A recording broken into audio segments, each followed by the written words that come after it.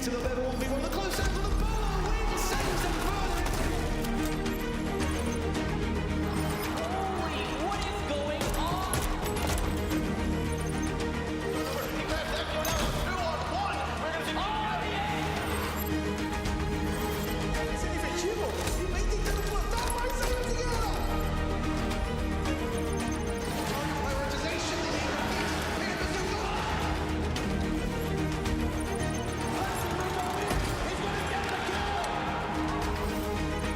He's got this one.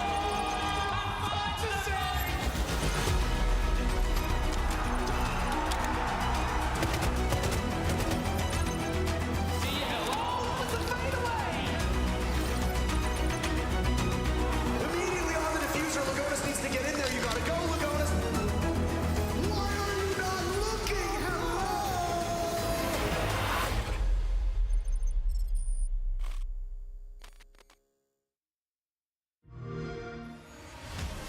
You know how they say, it's not the destination, it's the journey? And the journey of 1,000 miles begins with a single step.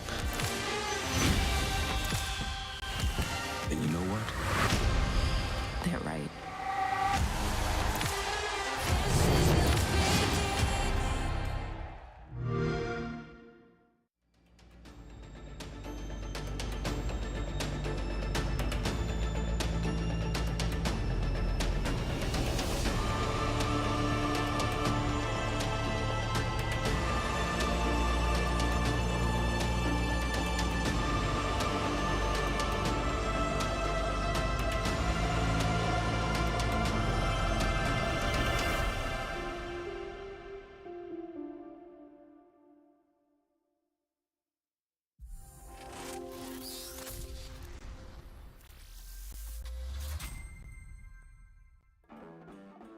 It's the second day of the first week of the NAL, so welcome everyone as we have our top 10 teams fighting for the top 4 spots to gain a boatload of SI points. Hopefully today is going to be more of a reflection of the competitiveness of this region, because yesterday was a pretty much quick one-sided game in basically every single one that we've seen. I'm your host, Jeannie. Hi everyone, and I'm joined with Fox A and Lax. And you know, let's talk about yesterday either way, because every single one of the games where we're like, oh, the top dog's gonna win, they won, except Cloud9, but you know. Yeah, I mean, I think that was the general consensus of the desk yesterday, was the newer teams were going to be met with formidable opponents that we didn't think that they were going to find much success, which that really was the case. All the newer teams didn't really find their stride, where all the older dogs, the top dogs, definitely did and made their mark. I think it was a prime example of the preparation that came with it. Every single top team had a great understanding of what maps they wanted to go to. I mean, first off, starting out the gate with the Shopify Rebellion Orgless game, I mean, Shopify looked so consistent, so much so that Canadian didn't even need to get a kill. That's how consistent they were every single round that executes with Flawless. Yeah, and then even in this M80 Envy game, I mean, I think Envy definitely got a little taste of what T1 is like, that you can't just rush a site and think you're going to win just off gunplay. There's a lot more that comes to Siege, and especially in the T1 scene that T2 just doesn't simply have. Yeah, the only upset of the day was the Wildcard Cloud9 game. Cloud9 put up a masterclass. Wildcard didn't really have a response for it. I think everyone was very impressed with how prepared Cloud9 came into that matchup. I mean, we want to talk about not having a response. I think Oxygen did end up having a response. Sure, it wasn't, you know, the win that they could have possibly tried to muster out, but they did put up a performance. They did fight back, but in the end, it did really come down to Dark Zero, and especially in that game, I mean, the ban phase I really enjoyed out of them. Yeah, and finally with the last game, Cruelty, first showing in the NAL against SSG. A lot more confident of an SSG that we saw. It was a perfect matchup for the two teams. Honestly, I'd say out of all the underdog teams, I was really impressed with Cruelty's attacks. They got the hard part of the attacks down. It's just about the easy stuff that you need to figure out, but I really enjoyed that game. Yeah, just a quick reminder as well in terms of how the scores went. 7-2, 7-4, 7-3. I mean, it was very much one-sided, as we already touched upon earlier today, but got to keep in mind that yesterday was day one. So for a lot of these teams, especially the newer ones, potentially a little bit of nerves kicking in. But now that you've got that out of the way and we're heading into day two, we're expecting them to step up. But at the same time, we are expecting these more senior teams to stay consistent and keep their foot on the gas. Absolutely. I mean, for me, the standout game of the day has to be Cloud9 M80, because M80 looked very good, but consistency is their question. Cloud9, upset everybody beating Wildcard. It was really impressive. So they're both on an even playing field right now. I'm really excited to see what the preparation of Cloud9 looks like in that game. Yeah, I mean, I gotta say the Orgless versus Dark Zero, you know, I didn't give credit to Orgless, which I think respectfully so. I mean, their performance yesterday wasn't up to par, but I want them to learn from what they learned yesterday and to take that and apply it in today's match versus DZ, because Dark Zero's no slouch either. So I'm going to expect more from them, and the excuse of, you know, getting your foot in, getting the first game out of the way, that's done and dusted. So now we have to start seeing those performances. So when it comes to every single one of these teams that are maybe newer or have newer rosters or first time here in the NAL, that's what we want to see, right? We want to see them not be nervous anymore. We want to see them hit the ground running. Because at the end of the day, like, you got to get as many points as you can to be in the top 4. Yeah, it's all about the improvement at the end of the day. For the teams that aren't expected to be at the top, you want to get some upsets, take away points from other teams, but at the same time, learn. We want to see the improvement on issues that we see in the previous days get better as time goes on. At the end, that's all we really want to see. Yeah, and Envy is going to be up first on the chopping block against Shopify Rebellion, or maybe Shopify Rebellion is going to be up on the chopping block. I guess it depends on how this one is going to go. But this is there for Shopify, the chance to actually get ahead in the standings, but also for Envy to get some points in their first week. Because let's be completely honest, there's not that many weeks where you can like really have a lot of wiggle room, and you only play your opponent once because it is a single round robin. But Shopify, when we were looking at them yesterday, they stepped up, and we had a lot of questions of whether or not these roster changes were going to make sense, but from what we've seen, it absolutely did. Yeah, I mean, it definitely makes sense. I mean, you know, we were highlighting Spoit specifically going into yesterday, what that roster was then going to look like. I don't really think it made too much of a difference in terms of the overall performance, because what we saw in that game is Canadian didn't really have the best performance, but that's not what he's there for. He's there to be the IGL, and this kind of demonstrates exactly where Troy needs to be and where the rest of the roster thrives and picks up on. And this round in specific, CEO take, I mean, this was masterful. This is the things that we love to see, the innovation that this roster brings and that Troy brings behind it, using those Aurora panels to block off all these lines of sights, to be able to make this site into CEO be a cleaner and more concise take, using that Capital to Capital bolt off of Janitor, forcing that player out. And again, all those line of sights are now alleviated from long deaths, from checkers, from Banana, and they just do this flawlessly and effortlessly. Whether this on the backing of Spoy, whether this is on Troy's calls,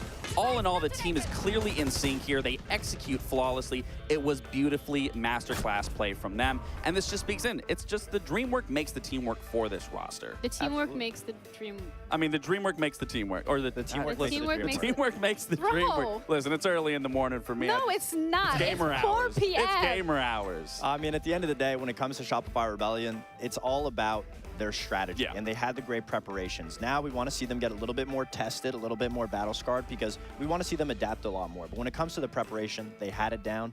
When Canadian, the IGL, just has to focus on planning, telling people where to go, everything's flawless from an IGL perspective. So even though he didn't get a kill, it was still positive. Yeah, we also had individual standout players when it comes to Rexon and Ambi. And I remember you saying yesterday, oh, the R in Shopify stands for Rexon. Yeah, I mean, it definitely does, but also Ambi was there as well. But, I mean, you know, it goes to show from both these sides and both these players, everyone on this roster can pop up at any given moment. It's just to that day was specifically on Rex and Ambi. They both had very big plays. I would say Rexon had more of the significant stand-out plays, getting those big clutches, whether he was on that mirror or whether we just saw that he jumped through that window. But this was the dynamic duo of yesterday's matchup. Both their performance really skyrocketed them in terms of closing out that game in a 7-2. I mean, you look at his stats right here, 156 EPS, 13 and 5, 2-0 entry. And if you saw in that little lower third prior to this, their entry stats were unbelievable. Yeah, and when it comes to Rexon and Ambi, it's almost polar opposites of playstyle, because Ambi is the one that's being the disruptor. He's getting in, going for that 1v1. So if he's not getting traded immediately,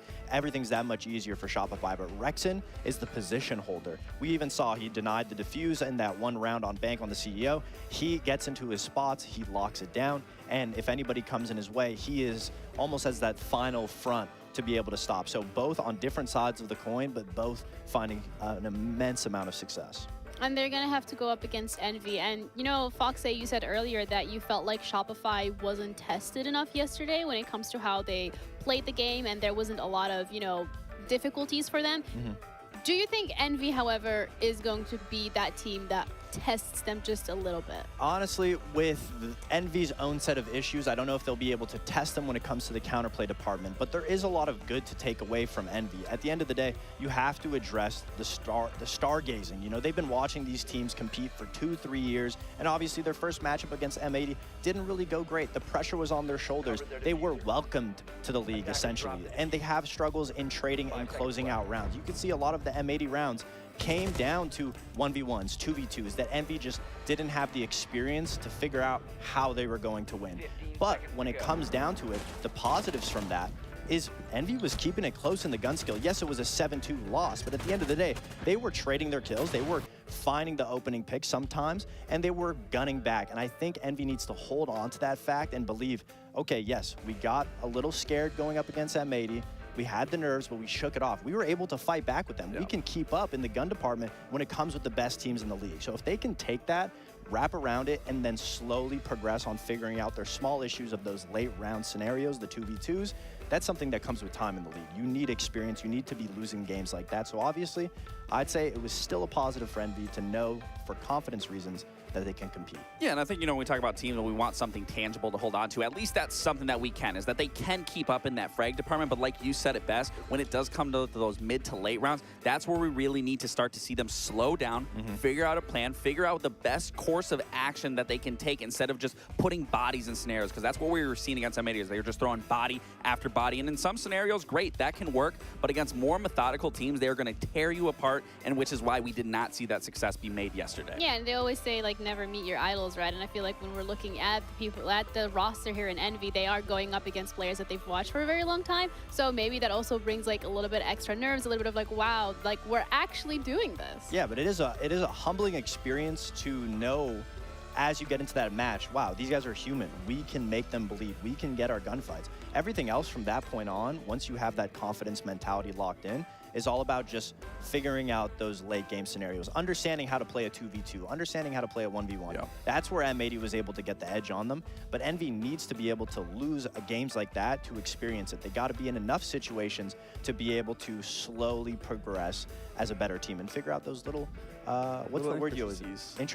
Idiosyncrasies. Oh, idiosyncrasies. Idiosyncrasies. Yeah. Big words today on the desk. Right. Okay, what a way to start it off. But also something really important here is the fact that when you're looking at Shopify, they obviously are a team that completely has those fundamentals down, and they're very great. So I feel like there isn't necessarily maybe any map that you can take them to where you could go toe-to-toe if you don't have them down yourself. I mean, like I said, with the innovation that we saw yesterday or in the CEO using that Aurora, I mean, I really like that. So it clearly goes to show that they've been in the lab, they've been cooking up, and they're displaying it early on, so they aren't scared to show their map pool, they aren't scared to show their strat. So when you look at a map like Cafe, I mean, it is great for Envy to be starting on that defense, but what I'm really looking at for Envy in specific here, starting on this defense, is that they're going to have a stronger defense than what we saw recently yesterday. I want to be able to see them move around, switch to different operators if need be to throw off SR as much as possible. And for SR, I mean, the shields I think are going to play a big factor here, especially for Troy just gaining that information, but I don't think it's going to be too much of an issue for them getting into the site and taking that control, whereas again, I need Envy really stopping that and really thwarting off these attacks. I'd say Cafe is a great pick for both teams. Shopify Rebellion is going into it trying to bring Envy that is struggling on the entry department to a map that is very difficult to entry on. So that's immediately the first wall that Envy has to go through.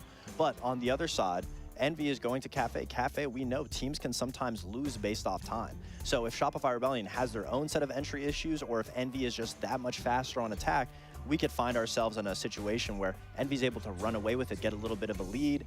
So I think it's a good even playing field for both teams. But this is why it only worries me, is because yesterday what we saw in attack, I'm not too worried about their defense. Their attacks, they were throwing body after body. And a map that it's really hard and difficult to get into the site, if you're just going to keep throwing bodies, and specifically on Cafe, where the entry points are very limited and very just condensed, that's where I'm going to see a lot of struggle come from Envy. But if Envy plays it right on a map like Cafe, it almost forces you to have to play split up, at least on the attack, because you need players on different windows, locking down different lanes. So in that regard, if they're able to problem solve from different areas of the map instead of just shoveling 5 people down the red hatch trying to get into the site, Envy will be set off on a better suit. I feel like you guys are having a little bit of a back and forth when it comes to who or what they can do here. But then for me, it's the fact of when it comes to prediction. Considering what we've seen yesterday, I feel like there is going to be more of a favor towards Shopify. But I think as well with Cafe, as we've already highlighted some of the points, like there is a world where they can come out swinging.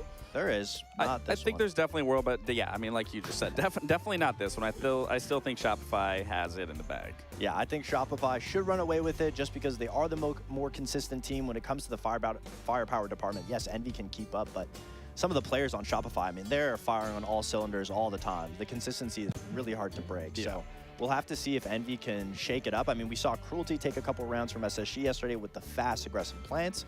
So maybe if Envy brings a different approach to it rather than just going for gunfights, we'll have to see what they came up with the preparation. I mean, that's really, I mean, I think you took the words right out of my mouth. I think it all comes down to the prep and just the mid to late round understanding of what Envy is going to want to do against SR, especially on those attacks. Like I said, I'm not too focused on the defense. It's those attacks, and especially for a newer team, trying to figure out your attacks and being able to make those quick calls and those quick adaptations. That is where I see newer teams struggle, obviously, compared to veteran teams. Yeah, and with Shopify being more of that veteran team, I guess that does give Envy a little bit of a difficult situation. But whether or not they're going to be able to close this out, we're ready to find out because we are ready to head into our first game of today with our casters, who are also very kindly going to give us a prediction and why they think that team will win. Oh, thank you so very much, Jesse. There is a world where Envy can come out swinging. That world does exist. Do you think we live in that world? Well, Parker, I happen to think we live in the real world, so I think Shopify Rebellion are likely to walk away with this one. I think the desk kind of hit the nail on the head. They looked so good yesterday. You know, this isn't even a dunk on Team Envy. I really liked some of the rounds we saw from Envy yesterday too. They weren't hot on all of their rounds, but I thought they had their moments. The problem is that Shopify Rebellion are looking in as one of the best teams in the entire league at the moment. A lot of people had this team #1 in their power rankings coming into things, and you know, I was a little hesitant just because we haven't seen this roster play before. They weren't at Reload. Nobody really knew how Spoit would integrate with this team. But if that first game is anything to go off of, they seem just as deadly as everybody thought they'd be. I think both of these teams have a variety of expectations on their shoulders. I mean, the guy on the screen right there, Spoit, a very highly touted free agent that we talked about yesterday, getting picked up by the Rebellion, and he played his role quite well, to be honest with you. I mean, I think a lot of people, especially casual observers, might have expected him to come in and drop 10 kills, 15 kills, etc., but that's not really the way that they employed him yesterday in their match. He was more of a middle ground player, more of that flex player who helped the entries, and it was really up to Ambi and Rexon to take over. But of course, Shopify Rebellion has no shortage of offensive threats. We will see how long it takes Canadian to get on the board, as he is one of, he actually might be the only player right now, I don't have these numbers in front of me, that did not get a kill yesterday. So we are still eagerly awaiting him getting on the board there. But again, always take these stats with a grain of salt, because when you're a support player like he is, not necessarily fully relevant that you get some kills. Operator bans are coming in, and once they're done, we'll talk about the expectations on the shoulders of their opponents, Envy.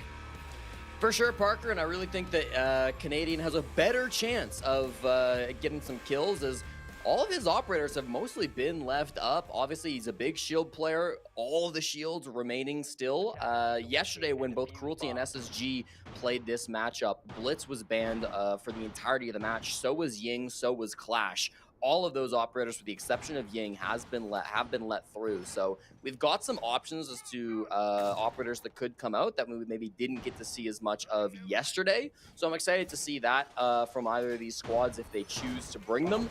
But as far as the other bans, I think Castle, Valkyrie, and Grim, all strong operators. Maybe not the most common of bans though, especially that Grim. Catching me a little off guard, but I like it from Envy. It shows that they've done some homework. I don't think this Envy team is going to be a basement dweller for the entirety of this stage. I mean, right now they are in last place, which is not an ideal spot to be. Admittedly, they are tied with that Orgless team. Yeah. But Envy has potential. They obviously had their hands full with M80 yesterday, and Snake is going to start things off quite strongly. And look at that. Yeehaw! Out the window he goes, and welcome to the show. Spoit, you'll be on the bench for the next 2 minutes and 40 seconds, and that has got to be a mood lifter for this Envy team. Keep in mind that they picked up JJ and Co. full sailed. So this is a team that does have experience together. They just don't have tier 1 experience. They need to get that under their belts. And of course, a real trial by fire yesterday, Jesse, when they went up against M80, which 4 of those 5 players are major winners from just about a year ago. That's a real tough first match. Yeah, and a tough opening death from Shopify, too. They just lost their only hard breacher in this round. You can tell they want to go for a bakery take. That ace was supposed to open up the bake wall coming in from small bake. Could have opened up this prep wall as well. Made some angles for Shopify Rebellion to start making the moves. But now, I mean, this bakery player is going to be so protected. There's really no good way to clear Snake out of this position. They're going to try walking a Monty at him and try to find the pick with Rexon on the glass, but this is so difficult from Shopify. Yeah, I mean, what a devastating blow. I mean, obviously, when you look at Cafe, having a heart breacher is not always a requirement, but it certainly makes the job a lot easier. We did talk about the offensive threats on the side of Shopify Rebellion, and they can help bail them out of a bad situation. We see that start to unfold as, of all the operators for Envy to lose, Smoke is one of the worst. You've got 2 of these final moment operators in the execute of both JJ Blast Echo and then the Smoke of Twist. Rexon takes down Emilio, so what was a great start for Envy is all but evaporated at this point with just a little bit over a minute to go. They are in prime position, and they've got a lock on this third player. JJ Blast goes down, 1 behind the counter inside a bakery, staring at Canadian, looking for his first pick. Rexon trades him out as it's all up to Rival, who's playing over by Whiskey. And this round for Envy that started out so strong might necessitate a stiff drink should they fall flat. 3 players remain for Shopify Rebellion, 2 kills for Rexon, 2 kills for Ambi. This is literally what happened on Bank yesterday, Jesse. Rexon and Ambi got all 5 kills in round number 1, and they do it again in round number 1 of day 2. Goodness gracious, what a start for the Rebellion. Yeah, certainly helps to get those kills too when Spoik gets spawn peeked and Canadians on the shield. But I mean, that's what the machine of Shopify Rebellion likes to do. You know, they like to be able to make that space with the shield, find picks, and despite having a really rough start with Spoik going down, Ambi worked some magic. Up on the top floor, got an opening pick, came down around red, got 2 more picks, completely solo, not even really making moves off his team. He knew his team was focused on Bakery, and he knew his team was in a tough spot, so he said, why don't I go make something happen? That's exactly what he did. So huge credit to Ambi in that round. Obviously a big player from Shopify Rebellion, and they are off to the races just like they were on day number 1. You looked at people's power rankings heading into this stage. Shopify Rebellion were somewhere in the top 3 of most people, and I think for very good reason. They sit tied in first with M80, which right now is just based on round differential. Shopify beat Orgless 7-2 yesterday, and M80 beat Envy 7-2 as well. And again, I mean, these are tough games. We talked about it in the matchup with Envy yesterday, and we said it with Orgless too, who will be in action later today going up against Dark Zero. You have an immediately hard road to start this stage, and I mean, you're gonna learn, you're gonna grow from it, but boy oh boy, I'm sure they're probably looking at some of the teams on this list thinking, why couldn't we get them first and second match? Beautiful pink gun skin showed off by Ambi, of course, in CGX, the new Inspect Weapon feature, which has been asked for a very long time. Gonna have to use that pink gun to get this top floor control. That's why Ambi's on the ram. That's why everybody's on the roof, and Snake will be their primary obstacle in claiming this control. An Azami inside of reading or inside of piano is one of the most annoying things to deal with in Rainbow Six Siege. Is why Azami is so commonly banned on this map. Wouldn't be surprised to see that get banned after round 3 when we get that 3rd ban from Shopify, but they chose to remove the Castle instead, who does a very similar job. Do they have an answer to the Azami? I have to imagine they were expecting it. Yeah, you have to think so. Still have 1 more ban remaining on either side. If Azami ends up being too much of a problem, then they can deal with her there. The next ban will come in at the tail end of the 3rd round. This is part of the new ban system, as you can see on your screen. 2 operators banned on both sides. Defenders banned 2 attackers. Attackers banned 2 defenders. And then you've got that 3rd ban that comes in halfway through each of these sides, which would be, if math is correct, a quarter of what could be the match. Nice start by Envy yet again. This one comes a little bit later than the spawn peak previously. They're swiftly answered back as Ambi's found an exploit. And he is deep inside the site, taking no prisoners. 3 players in the ground. Ambi 6-0 to start this series. And we're still a minute left into round number 2. Twist has the read on an upside down rappel. His attention is there. JJ, the only other member of Envy, still standing. Twist should be able to get this one. Cutting Surf off of the wire. A great shot to keep the numbers close, but still an advantage by 1 for Shopify Rebellion. Cannot be mad at a start like that. Still your star players of Ambi and Rexen both alive too. These are the top 2 performers from yesterday. They've been the top 2 performers in round number 1 as well. JJ in a bit of a rat spot. Twist on the first floor down towards red. Just walked up the stairs now. These players are not going to be easy to find. The rat plays could pay off. Absolutely. Nope. Canadian now will assess JJ's position. He runs over towards reading door. Pounced on by Pillar. Rexen eliminates him. Twist with both kills so far, but that'll be all she wrote. How about yet another for Ambi? A 4K to elevate Ambi to 7-0 through 2 rounds.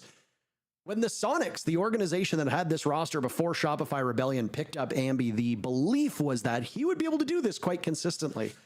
It didn't materialize right away, and it took some time for Ambi to get acclimated, and he seems to have arrived in style. He had a hell of a game yesterday, and he's picked up exactly where he left off. I don't really know what you do if you're Envy at this point. They seem to be in good spirits from their cams, Jesse, but they are getting pounded inside the server. Yeah, I mean, up against Ambi, when he's playing peak performance, there's really not much that you can do. I think he has quietly been one of the most talented players in the entire North American League. I say quietly, people do hype him up, but sometimes other players on this roster and on other rosters get talked about a bit more. But Ambi 7-0, showing exactly what he can do. He's been the youngest player in the North American League for over a year at this point, since getting picked up by the Sonics year and a half-ish ago, year and a quarter. So, I mean, this just goes to show what young talent can do for a team. I think he's really matured over the last year. He was never immature in my mind, but obviously playing for a good year and a half, being at that 6 Invitational 2 years ago as well, just being able to kind of have all of these game day reps has molded him into the player that Shopify need him to be. Tough from Spoit game so far, 2 opening deaths, neither of which really felt like his fault. But I mean, when you got a guy like Ambi on your team, it's not too punishing. A lot of depth here on this Shopify Rebellion team. Spoit, Canadian, and Surf all held off of the score sheet so far. Rexen got 1 kill in the previous round. That's what denied Ambi the ace. As I said, Envy, there really hasn't been much good to speak of.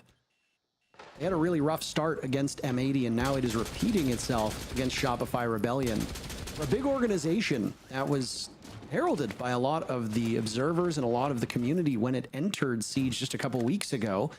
Might have been a month ago. I mean, time flies by. There are certain expectations here, and I mean, JJ's been around for so long, and some of these players have had their time in the sun. They have their own fans. There are expectations on the players, too. Like I said, I don't think Envy is going to be this basement-dwelling team. They just happen to go up against, honestly, what might be teams 1 and 2 at the end of this stage in your first 2 play days. That's tough. Yeah, and I mean, I don't think it's fair to say that they haven't had anything good going for them. They've gotten 2 opening picks so far, and they've been off of big plays. A jump out first from Snake, a C4 then coming out from Twist. They will not be able to do that with 3 in a row. Might be a bit of a caster curse. Sorry about that one, Envy. Captain JJ Blast will fall first to Rexen. So the worst start they've had so far, maybe that's exactly what they need to turn things around. These top floor players will need to make some kind of an aggressive move, though, I think, if they want to regain the man advantage. It took JJ quite a while to find the scoreboard yesterday, if you recall, and those same struggles are present at the moment. Canadian getting so much value as Spoit drops in, Snake and Rival on the board. And while they sacrifice that first pick, Envy is in great shape, but uh-oh, watch out. Ambi has once again found a weak spot, and he levels up for a 2nd kill, leaving Emilio 0-2 to finally get his first. It's also Ambi's first death, and Emilio has one on rappel. It's Surf. Down he goes, closer to the bomb site, taking some damage in the process. Canadian still holds that diffuser on the Monty. I doubt he'll be involved in the fighting, but he'll be working with Surf to ensure they're gaining maximum information, and Surf can collect that final kill, but you never know. Maybe the shield will do it instead. Final 30 seconds here, Jesse. Anything to add before they pounce on Emilio? They got to find where he's at. Canadian did a good job of that last round, but it seems like it's going to be a bit tougher this time around. They don't know where he is. They've got some drones, though. And Surf does have access to that drone, and with 15 seconds left, you can take some time to do that. It's shot away at. If there's anybody on cams, they know where Emilio is. Into dining he will go. staring at the train component. And there's the Monty exposed. He flies in under the radar, and now Surf will need to take the engagement, but Emilio clutches up and gets every kill to give the round to Envy. A massive clutch up from Emilio. They might not have gotten the opening pick, but it seems like that was exactly what they needed to actually convert one. What a big clutch in the 1v3. Emilio, this guy's been, obviously he's a rookie. This is his first time playing professional Siege, with the one exception of yesterday, of course, but this guy is by no means inexperienced. He's been playing Rainbow Six since he was just 12 years old and has been playing on PC since all the way back in 2017, longer than everyone else on this squad. So, I mean, that is the experience you need to rely on in clutches like those. Pressure's a little bit higher. The opponents might be a little bit tougher than what you've played against in Tier 2 and in Ranked, but doesn't matter. The mechanics are all the same, and Emilio, despite being held off the scoreboard for the first 2 rounds, strikes devastatingly for Shopify in round number 3. It's really well played, and I mean, they knew he wasn't inside the site, but Surf was lined up in a bit of an odd spot. I mean, you have to wonder if they thought maybe he'd run downstairs, maybe he was playing over by white stairs, and if somebody decided to move through dining that they would catch him. When Emilio shot that drone, I suspected that because 3 players on the Rebellion were dead, that somebody would be watching it. They would know where he was coming from. That wasn't the case, or at least it wasn't relayed to the rest of Shopify Rebellion. So Envy gets on the board after 3 rounds, and they keep this one close. Mind you, from what we saw of Cafe yesterday, we expect the defenders to be in a good place on this map. Shopify getting 2 rounds already is frankly where a lot of teams end their attacks. Shopify Rebellion is there already, so they're beating time. That's excellent. And now Twist is going to go for an opening pick. Like you said, the first 2 rounds, Envy got picks 1 and 2. They surrendered it in the previous round, but still, they've been pretty fearless in taking these engagements. And if you can knock this Shopify Rebellion team off its stride, then it's a lot easier to punish them in the mid-round. I like the way Twist played that on the bottom floor. He didn't play over-aggressive. He went for a little play, didn't find anything, and then got to a position where he knew he could back off. Shopify were hunting to try to cut him off from the angle if he was still by the window, but they were not. Snake not done hunting for this opening pick. He hears the drone up above him, and he will just retreat. He's an important operator playing on that Echo. You don't want to lose that off early. Caught on a drone now, will retreat back to safety of Cocktail. So he is fine, but you can tell Envy, they were confident in those opening picks in round 1 and 2. They really want to replicate that up against Shopify because they think that's going to be their best bet. Spoyd's had a very quiet game so far. Canadian still searching for his first kill of this stage. Again, for support players, it's not the end of the world if they're not able to frag. The problem becomes if you are repeatedly put in situations where you need to get kills and you're falling short. That's not really the way that Canadian plays. He's the lightning rod for his team, and he lets everybody else do the work, or at least that's the way it's been so far with this new look roster. And he will immediately take up space inside of Cigar, and he's inches away from running into the Maestro of JJ, who now is forced out of his position and blown sky high. JJ, the 2 captains of these teams, not on the score sheet just yet, and Envy surrenders the first pick in round 4. Great coordination, logic bomb, lion charge, nade, all coming at one moment to secure that kill.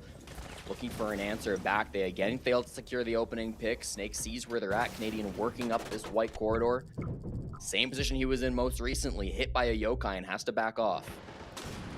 Through the smoke, they'll see the fade away. Canadian once again calling for that information. Emilio's not quite so lucky. He was in a similar position. Ambi dies, and it's Rexon and Spoyd getting in on it. Spoyd gets 2 kills, the last with the track stinger. Those don't happen all that often. And it's a punishing bounce back for this Shopify Rebellion team as they roll right over Envy that round. That's one way to get back into the game, right? Your first round, you're getting kills, track singers, sure. Not how Spoyd maybe wanted to, but listen, I think it again reflects the system of Shopify Rebellion. This is not a team that needs to rely on Spoyd going nuclear every single round. This is a team that's got immaculate coordination with nades and with the logic bombs and with the lion charge. You saw all of that coming out in that previous rounds, and I think some people were kind of questioning with the Shopify squad, right? They've got a brand new player, Spoyd. They didn't play Reload. Would they be able to play as a unit? Would they be as much of a team as they were back when they had Grixer? And the answer is very quickly shown itself to be yes. You can argue they maybe haven't had the toughest opponent so far in the NAL, and I think that is totally fair, but even still, the quality of these rounds, the stuff that we're seeing from Shopify looks really, really good in 2025. Yeah, this is a team that really spent the last 4 months off camping very effectively. And I mean, when you add a player to your roster, there's obviously going to be some changes here. Very few teams are lucky enough to get a player of Spoit's caliber. And boy, oh boy, does that allow you a bit more flexibility on a team that's already got those dynamic entries in Ambi, Rexen, and Surf. I mean, we were talking so highly of Surf just a couple years ago before he was picked up by this team and what his potential could be. And now it seems like that potential has been realized. But again, he doesn't need to be quite so prominent on this squad because there's the depth. Maybe this round you require more out of him, though, as Ambi is picked off early. Despite the scoreline, Envy has been quite poised in the early moments of these rounds, striking first more often than not, and they find themselves up a body with plenty of time. 2 minutes and 20 seconds still left. Rare player open with a pick, but I mean, Rival just understands that they're in a bit of an awkward spot. They need to get something going. He makes the move and finds the best player in the lobby today, so I like that aggression. They've clearly got a lot of players here towards the front doors, towards like the small bake window as well. This was a common strat we saw with Rora back in Rio. I'm excited to see what they can do with it. Canadian makes his entry to the front door. This Echo watching his every move, but it's still so hard to punish. Well, they punished Emilio, that's for sure. The Warden is gone. That is Aurora, the newest operator, who's able to close off doorways for the defenders, kind of like a reverse castle.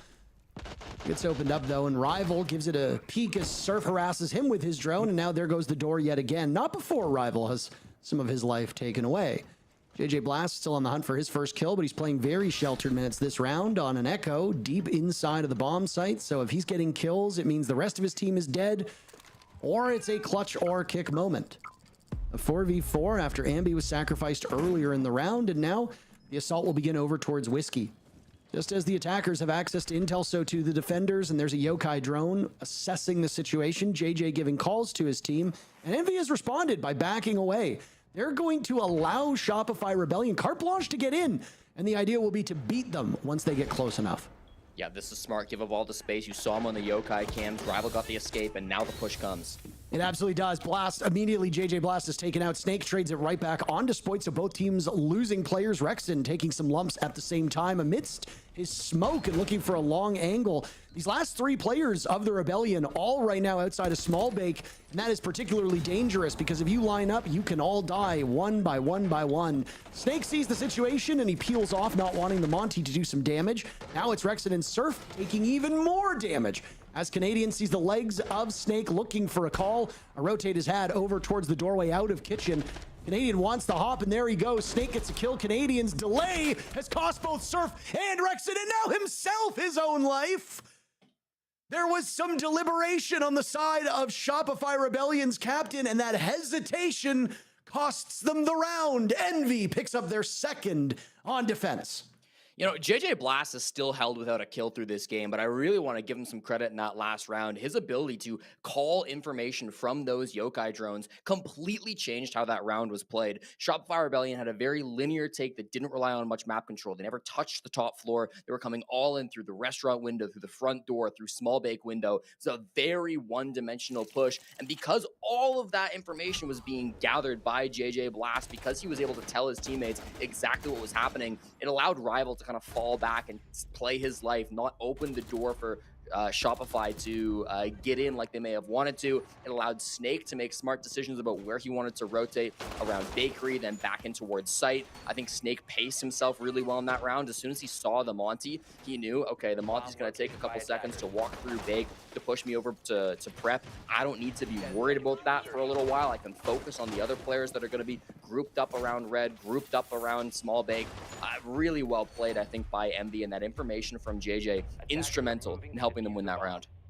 And I mean, it also goes back to the point that we make quite often, which the casual observer might think we're making excuses for these players that don't have kills just yet. And I mean, obviously, JJ Blast being 0-5 is not good, but your contributions don't just come in the form of kills. It really does depend on your role. And when you are one of the main voices, if not the main voice of your team, and your focus is on intel and coordinating and getting the most out of the 4 other players on your side active in the server, then those contributions are not necessarily showing up on the scoreboard, but they're enough to win you rounds. And that's our job, ultimately, to communicate that. So huge shout out to JJ for the information he gave to his teammates, but without his teammates capitalizing off that information, Snake in particular, that information really wouldn't have been quite as useful. We're gonna get our first clash on Cafe of the season as Rival has brought it out and sat it inside of back bar. Pretty passive position for a clash to take, but on that top floor of Cafe, there's so many angles the attackers can come from. You kind of have to play it more conservatively, right? You don't want to be exposing your backside anywhere as a clash. So we'll see what Rival wants to do with it for the rest of the round. I assume the game plan here is slow that top floor clear, which they expect will come out from Shopify. So far, I mean, they've entered into top red. I guess now is when this will kind of begin. Lots of Kiba barriers, a clash as well, vertical angles in the floor. This is a tough top floor to clear.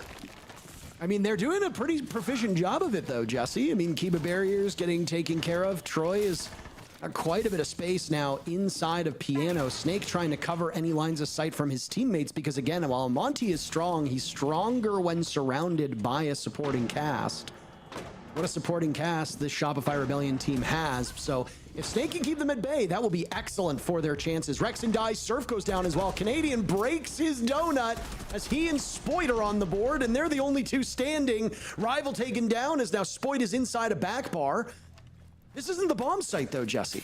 So they've cleared out this top floor, but JJ Blast and Twist have now headed back to this middle floor as JJ also broke his donut, and he's got a kill to boot. Canadian with 2 and JJ on the board. What a round for both of the leaders of these teams, but still plenty of time for both teams to eke out a win in this round.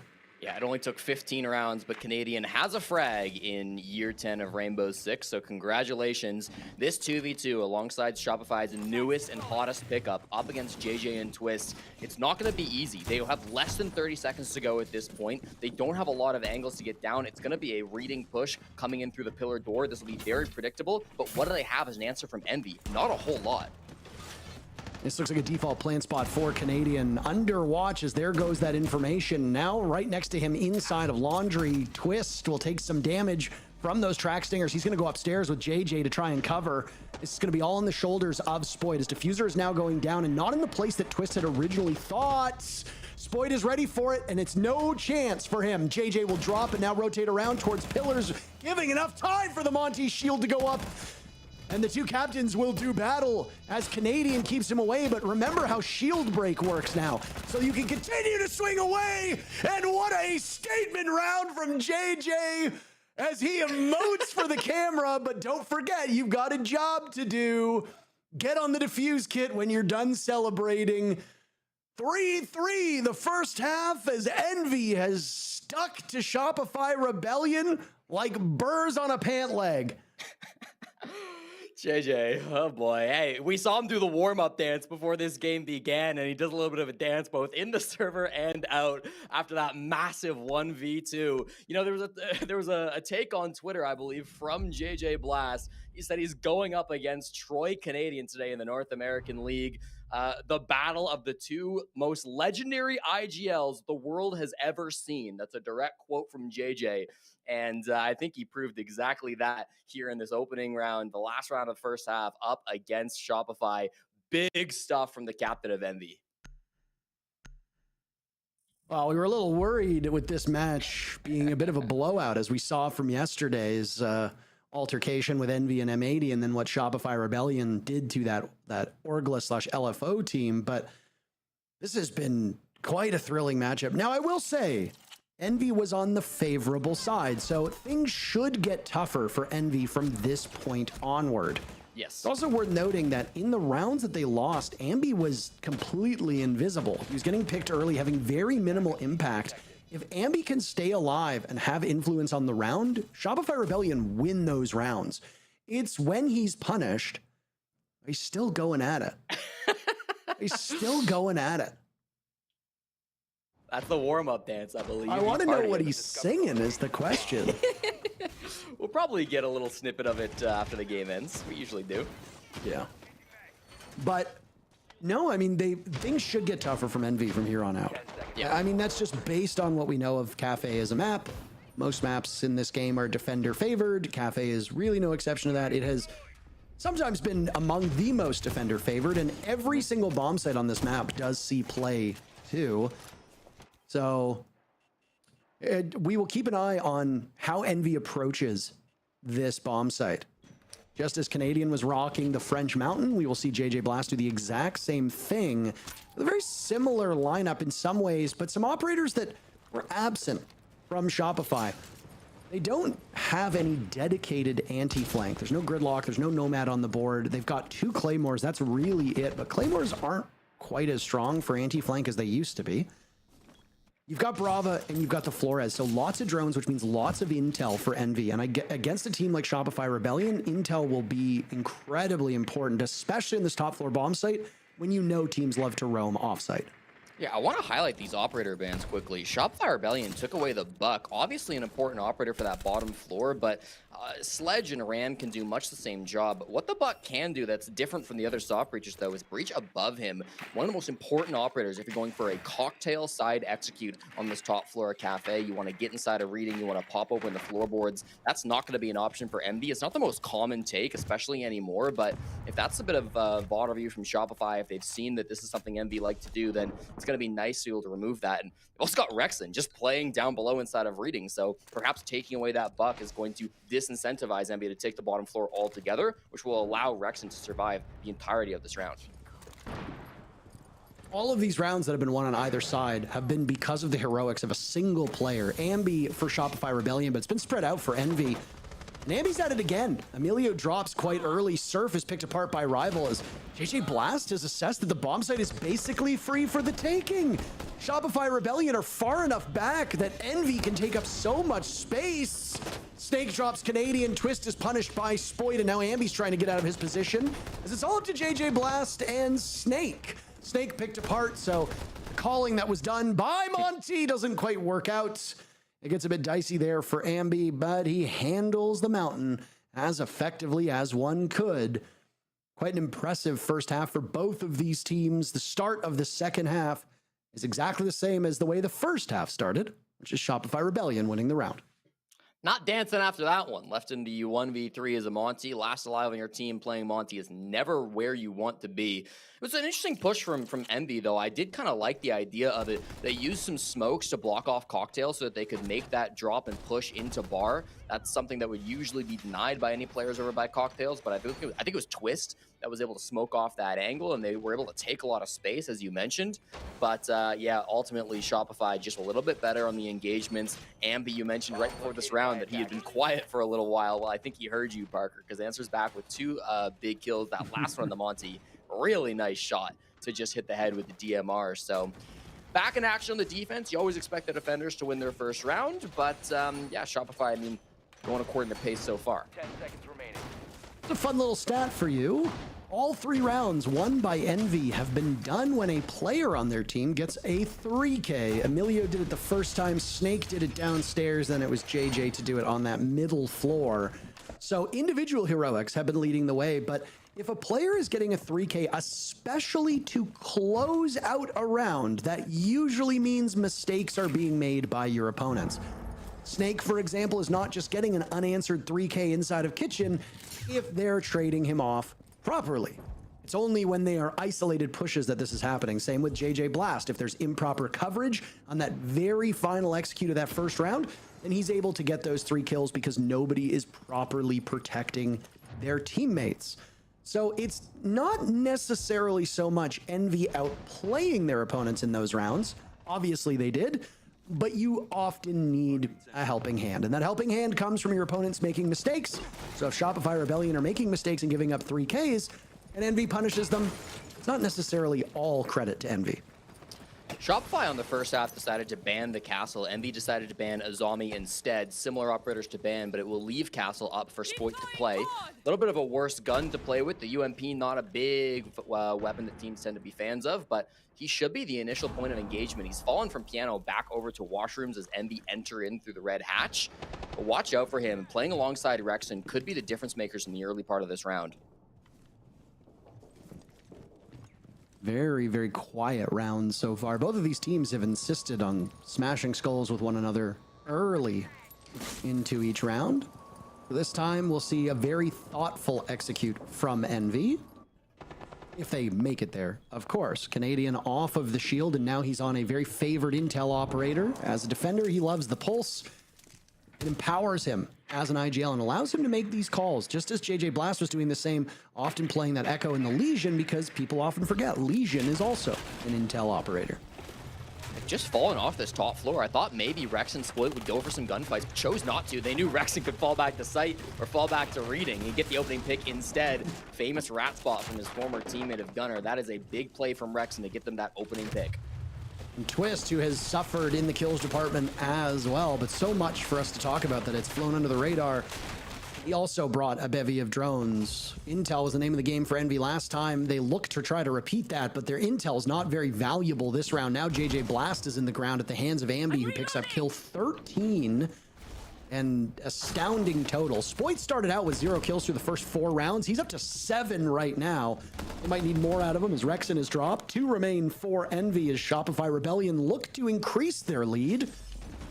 The attack for Envy closing in on the bomb site, but neither Emilio nor Rival have the case, so they'll trickle in through the same doorway.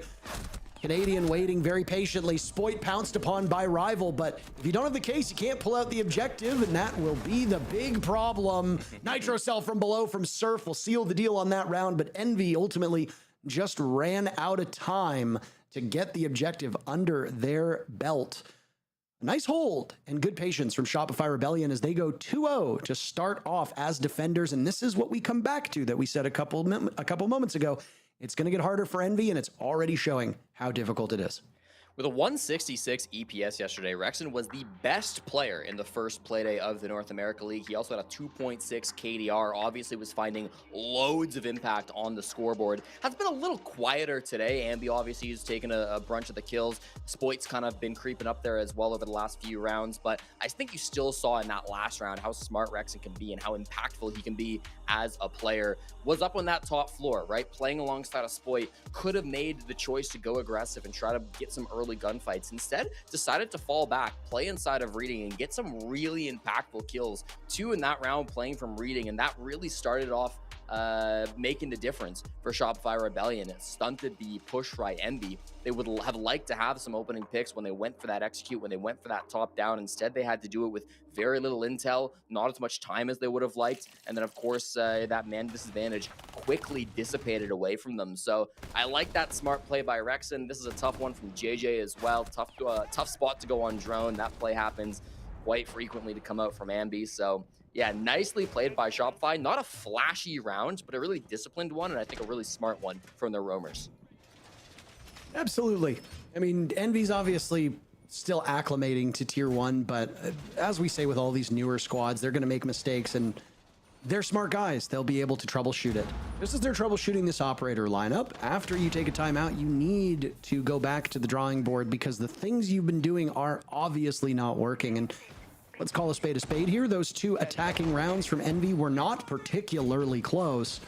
So why not blow it up? And that's exactly what they do. A completely different look to their lineup. Gone are the intel operators. Gone are the drone operators. Now they're going with pugilism. They're going with a very nuisance-oriented lineup. Finka is not as much of a nuisance operator as she used to be, but Blitz certainly is. Nomad can be, especially for the anti-flank, which is an area that's been missing for Envy. Pointed out that gridlock and anti-flank operators were a staple of Shopify Rebellion's attacking rounds. Envy opted not to go with them. They went more with Flores and Brava and Ram, and they did not pay off. So why not go with the nuisance ops and then bring a Capitao for smoke and to dislodge those defenders? This is going to end up being a rush, Parker, sitting at the bottom of White stairs. They have no intention of clearing the top floor. They're going to run up White with the Blitz and with the Finka. They're going to come in through the mining window as well. JJ Blast giving a nod to Canadian, wearing that EG charm on his Blitz shield. He and Rival 2 unanswered kills, and they will isolate themselves inside of reading as there goes the explosive as well. It's all up to Canadian and Spoit as JJ is getting the diffuser down. Emilio the only casualty on the side of Envy, and it's all up to Troy to clean up the round. I say clean up because it's a real mess for Shopify Rebellion, and it's incumbent upon them to clean it up in the first place. Emilio will have JJ in the ground alongside him, but 3 players remain for Envy, all of them sitting over top of that diffuse kit that's at the halfway point. The job for Canadian will be mighty difficult, and it doesn't get any easier as the round is ended by rival. And Envy's timeout works. They translate it into an immediate round win, and they most importantly prevent Shopify Rebellion from moving to match point. I love the pop-off from Rival after that big 4K in the midst of the rush. He follows the orders of JJ's plan to a T and makes that happen. This is a guy who spent 6 years playing on console, 2016 to 22, before swapping to PC, bounced around to a lot of different teams, played Elements 1, 2, 3, and 4 on 4 different rosters before just joining JJ and Co. alongside Twist before the NACL kind of began to qualify for this league. And maybe it took a bit of time for him to get acclimated onto this lineup, but now I think he's fitting in perfectly with the rest of that team. In that previous rush, of course, playing along that top floor, most of the team was going in white. Most of the team were pressuring mining window. He was the lone guy that said, I'm going to work up above, not going to be where Shopify expects me to be. That's where I'm going to be able to find the most amount of kills, and he was absolutely correct. A big round coming out from Rival.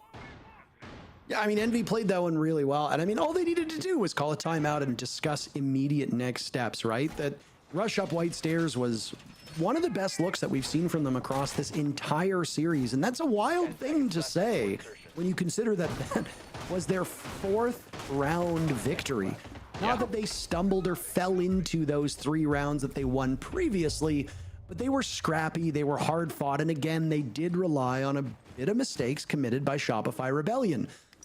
Envy manifested their own destiny in that previous round. They took charge, they were assertive, they knew exactly what to do, and it played out perfectly. They caught Shopify Rebellion flat-footed in and around reading and then did not relinquish control of that part of the map, and they succeeded because of it. It's the best look, dare I say, that we've seen from Envy since they made their debut yesterday.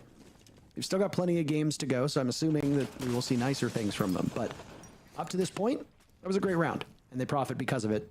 Shopify still in the lead, but only by 1. Anytime you see this Rara on the attacker side for the bottom floor of Cafe, expect it to go somewhere on that bottom floor. Often you don't see teams going for much of a full clear. I say that. Snake is walking in up above, so maybe this won't be the case. But at Rio, this was probably the #1 bomb site for Siege's newest operator. Would often go kind of on that small bake door to block off the angle from bottom red. We saw a bit of a different look with this operator from Shopify a couple rounds ago. Now Envy using it to entry into reading. I'll be interested to see where those gates end up going, what angles they want to shut down, if it will be more focused around VIP like it was for the Shopify Rebellion. But regardless, it looks like they're setting up for another kind of default classic full top down. They didn't go all the way in through the 3rd floor, but have taken their time entering in through pillar, and now they'll have some options. Do you want to go through that freezer drop like most teams do after going full top down? Or with this Rara, do you pivot to a bakery push? I don't hate it if that ends up being the call, just because the util they have will make it a decent look. I mean, you've really set it up, haven't you? A great team will know which of these strategies will pay off the best and will be able to adapt and make a call just simply from the information that they have. If Envy can pull this off and read into the defensive setup from Shopify Rebellion, then they'll be just as easily poised to win the round as they were previously, round number 9. But again, Envy are a team that is still growing and still improving. And they have to troubleshoot this live. This is the thing that separates good from great. There's some stall from Shopify Rebellion now as they try to keep this Envy team at bay from bakery door. It's not just main bakery door, it's also small bake, where now Snake is posted up. They're spread out. And Shopify Rebellion, Jesse, need to be wary of these middle floor players because they do not, as defenders, have control of that middle floor. JJ with Kit just walked down red stairs, by the way. There's a lot of pressure bake, but that is not where Diffuse Kit is. If JJ goes down, this could be a big problem. They'll continue to fire away. Snake is spotted by Rexin in an incomprehensibly weird spot. Emilio will drop Spoit, so both teams losing 1. Canadian pounces upon Emilio. That was the bakery player waiting all this time. Twist now will have to outlast the fire. As Rexin drops the hands of JJ. Twist is on the board. It's been a while since he managed to draw blood, but he will make this Shopify Rebellion team bleed. All Canadian needs to do is buy time, but here's the problem. JJ now on the diffuser. No yokais available for Canadian, it would appear. He'll hit the Goyo shield, but he doesn't know where they are. Out the fire will go. These 2 remaining players from Envy have managed to get out of dodge. Maybe not. As now Canadian will look at the ground, but it's JJ to get him yet again. What is he, 2-0 against Canadian? Yeah, there we go. Is that a Fortnite dance? Probably. Probably a Fortnite Probably one of dance. them. Listen, the battle of the most legendary IGLs the world has ever seen is really living up to the hype. I love these pushes being called by JJ Blast the last couple of rounds. That was a very intricate push from Envy. They had full top floor control, and then they had, I think, 2 players going in through Bakery. Twist, as you're seeing there, walked in through Garage. They had one coming down the red stairs. They did have a player that ended up dropping through Freezer. That's like 4 different angles that were being pushed in that execute. And it did result in a couple of 1v1s, and those 1v1s were won excellently by Team Envy. But when you put all of those angles together, it does enable some trades to happen. It enables some distractions to go forth into Shopify, and they all of a sudden don't know where they're supposed to look. There's players they're fighting in Bakery. There's players they're fighting in the site. There's players they're fighting over towards Restaurant. Envy were all over the map in that execute, and it was timed perfectly with everyone coming in together. That was good stuff from JJ and the rest of their team, and they have tied this up 5-5, Parker. I don't think anybody was expecting that. No, I certainly wasn't expecting as close of a match as we currently have, but of course, that's the beautiful thing about best of ones, and the beautiful thing about a new stage is that anything can happen. We see it in the group stages and the play-ins of different majors. We see it in qualifiers when teams you've almost never even heard of get within striking distance of qualifying for a LAN. I mean, hell, CL Pharrell quite literally qualified for a LAN. The Montreal Major, when most casual observers couldn't name a single player on that team. And now most, if not all, are playing in the show. So kudos to them. And I mean, Envy as a team, we're always going to be good. I did not think that this was a bottom tier team. I said this is, I think, the 4th time I've said this now in this matchup. It does bear repeating. But again, you're only as good as your previous round. Envy were more poised 2 rounds ago, won the previous round impressively, but now they're going to have to do it at least 2 more times. What do we see out of them as we've got 2 minutes left?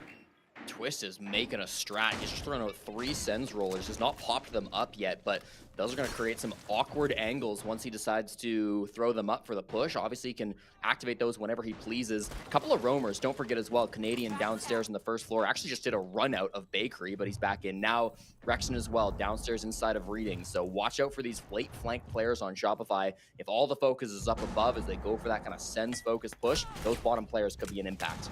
They're eating Shopify Rebellion alive. This Envy team looks completely different after taking their time out. As attackers, they have flourished, and there's been very limited response from Shopify Rebellion, as they just seem so many of these rounds to just be playing to die. The amount of times that Envy has killed a player without a single bullet sent back in their direction is quite impressive on their end, and honestly is terrible for the Rebellion.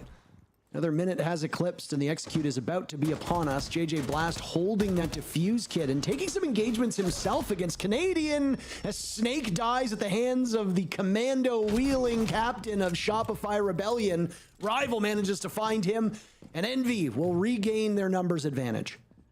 Really nice stuff from Rival. Down on that bottom floor with the Deimos. Has hunted down both roamers. Now it's up to the execute. Watch out for these sends walls. Watch out for the push. The Warden glasses won't do anything up against those lines of sights that get blocked off. Ambi reads right into that. JJ Blast is a dead man walking. Surf takes out Emilio, but not before 2 kills will come out from Envy. It's all up to Surf to clutch at this point. He gets 1, but Rival takes him down, and it's match point for Envy.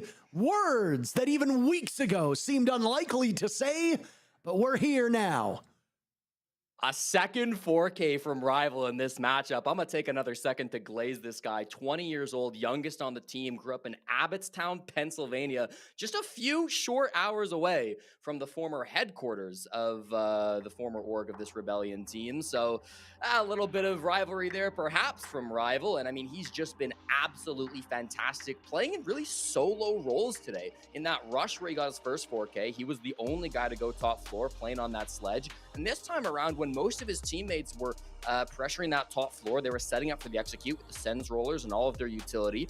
He was all by himself playing Deimos, hunting down solo players, hunted down Rexon and Reading, hunted down Canadian on his own in the basement, And then once the push actually formulates, walks up, I believe, the white stairs, has 2 more big kills in that execute. Rival has been lights out today, the best player on Team Envy, and he is looking so good in his PL debut.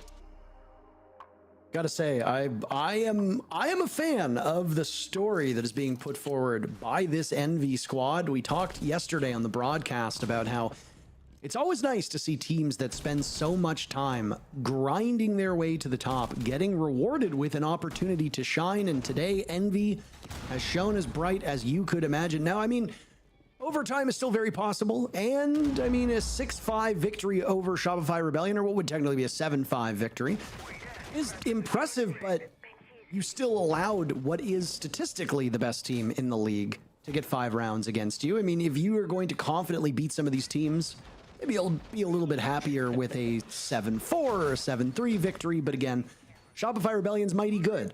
Winning 7-5 when most people, 75% of the audience, thought that you were going to lose, period. Yeah, I'll take that if I'm on this team.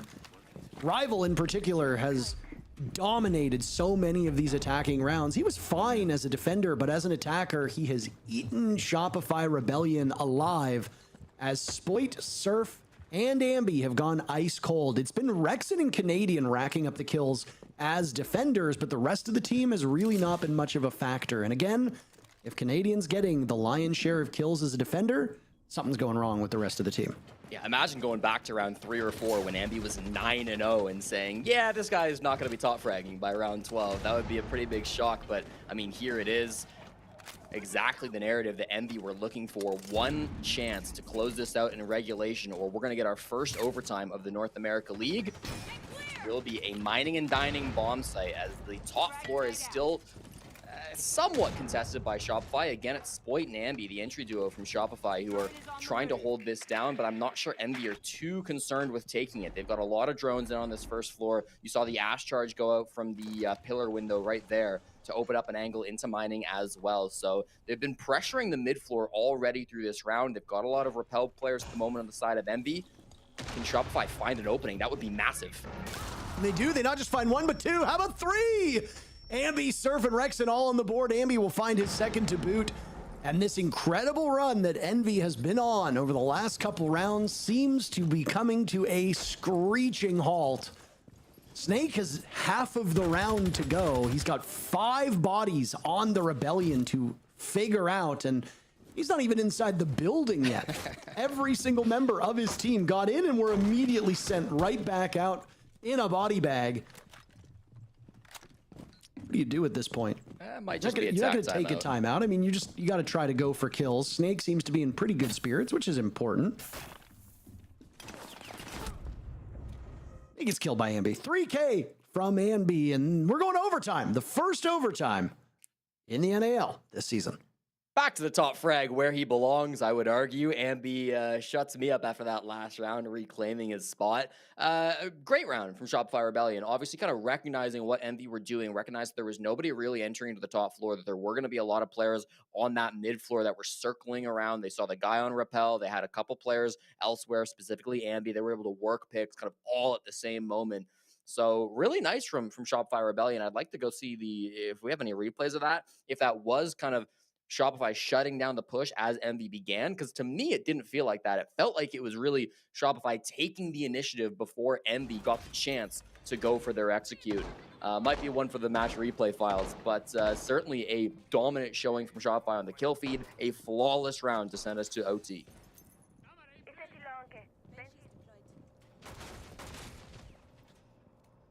I'm very impressed with both of these teams. I mean, obviously, a team like Shopify Rebellion needs very little gassing up. I mean, with the exception of maybe Surf, the other 4 players on this team are very well known. Surf is now starting to make a name for himself, but I mean, he started a little bit behind all the other 4 players. As for Envy, again, they spent an incredible amount of time down in Tier 2. You highlighted Caliber Jacobs' interview with JJ on the broadcast yesterday, and it was a great insight into what he's gone through. I said that the JJ, allegory to me is an achieved story, because they both found themselves in situations where, in an inordinate amount of time, was paid in T2 before getting to the top level, but now he's here, his team is here, JJ and co picked up by Envy again, an org that kind of disappeared for a while there and has now come back, picked up some teams in a bunch of different esports, and now they are here in Rainbow Six and are just maybe a couple minutes away from their first victory as a new org, which would really be something. They've got to get themselves out of overtime in the positive direction. They'll have 2 attempts as attackers, 1 as defenders. As for Shopify Rebellion, they need big moments from their big players, Jesse. If Ambi disappears again, oh boy, I do not have much hope for the Rebellion. Ambi and Spoit against solo top floor. I kind of want to see him just take some fights. You know, these are 2 of the most mechanically talented players in the entire world. They've played really passive on their roams, often falling back, giving up space so that they can strike later. And I mean, it's worked sometimes, hasn't worked other times. You're up against Envy, a team full of rookies. I mean, at some point, you got to just calm yourself down and say, let's swing these guys. Haven't seen it so much from Spoit yet. Ambi's been doing a little bit more for sure.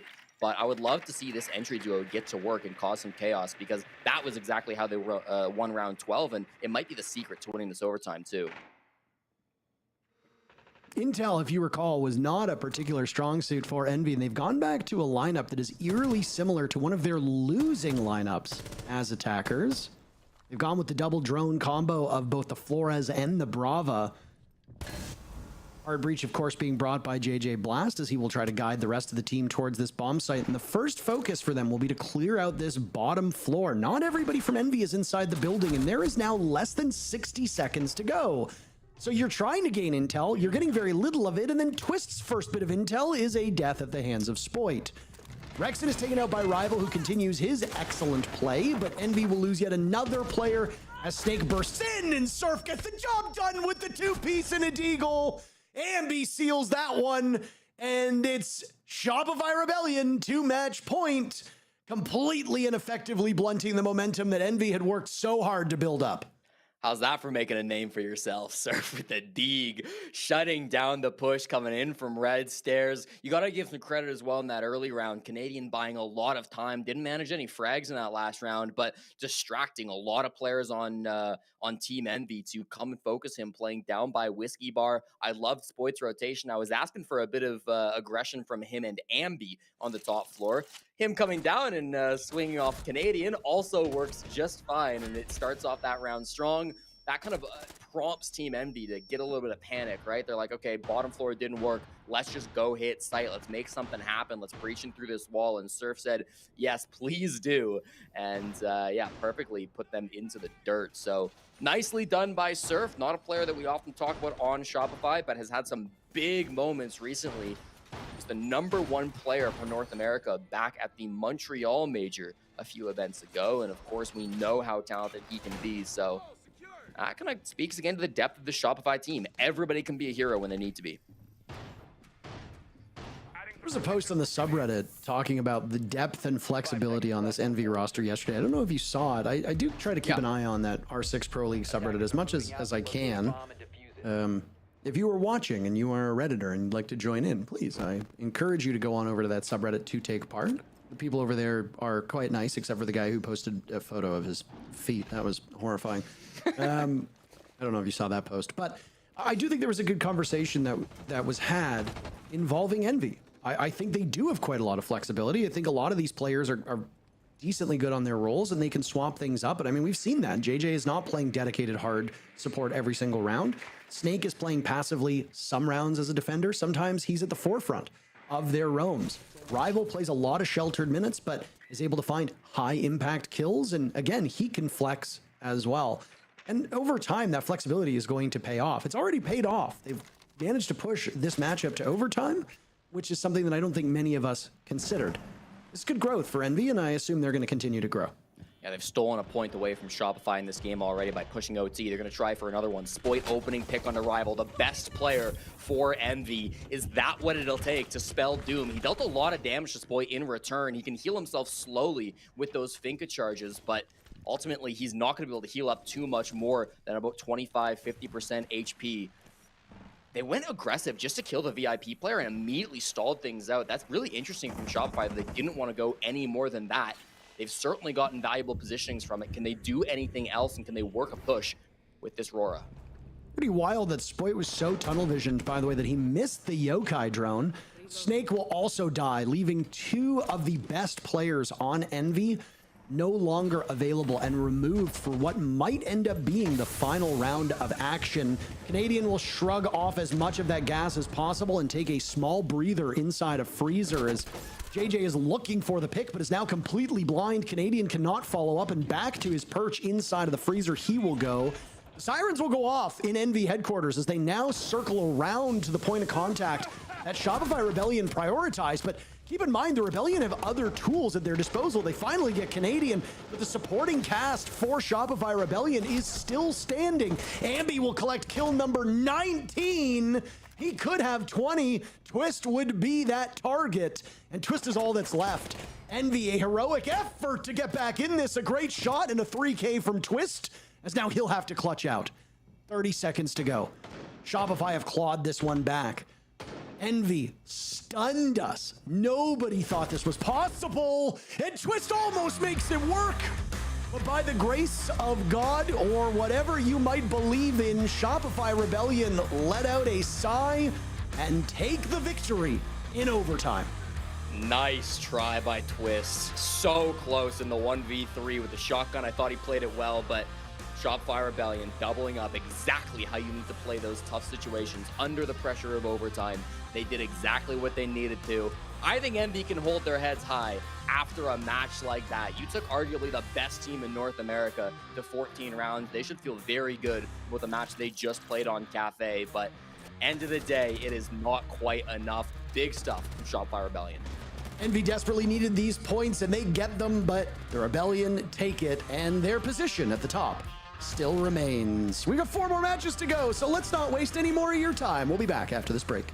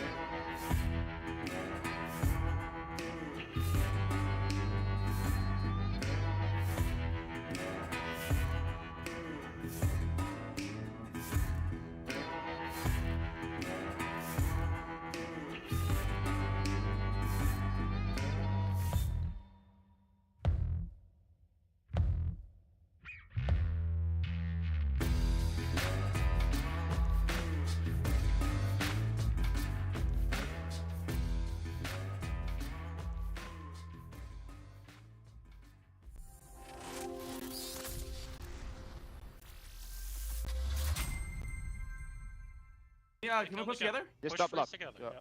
Attack him, attack him. Close that door. Yeah. Let me go first. Let me go first. Shotgun, yeah. Where's he at? I'm gonna just cover the door. Alright. Fucking go! I shouldn't have gone. For I that. laid My in bad. fucking like bro. fucking god. Good job. To make it a little interesting for the stream. I shouldn't have pushed that at the end. What?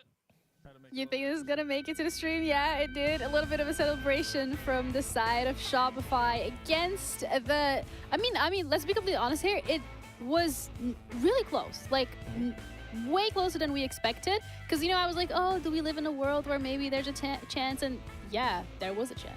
Yeah, I mean, realistically, that could have easily been a 6-0. It came off of hero plays from Envy, getting those big 3Ks, one from Emilio, one from Snake, and then one from JJ, back to back to back. So their defenses, I don't want to say look too great, but their attacks, honestly, were kind of impressive.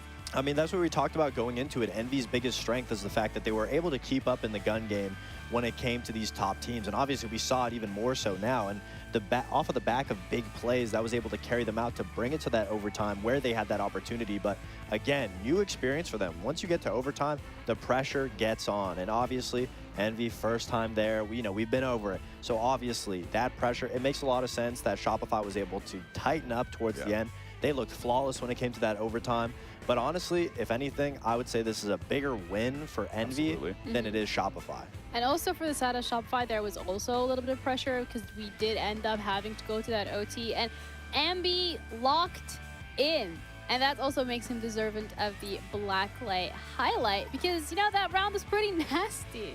Yeah, I mean, I talked about him and Rexon specifically in yesterday's matchup, but then to start out today, I mean, I believe even going into the 4th round, he was at 10 kills, and in the first round, he drops a 4K. I mean, Ambi was just an absolute nightmare for this roster, for Envy to go up against, and then just throughout the game, I believe he ended on 19. He was so close to getting to 20, but Twist actually hit that insane shot, not realizing where Ambi was shooting from and grabbing him. So, but I mean, yeah, Ambi was just, he was an animal. Yeah, he just does a great job. I really liked watching him on his attacks just because of how quick and assertive he was able to take positions. And when he's in those positions, there's no overextended movements. He's not giving away anything for free. That's a discipline that Shopify Rebellion has been instilling in Ambi over time. And that was a prime example. Cafe is just one of those maps where there's not much movement. So to be the entry, to constantly find those picks and not get traded, that's what I was talking about.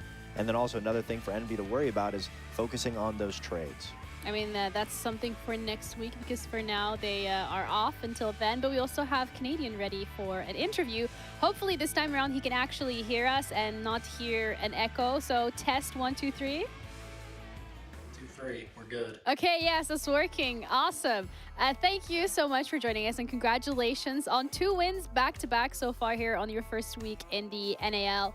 Walk us through a little bit what the prep looked like for this week because you were also going up against teams that didn't necessarily have that many VODs, if any, available on them. Yeah, MV had a few because they played, I can hear myself again. MV had, no, I'm good now, maybe. I gotta be a little quieter. That's fine, okay. MV had a few, and, oh my god. You know what, MV you can take off your because headset. Because they played the qualifiers. Oh, it's my earbuds, yep. There we go. I'll put them back in after I answer the question. Okay. Envy had a good few VODs from when they were qualifying for Challenger League, so we had those. But obviously, Orgless did not. They hadn't played in quite some time, so there was nothing to really look at for them. But yeah, also it's the game is a lot different. CGX is entirely different with the ban system and all that, so we had to account for that as well. I think a big thing is just kind of figuring out how we want to play more so, approaching the bans and also incorporating exploit into our lineup. So yeah, just mostly focusing on ourselves and what we want to improve on and how we want to play as a team. I think that was our biggest focus. Less prep for the other teams, obviously a bit for what maps we want to go to, maybe some of the ops we want to ban, but big focus on ourselves. Amazing. Right. Let's We're wait gonna till give he him gets it some back time. in. Yeah, okay. Congratulations. Yeah, we're back in. Congratulations for the week, Troy. My question is, at the end of that game, in the post-win sounds, we heard you say like, "Oh, I shouldn't have pushed. Like, I'm sorry." And I want you to walk us through what it's like to be a leader and to have that humility to be able to acknowledge, like, if something you do that doesn't work out, how does it feel being that person in that parental guidance role kind of thing to a bunch of gunners and, you know, leading by example? I mean, I think the self-awareness is, oh, your butt's got to come out. I think the self-awareness of that and, you know, being self-critical, it's an important part of being a leader. You know, if you're playing with a guy that only tells you that you're wrong and thinks he's never wrong, it's probably not so nice to play with him. I'm wrong all the time. You know, no one's perfect. I acknowledge that. That's a big part of calling too, is like you have to be okay with being wrong because it's gonna happen. But yeah, I kind of overplayed my hand, I guess, a little in the last round, overextended with the blitz. I could have backed up and made sure that Will could trade me. So, you know, I was just saying that was my bad. But yeah, that's just how I am, honestly. I think I was raised or something like that. I naturally just always call myself out for stuff like that. I'm pretty aware of it. Amazing. Respect. I respect that, Troy. Well, again, like Fox said, congratulations on the week. My question to you is, obviously, you guys had a very strong start. You guys were up 3-0, but then immediately the next 3 rounds on their defense, they end up clutching based off 3 kills each time. Do you think a lot of that contributed to you guys playing a little too safe instead of just getting down to the job? I kind of want you to run me through how those 3 rounds looked for you guys, because they were based off 3 Ks. Our attacks, right? Yeah. Yep. Okay. That was crazy. Yeah, we were good spots in quite a few of them. Actually, 2 of them, I will say, we kind of brought back. There was one that I think it was me and Will were in like a 2v3 or 2v4 and brought back to a 2v2, or ended up being a 2v1. Lost that one. There was another one that I think it was me, Ambi, and Damien Surf were in a 3v5, and we brought back to 3v1, which we lost. So, you know, it kind of goes both ways. But honestly, we're kind of aware. I think that's one of our main things we're trying to work on, is like the late round situations like that, and making sure that we play them out together and, you know, take the time to make the correct decisions, obviously, if possible, and stuff like that. I think there was some slight misplays in them, and obviously there's stuff that we could tighten up in them, but also, like, you know, good performance out of the other guys, you know, on the other squad as well. So, right, you gotta give credit as well. But yeah, slight misplays, part of the game though. You know, we have rounds that go our way like that. They have rounds that go their way like that. That's part of competition in this. You know, no rounds are ever clean and pretty, or at least not at the highest level, I don't think. Well, thank you so much for your time and joining us for the interview. I promise we're going to let you go. No more questions on our end. But once again, congratulations, and we will see you next week. All right, sounds good. Bye. Thank you. Thank you. I thought he was going crazy again when he started hearing himself. That's how he dodged the first 2, and he was like, I'm hearing myself. Cancel it. Yeah, I was like, ooh, if you take off your headset, then you can't hear yourself. And No, then, that was tech. Yeah, he had to. Well, he didn't want to address the 0 and 8 deaths. I mean, the 0 and 8. Yeah, oh, from yesterday? I don't worry about it. I mean, listen, didn't need it. They locked up. They got both wins today. I think, if anything, Envy pushing them is really good for Envy, but also I think for Shopify, it's a matter of going back to the drawing board and figuring out like what exactly went wrong, because they also got punished for their mistakes. Absolutely. I mean, at the end of the day, like Canadian said, one of the biggest issues for them was just focusing on that late round, which was the same thing that Envy had an issue on. So obviously, it was a good learning experience for both teams on the factors that were going wrong that they needed to improve on. At the end of the day, I'm extremely impressed with Envy and the way that they performed against a team that we would say is in maybe that top 2 of teams in the league right now. Yeah, and I criticize their defense, obviously coming off of hero plays, but then immediately once they transition onto that attack, I mean, that first initial attack, the rush up white stairs in the library, I mean, that was very well done, very, very well thought through. So I am definitely impressed with how Envy played today versus what we saw yesterday, and this is exactly what we were talking about with you, Ginny's. We want to see improvement from one game to the next. Yeah, and we're going to hopefully be seeing more of improvement as we are going to be heading through more games for today. We have OXG going up against Cruelty next as our second game, so make sure you stick around for that.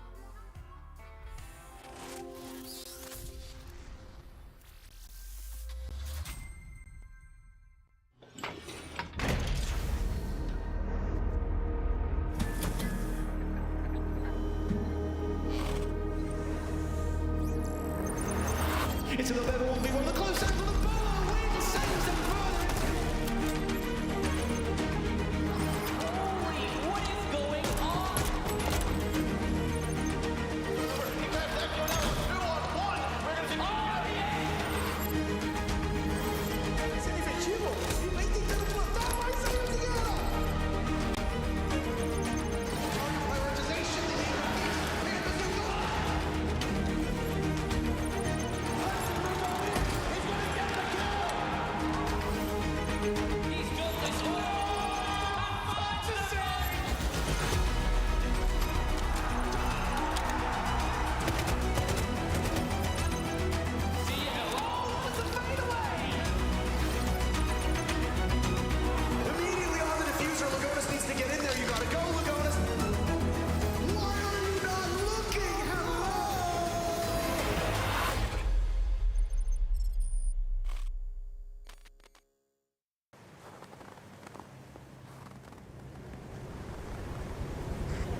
Contact.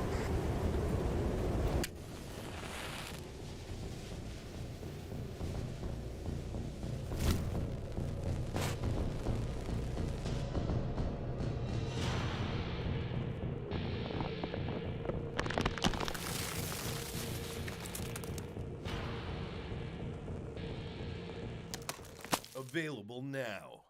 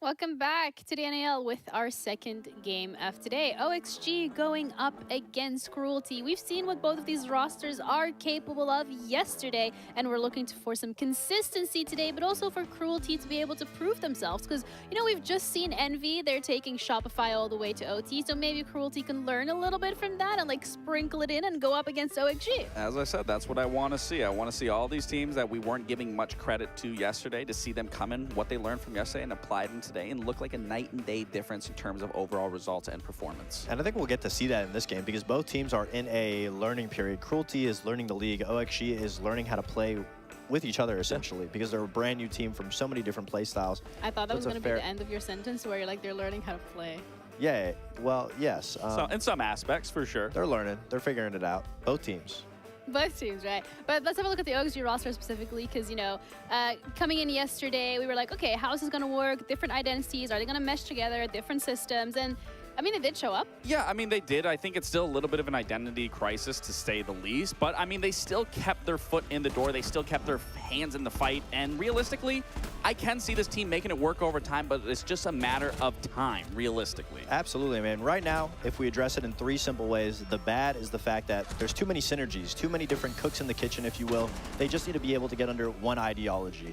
The good about it is their resilience that we saw from yesterday was a huge improvement to OXG's lack of mentality in previous rosters, and also Forrest coming in to be able to help IGL with Gomez alongside. It's definitely been a huge improvement. Now, the simple fix is just to sync it all up under one mentality, and like you said, Gabe, it takes time to do that. But at the end of the day, it doesn't just come down to the players. My biggest factor is going to be looking at the coaches specifically, because that's one aspect of OXG that we haven't really changed much. Yes, they have added 2 coaches as Kizi and Fino from SI, which they went on that top 8 SI run, and we saw some huge improvement. But since then, it hasn't been there. And as you can see, my friend, Redeem, he's been there since the start, since me and Lax were on the team, and there hasn't really been. By now. Yeah, he might be bald by now, but there hasn't been that much change when it comes to the coaching, visually seeing it in the players. So we really need to be able to see the coaches impact this roster on figuring out what the identity is.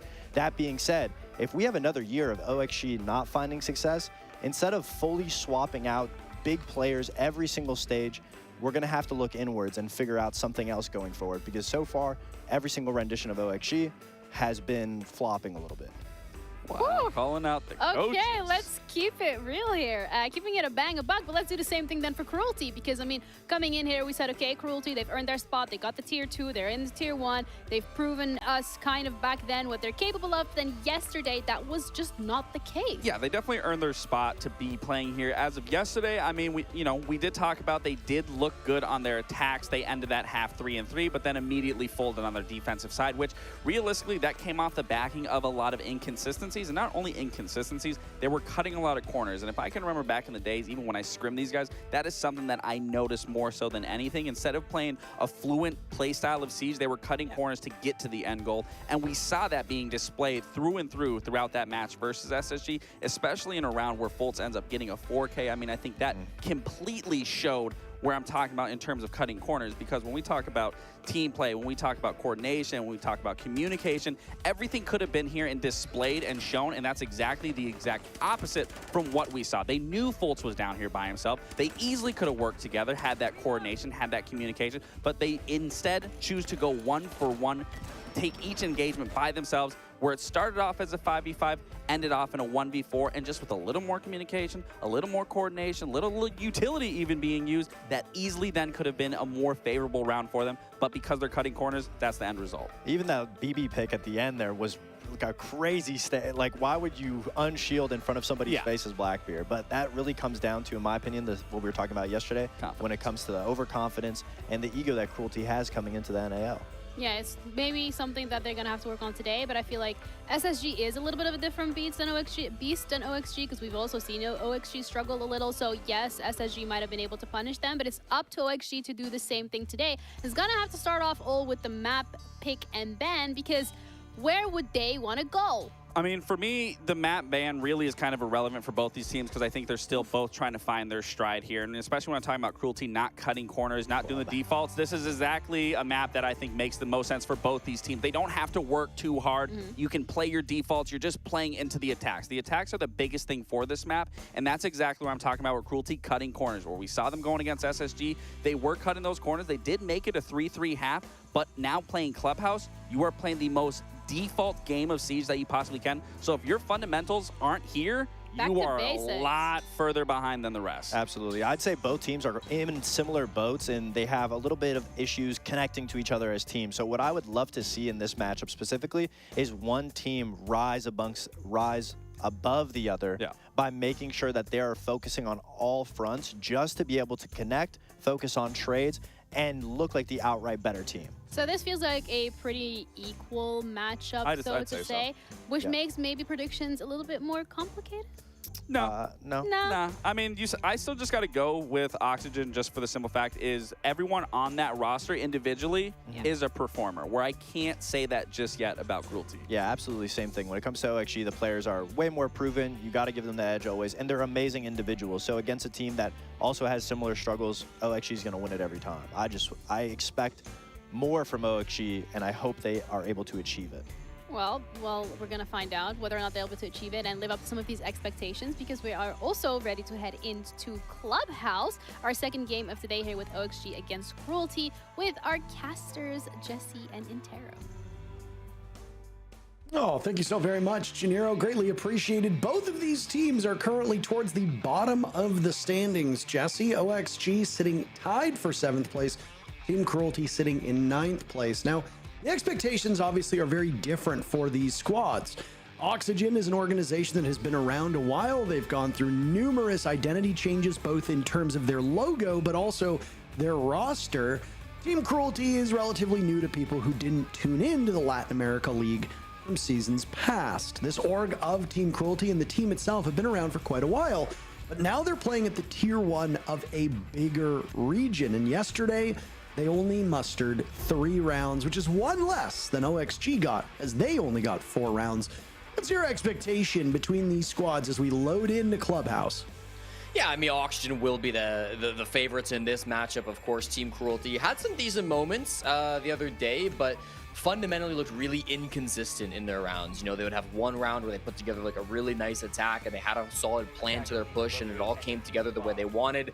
In the next round, they would swap the defense and have 3 runouts, which all got punished. So for Cruelty, you're looking for some consistency, I think, in their game plans. Didn't have exactly the match they wanted up against SSG. For Oxygen as well, I think just finding their footing as a new roster. It's always going to be difficult at the start of the season, and this should be bit of an easier match for them to find that footing underneath them. So I'm hoping we can see that out of them. As far as operator bans go, a little surprising to see Bandit making through the ban phase. Kaid Bandit was by far the most common opening bans for defenders in Reload, but of course with Clash coming in, those stats are going to change, and Clash is very powerful, so you always want to take that off the board if you can. And then for Oxygen, their choices were either Hard Breachers or Shields. They opted for Shields. In their matchup yesterday, Team Cruelty had to deal with Space Station spawn peeking them pretty much every single round. Adam spawn peeking as well. Doesn't find anything for it, but the lack of respect immediately being paid by OXG is eerily similar to what Space Station did yesterday. And I mean, it's not even so much about respect, Jesse. It's just about if you think a team is not capable of matching your aggression, and you're going to do some serious damage to them in the first 10 seconds of the round, why not do that if there's very little risk for you? For sure. And I think also for for one of these holds, right, where you're going for a defensive strat, you're going to play 5 guys in the anchor, you're not looking to get into early gunfights. If you show a bit of that pressure early, if you get in their heads, it's going to slow them down on this roam clear. There's nobody to find on the top 2 floors. The closest will be Gomez, who was playing kind of near those main stairs, but even he's retreated at this point. So really, if you can get in their heads a little bit, make them a little nervous, make them think you're playing more aggressive than you actually are, that has a lot of value just beyond who they're facing in Team Cruelty. So don't mind it one bit from OXG. Cruelty will be hoping to put together one of their good-looking attacks. Again, I think they had a couple of those yesterday against SSG. They had a couple of rough ones too. They've at the moment got a good bit of soft breach in terms of Pyrox on the buck. They've got Matumbo on that Blackbeard. OXG choosing to ban out the 2 traditional shields in Monty and Blitz. So Blackbeard left up. Nice impact trick coming out from Grixer down below. Cleared all 4x Kairos with the new Hibana. I say new, it's been a couple years. They should be able to get this hatch open at some point. 2 pellets going off means they only need 2 more to open this, but it's that time waste that will continue to hinder Team Cruelty. The clock will keep on ticking down, as they will probably be aiming for an execute around 45 or 30 seconds, and it's almost guaranteed to be all 5 alive. I mean, you've got some pretty heavy work to deal with Clubhouse and effectively droning it out and roaming. Droning out all the roamers. I mean, usually it takes about 1.5 minutes to 2 minutes to full clear this map, and that's if all 5 players are sitting inside the bomb site, which is pretty much the case at the moment for OXG. Very standard turtle setup. Clubhouse is one of the 5 maps that saw some changes with CJX launching. You saw some of those destructive environments around getting blown up. Hasn't really had much of an impact at this point. Team Cruelty getting ever closer to the bomb site, and they will get the first kill of this match. They find one, then they find a second. Fatal, his name suggesting what he is as a player, and he gets a 4K to start off this match. Pyrox, the 5th kill, but my goodness, all of that happening from inside a blue, a part of the map that is usually so intently watched. That was a bit of a blind spot for OXG. Team Cruelty goes up 1-0.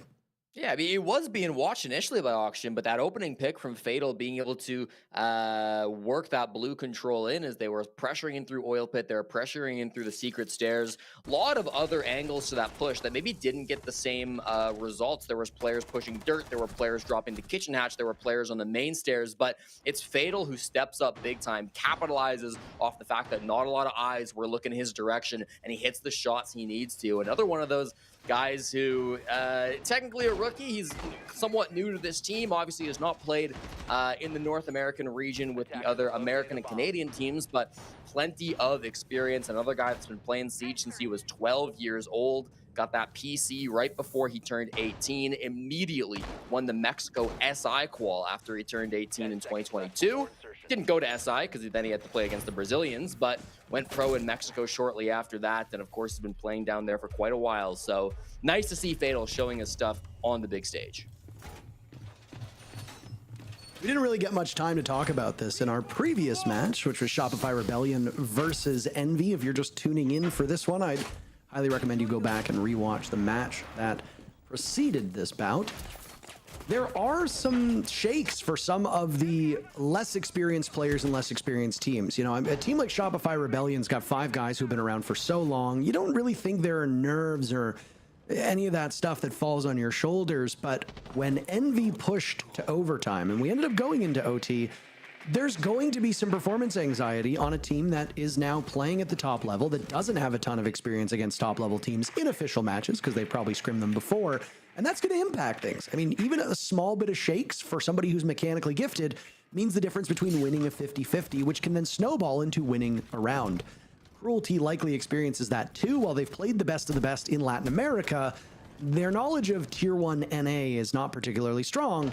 And you can see that there were moments in their first matchup yesterday against Space Station where there were some shakes. Ivan will be on the bench for this round as he got picked off pretty early on by Adam, who went for yet another spawn peek. And this one pays off.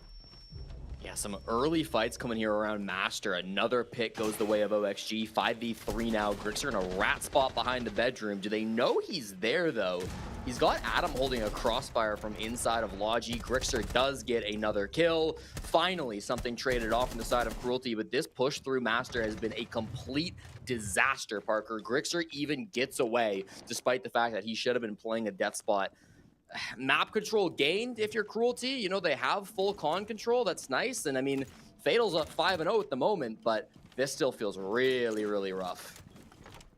Yeah, this one kind of fell apart. It's a stark contrast to what we saw from the previous round where Fatal saw an opportunity, took advantage of it, got 4 kills. Now it's OXG feasting on Cruelty. We're gonna see a cluster charge go down right before one of those can openers go. Matumbo and Fatal now stacked up inside of construction. Yaga takes down Fatal and they know exactly where the Blackbeard is. He's making an awful racket on that doorway.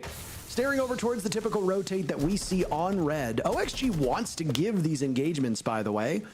They're not really paying respect to Cruelty the way that they could. It's very easy to just sit and establish a crossfire and make Matumbo come to you, but instead we get an ego peek. See another now as it's a slow peek from Matumbo onto Forest for a double kill. Still 2 more bodies to be found. Winnable for Cruelty based on the clock, but OXG just need to play keep away. I'm sure they're aware that there's no diffuser control for Cruelty, which means Matumbo needs to come to them. Trying to get some distractions now as he marches his way down, and he had an opportunity to take out Yaga, but he misses by just a couple centimeters. And OXG answers back. It's a tie game between these two. OXG actually had no idea that Matumbo wasn't holding the defuse kit because it was dropped on the roof by Skimzy about a minute and a bit into that round. Nobody actually died holding the defuse kit. Skimzy, I think, left it up top because he knew he was going to move to an aggressive position that was dropping down and fighting players, I believe, on the con window. but ended up eating a nitro cell. Nobody ever really decided to go pick up that defuse kit again. And again, I think in a 2v4, it doesn't matter too much whether you go to pick up that defuse kit or not. You're still in a very unlikely round, but still something to keep in mind for Cruelty. If they can prevent that from happening in the future, that'd obviously be nice.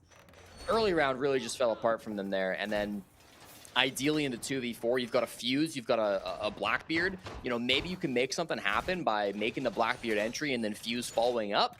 But the Fuse died first, and Blackbeard alone in a 1vx, never really going to feel good about it. So, yeah, way it goes sometimes for Team Cruelty, and hopefully they can get that out of their minds ASAP.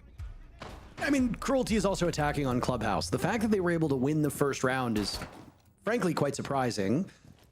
As you will hear us say many, many times, Clubhouse is usually a fortress for defenders, but we have seen some movement on some of these bomb sites. Typically, we only see 3 of those sites get played. Bar and Stage is not often showing up in most teams' repertoire, which is funny because before the rework of Clubhouse, that bar/stage or bar double bar or whatever it was officially called used to be the second best bomb site. Now it's the downstairs bomb site followed by the 2 up top. And there's lots of flexibility here, whether Amira is banned out, whether Electrification is banned out, whether there's a Kaid or a Bandit available. As you can see, Cruelty did get rid of the Kaid. There are lots of ways for the defenders to sit nice and pretty. This is about to be a rush. Here comes now Amaru, just jumped on into the red stairs. Adam and Forrest both get a pick, so it's a 5-on-3. The Candelas have come in through Logi as well, but I don't think they've really amounted to much. Another pick from Gomez. Matumbo at least trades, but it's only one for their troubles. Parker, Fatal left all alone in a 1v3 outside the windows. This play, they were hoping to do something cheeky like they did in round number 1, but unfortunately just wasn't able to line up. Jumping in, nice pick from Fatal. I mean, a 1v2, this is not unwinnable. No, very similar to what we saw out of Matumbo on the Blackbeard last round. Fatal has an opportunity, 7-1, so quite a tally to his name through 2 active rounds. He's got Grixer and Adam as the last 2 lines of defense for OXG, but they'll be deeply entrenched and showing more patience than Matumbo was given in the previous round, which is good for OXG. Some of these teams that don't take their opponents too seriously will decide to get maybe a little too eager, and that eagerness can bite you. Thing is that Fatal's making an awful lot of noise on his way to the bomb site, and the 2 remaining players of OXG are just posted up, waiting patiently. I think it was Adam who technically got the kill, or at least was credited on the kill feed right before we swapped to the player cams. But either way, him and Grixer had that one on lock. And it was a rush, Jesse. It was a rush for OXG fans seeing Team Cruelty get slaughtered when they jumped into the building. Yeah, you could say that for sure. Awkward push from Team Cruelty. They just didn't start strong, and when those kind of rushes don't go your way, you know, that's where things really get hard to recover. And Azami and a Maverick get banned out next. Interesting that they don't remove the Blackbeard. I thought maybe they'd go all in on the shields, given they didn't ban any other hard breachers, but with Maverick off the board, that's going to make things kind of awkward, especially if they get a Kaid involved to try to keep some of these hatches closed. Not that we'll see it. And then Azami, just one of the most powerful operators in the game. Again, a little surprised there's no Bandit being removed. Kaid's banned, what am I saying? Still surprised we didn't see that Bandit removed in that second phase, but I mean, Azami always going to be a target for attacking teams. From all you've watched up to this point, what's your takeaway on the way that the ban phase has been swapped around? Has it changed? When you first heard of the changes that were happening with the operator bans, were you in favor? Were you opposed? Has your mind been changed since? Yeah, I think my mind has been changed. You know, when they first came out, I was a little skeptical. I wasn't 100% sure on the idea of banning an operator, but then it doesn't apply to you. I was worried it might just become, okay, always ban the strongest op, which wasn't always the case before. But being able to ban 2 different operators makes a big difference, you know? And I think the creativity it has enabled has been really fun to watch at a pro level. And I think, you know, even if the system has some quirks, just changing things up for the sake of changing things up allows teams to be a lot more creative, which ultimately is the most fun thing to watch in Siege. It was talked about yesterday in one of our casts where that creativity that comes from different regions meshing is not just something that's enjoyable to watch, but it makes everybody better. There's no doubt that Cruelty competing against Tier 1 NA teams will allow them to be more proficient than if they had stayed competing against teams in Mexico and in Latin America. But at the same time, There's only so much you can learn if the skill disparity is so great. I mean, I could play 40 games against Michael Jordan, and I can guarantee you my improvement would probably not be very much. So I guess in this case, OXG is Michael Jordan and Team Cruelty is me, and that's honestly quite an insult to Team Cruelty, and I apologize, but you know. I mean, I would be surprised if Jordan beat you at all in Siege, given I don't think he's really played it. So you definitely wouldn't be learning I was from talking those about games. basketball. I wasn't talking about rainbows. I don't think Michael Jordan's suiting up in the server. Oh. I think MJ's got, yeah. Oh, following analogies is hard. Why don't you stick to your Edmonton Oilers? Great game last night. Yeah, it was a good one. Gomez is completely undroned over by Strip. I don't believe they have any idea that he's there. Now, they know that they haven't cleared it, and Ivan's getting a drone around there now, so they still... no, okay, they don't go all in on droning Strip. This is going to be something that catches them off guard. If Gomez times this right, he could be a massive problem and completely ruin the round. If he doesn't time things correctly, then, you know, he could end up just baiting his teammates, and this could end up being a 4v3 execute from Cruelty, which would be nice, given how much util is still in the site. But here comes Gomez, not wasting too much time. I mean, again, this is a big map. If it takes you about a minute and a half, 2 minutes to drone it all out, and there's no roamers, then it's going to take even longer if there's somebody on the flank, which is exactly what Gomez is doing. He's taking his sweet time, though. First kill on the side of Cruelty now, or rather, first kill from Yaga on the side of Cruelty. Another will join now as Ivan dies. It's all Matumbo. Last one left. Gomez might not even be able to wander his way into the bomb site before this round is over. A nice toy from Forrest around the corner to secure Pyrox, and Forrest will get them both. OXG wins yet another round, finally cracking the egg that is that downstairs bomb site that failed them before. Well, it was kind of a bait from Grixer. He didn't have the timing he was looking for. By the time he showed up, everybody was in the bomb site. But thankfully, the 3v4 hold was pretty favorable for OXG. Some good rounds, some good picks from Yaga, of course, and then Forrest cleaning up the last two. The biggest difficulty in pushing that, of course, comes from all the utility that they still had to deal with when they were pushing in. There was going to be toxic babes in these last 30 seconds. There were Goyo canisters still being popped off. Even some of the destructible map environments that have been added since Siege X launched played a bit of a factor in terms of just slowing things down for Cruelty, adding another thing they've got to worry about before and during that execute. So that basement site, it can be a real tricky one to close out. In the 4v3 push with Grixer not really being relevant, still wasn't going to be possible for Cruelty to make that happen. So tough one. 3-1 start. Sometimes it's not the worst to go down 3-1 attack on Clubhouse. You mentioned it's defender-sided, but the way they've been losing these rounds, they haven't really had a good look yet, other than the one round that they won. Yeah, I mean, but again, after round number 1, I said, it's attacking on Clubhouse. For those that are unfamiliar with this map and the way it works, Clubhouse has historically been one of the most favorable maps to the defenders. Almost every map, if not every map over the last 8 months, has skewed in favor of the defenders, sometimes by a couple percentage points, sometimes by much larger. I think there were a couple maps that were like 62% of all rounds won by the defenders, 38% of the rounds won by attackers, which usually leads to a 4-2 scoreline. We're just about there. With the way that this is trending so far, this round should go to Cruelty, Oxygen should win the next round, and then that'll be the first half, which is par for the course, right?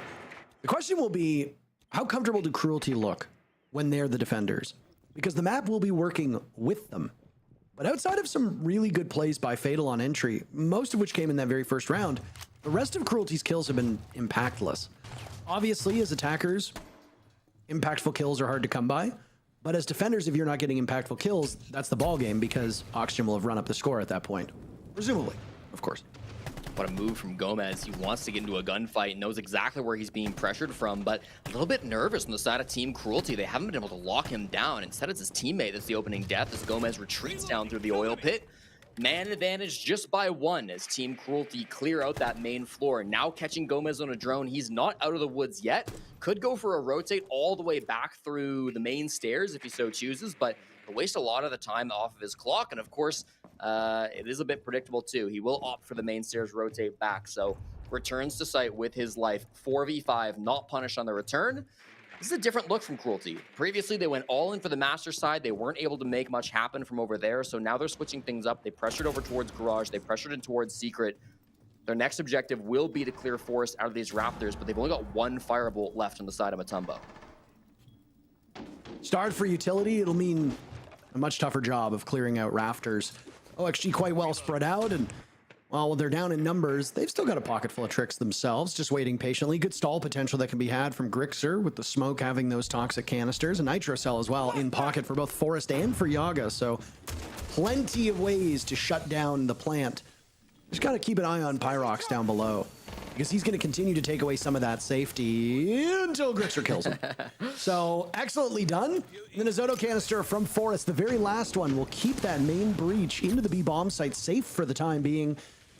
Not fearing that buck down below allows you to retake too, and you can play Raptors with a bit more impunity. Forest tossing out the Nitro Cell, doing double duty, keeping the wall intact, killing a player from Cruelty, and that'll force all of them to reposition with 10 seconds left, and OXG will gladly take them.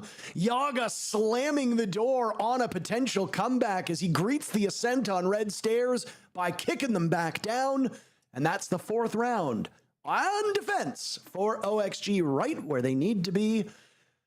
This round, if you're Cruelty, is a must win, because if you don't win it, a 5-1 half, that's a tricky situation to find yourself in, even if you are in a more favorable spot as defenders for the remainder of the game. Yeah, and again, it just comes back to, like, since round 1, these pushes haven't looked close, you know? Like, that's the difference. Yeah, Clubhouse, you expect it to lean defenders, but generally you want to see the attackers finding good entries or having a moment or maybe getting some good coordination. Haven't seen a lot from that from Cruelty. That last round, they got the opening pick, probably the best start to the round they've had in quite a few rounds, but at the end, did it matter when they were never able to take control of Rafters? They weren't able to pin down Grixer down in the basement, so he was able to return to site and then work a pick before he ended up, before the round ended up ending. It just feels like every opportunity that Cruelty had to make a move, even after they got that first pick, wasn't being capitalized on. They weren't able to take the space that they needed in that round. It's just moves from Auction that continue to catch them off guard, so... Yeah, I don't know. The last time they went to this top floor gym bedroom bomb site, Parker, they went for that rush. They're not going to try that again. I think very wisely so. It went very poorly for them. So it'll be a bit of a new look. It'll be the first quote-unquote real push we get from Cruelty on this gym and bedroom bomb site. But my thoughts here are, like, if they weren't confident enough to start with it, how strong of a push is this going to end up being? A good question. You talked about observation blockers being a poor secondary gadget, and yet that's what most Jaegers seem to bring. If you've assessed that there are problems, great, thank you, Skimsy. That's wise. If you assess that there are problems with information, which it seems like Cruelty is really struggling on the intel front here, and observation blockers are only going to exacerbate that problem, especially if there's a mute on the board, which, well, would you look at Forest's operator? So this is the mixing and the making of a very challenging assault for Cruelty. They've cut through a minute so far, still on Discovery, primarily trying to deal with red stairs and expanding outwards from Catwalk. They've assembled their forces up in that position, and now they've got a buck down below for the 2nd round in a row, this time piloted by Ivan, not Pyrox. Yeah, I mean, they've taken almost half the round, still just looking at this cash extension. They need to walk away with a man advantage. They've already wasted a lot of their time here. If they get some picks and they don't lose so many bodies, it's okay. But if things even out, or if, God forbid, Auction ends this with a man advantage, Cruelty will have no positioning and no players. Yeah, I mean, our speculation was that Cruelty would pick up a 2nd round here, but with that very first pick on Matumbo, it's going to leave an awful lot on the shoulders of Fatal. There's been so much for us to discuss that we haven't been able to really dive into the kill front, and I don't really know what Pyrox was attempting to do there, but again, he probably didn't know that Yaga was in that position. You have ADSs in front, you've got the observation blockers, Yaga could get a 2nd. This is the same spot he was in before, Jesse, in just the previous round.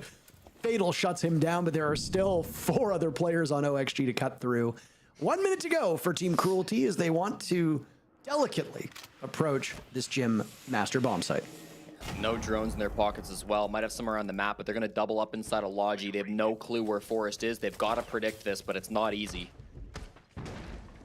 This Forest on the ground with an SMG. He can tear through both of them. He completely misses. Good news for OXG. They've got Gomez there for insurance, and Gomez will trade out. He dies, but at that point, there was still 2 other players on OXG still alive. Excellently done by OXG on that first half, and Team Cruelty only able to muster a single round. They will now go to the favorable side of Clubhouse as the operator bans reset. Cruelty needs to do something in this immediate round, Jesse, or else I fear it's over. Yeah, their attack's not doing enough for them in that last round. Yaga did a great job showing us the recent buff to Jaeger, by the way. If you weren't watching the Reload tournament, he should have been cleared out of top red by the Capitao, but he had ADSs, which now, since the buff, eat up those Capitao Firebolts, which I'm sure Cruelty were aware of, but unfortunately didn't clock the placement of those ADSs, which allowed Yaga to get that huge 2K, which kind of won the round for OXG. As far as operator bans go, kind of rare to see the Ying taken off the board in Clubhouse. Not that a Ying ban is bad necessarily, but you leave up all the hard breachers. You only took away one shield inside of Team Cruelty, so there's a lot of tools still left on the board for Auction to try to abuse. Again, Kaid, I believe 100% ban rate through Reload and the NAL so far on Clubhouse, so no surprise to see him taken off the board. And then Mira, not a common ban, but not unheard of as well on Club. You do see that from time to time from teams if they don't choose to remove the Kaid Bandit combo. So standard stuff from OXG. A little surprised by the Ying ban from Cruelty, but we'll see if Auction can abuse some of those shields. Force and Yaga look to do so if they don't repick off.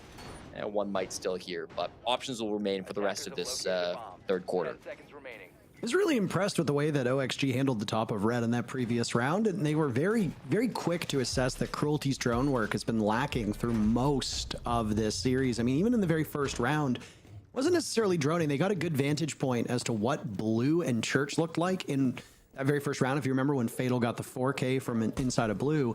But again, I mean, there was very minimal droning. It was mostly them just waiting for somebody on OXG to commit a mistake. They didn't get it. They pushed through the one spot that was open. It was adeptly handled by Cruelty. It's really the only good look that they've had through this match. I hate to say it again, but expectations setting with this Cruelty roster is that they were on the harder side. They're playing more patient than what we saw when they were going up against Space Station yesterday on Cafe. They tried to return fire as Space Station had done to them early in the match by spawn peeking and getting very aggressive with SSG. Cruelty's not doing that against OXG this time. This is a very standard style of defense. They're spread out. They brought a ton of utility. They've got great stall potential. They have gunners that can work in the early round. They've got great late round operators in both the Clash and the Smoke if absolutely required. And then the stall that comes from the Goyo canisters will help as well. Obviously, just because you have these tools at your disposal does not mean that the tools are going to work well, but at least Cruelty has an idea of what to do, and we'll see if they're successful in executing it. They'll be down in Azami as they lose Ivan, who's had a pretty rough run of it. 1 in 6 on an operator who gets stronger the longer you go into a round is pretty devastating, and they'll have to fight one behind. Curious if Auction are ever really going to engage with this cash extension. I don't think they are. They got to work one pick freebie through the con single wall, so happy with that. Now they're going to rotate their focus over towards Jacuzzi, which has already been opened up. They're going to have players in the Logi hatch. They're going to have players potentially on the site windows as well. But of course, the danger with that, if you don't control cash, is you could get swung. Big pickup from Matumbo. With Gomez going down, I believe that's the fuse kit, drops to the floor. That's going to waste a lot of good time in favor of Cruelty. That's a lot of bullets for one drone. And I mean, even just something small like that kind of gives us a window into where their head is at, if there's any shakes or if there's any concerns, etc. It's quite the stack up now on Jacuzzi wall. 3 players from OXG in this spot, and Matumbo continues to just rain hellfire down upon OXG as Gomez and Adam are punished from the same spot. The Vector is a lot of things, but it has a tremendously high rate of fire and can easily shred an unsuspecting opponent. Forrest is now in a collision course as there goes a vault in from Yaga. The same droning and intel issues that seem to plague Cruelty are now plaguing OXG, and Cruelty immediately wins their first round as defenders. That was not technically a must win, but spiritually I see it as a much win, and they can get some momentum here, keep their head in the game, and move forward. OXG will now likely run up against the same problems that Cruelty and many other teams have when attacking on Clubhouse. I don't mind the decision to not go directly for a cash clear, right? A lot of teams have gone direct through Jacuzzi, Logi, and had a successful push with it. But once they saw that Clash that was sitting inside a bath Skimzy, they never really had a good answer to it, you know, and they kind of just allowed Mutombo to work a couple different picks. Adam jumping in that breach there exemplifies what I'm talking about. I mean, you are just not going to be favored jumping into a vault, zapped by a clash, and the other guy on the other side of things knows exactly what your game plan is. Yeah, they got some flash utility, but it's just not going to be enough. Good stuff from Mutombo, of course, one of the longest standing members of Team Cruelty to kind of shut that push down. And then, you know, the recovery was never really a realistic option from Auction on the cash side. So that clash might be a problem as they continue on through this game. I would expect it to be a target for OXG's ban after round number 9. But until then, for the next 2 rounds, it's going to be something in their minds. Not brought for this basement defense, but certainly something they'll be worried about and potentially on the board for round 9. The nuisance operators from OXG, I just know that if you're in a ranked game and you see this coming at you, you're not going to have a very fun time. Try to flank. Oh, there's a Nomad on the board. Do a lot of damage. Oh, there's a Fink on the board. Oh, you want to deal with a Blackbeard or a Monty? Have a great time. Hibana's just along for the ride. Basically just because you need somebody to open things up. Yeah. So, but again, just as we saw from Cruelty in the previous round, now we can say the same about OXG. Just because you've got the tools doesn't mean you know how to use them. And OXG are a team full of experienced players, but again, they're going to be running uphill as they have to attack on a clubhouse that is unfriendly. They'll start by approaching Dirt Tunnel, and Cruelty's going to buy some time as they have the smoke of Fatal get out of that escape tunnel while one of those Goyo canisters goes off. And that's 20 seconds now where OXG will have to pause. This operator lineup from Auction really tells what they've read into this game. Look at the defense lineup from Cruelty, right? They had a Scopos on the top floor. They had a Mozzie on the top floor. They committed a lot to playing on the roam game. Auction said, we don't need to engage with the roam game. We're gonna go direct to site. We don't care about any of the roamers. Gonna go in through dirt, bring 2 shields, bring a Finka, all operators that thrive in a direct site hit style of strategy. So Auction, I think, read this defense well. Cruelty counter read it well and returned back to site. So it's going to be a 5v5 clash on site as soon as OXG pulled the trigger. But I think good awareness from Auction to recognize what style of hold was going on from Cruelty and respond appropriately with their operators. Now, as I say this, they might actually have recognized that everybody rotated back and now will be taking advantage of the fact that there are no players up on this top floor. So a bit of mind games going back and forth. I don't think clearing top was the initial plan from Auction, but after the retreat, this is what they've decided to go for. They gain information from the Scobos upstairs. Ivan, while not necessarily racking up the kills, is now going to prove invaluable for a short window of time. When you drone something out or you get intel on a cam, usually that info is only good for the next couple seconds. So if you've got somebody who might want to go for a flank, you have to act quickly. But again, OXG is clearing areas where there is nobody right now, and they're effectively fighting shadows. They've got a good read on the heel of the Mozzie, but right now the lineup to take him down has escaped Grixer, and Skimzy will be able to back away from that, out of harm's way for the time being. Forrest could potentially go for the kill, but he's got to worry about 2 overbuy dummies, as there goes one of those gas canisters. For the moment, slowing them down. Another gas canister will go out. Fatal has expended all 3, and Mutombo will get kill number 1. Pyrox also on the board.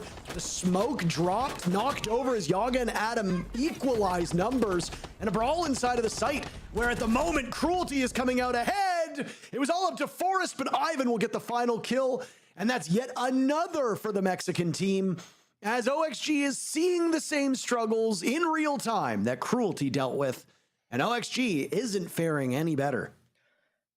Again, that round kind of comes back to what Auction wanted to do. They spent the early part of that round focused around blue, opening the kitchen hatch, going towards dirt. They did not want to clear the top 2 floors. But then Cruelty brought everybody back. Cruelty realized what was going on. And so all of a sudden, OXG looked at the board. They said, running into sight with 1:30 on the clock doesn't feel so good. We actually are going to go top floor. We're going to change our minds. We're going to try to take full map control. But the problem is they didn't bring the tools for that. They didn't have any soft breach on that attacking lineup, which meant that they didn't gain a whole lot by taking that full control of the top floor. Made their push a little bit awkward when they ended up going for it. They still had a player that went towards dirt that was read very easily by Team Cruelty. That blue push still didn't end up really going their way. So just didn't feel like OXG knew what they wanted to do through that round. They changed their minds a lot. And, you know, sometimes that does kind of come down to the IGL. I believe it's still Gomez on this squad who's calling for the team and making those decisions. Kind of a newer IGL, still from OXG, was the captain of this team for a bit at the end of last year as well. But maybe still finding his footing in terms of deciding what they want to do, especially when commanding 3 new players. Yeah. I really don't I don't envy either of these teams, and if we do go to overtime, which is likely at this point, I mean a 5-1 half on one side and a 5-1 half on the other is what it seems we are hurtling towards. I mean, God help whichever team has to attack twice. Well, Cruelty chose to attack first in the map veto. I do recall that. So it probably will be, it would have been Auction's choice in overtime. So I assume they would have chosen defense. I can actually check. Yeah, they did. So it'll be Cruelty who attacked twice in overtime if we head there. Or Cruelty. Yeah, it's tough. Again, though, How cool that is. Odd that they chose to start on the attack given how defender-sided club tends to be and how their attacks go. Some teams do just like starting on attack, even if it's not favorable. They think it gets them kind of into the game more so than if they start on defense. I know Liquid have had that mentality in the past. G2 have said that in the past. So there is some logic to it. Not all teams always want to start on the strong side. Yeah. And to your point, I was going to say, you know, I think Liquid has actually been on the record to say that before, where they will say openly, like, we want to get the worst out of the way so that we can, you know, recover. And if we start off strong, you know, then we get the better side in the second half. I mean, I don't mean to say this in a mocking tone, but all you need to do is look at Liquid's results over the last 3 years and realize that maybe this is not a winning strategy, but I don't necessarily think that's the only problem afflicting this Liquid core that just seems to always get so close and then just ultimately not make it all the way. But other teams may be able to pull it off.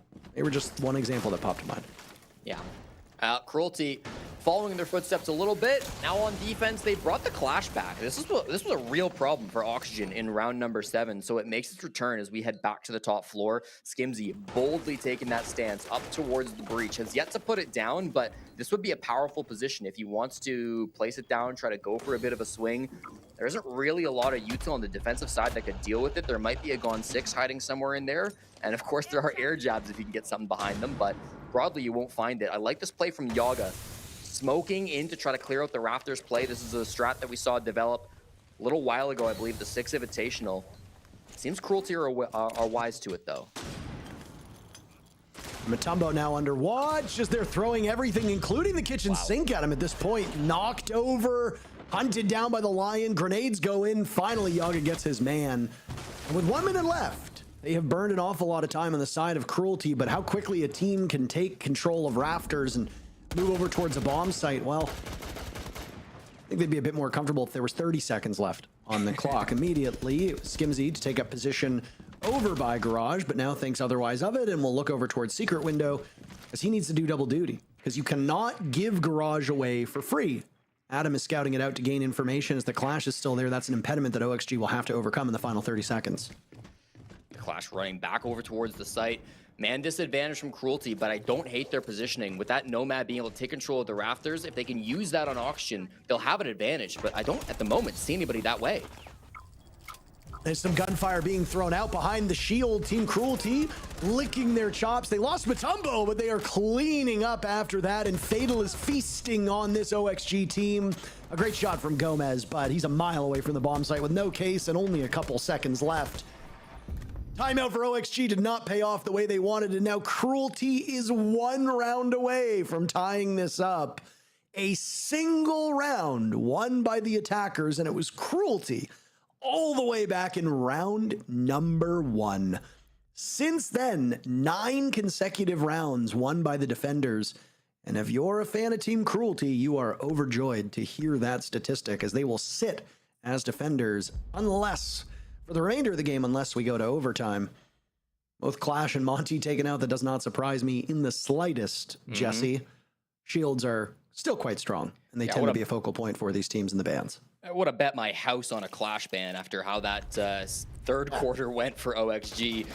Love this replay, by the way. Shout out to our replay operator. That air jab combined with the glass combination to clear out Raptors is something that's developed in the meta over the last 6 months or so. Our wonderful analyst, Foxay, had a clip on Twitter back a little while back where he was the receiver of that strategy.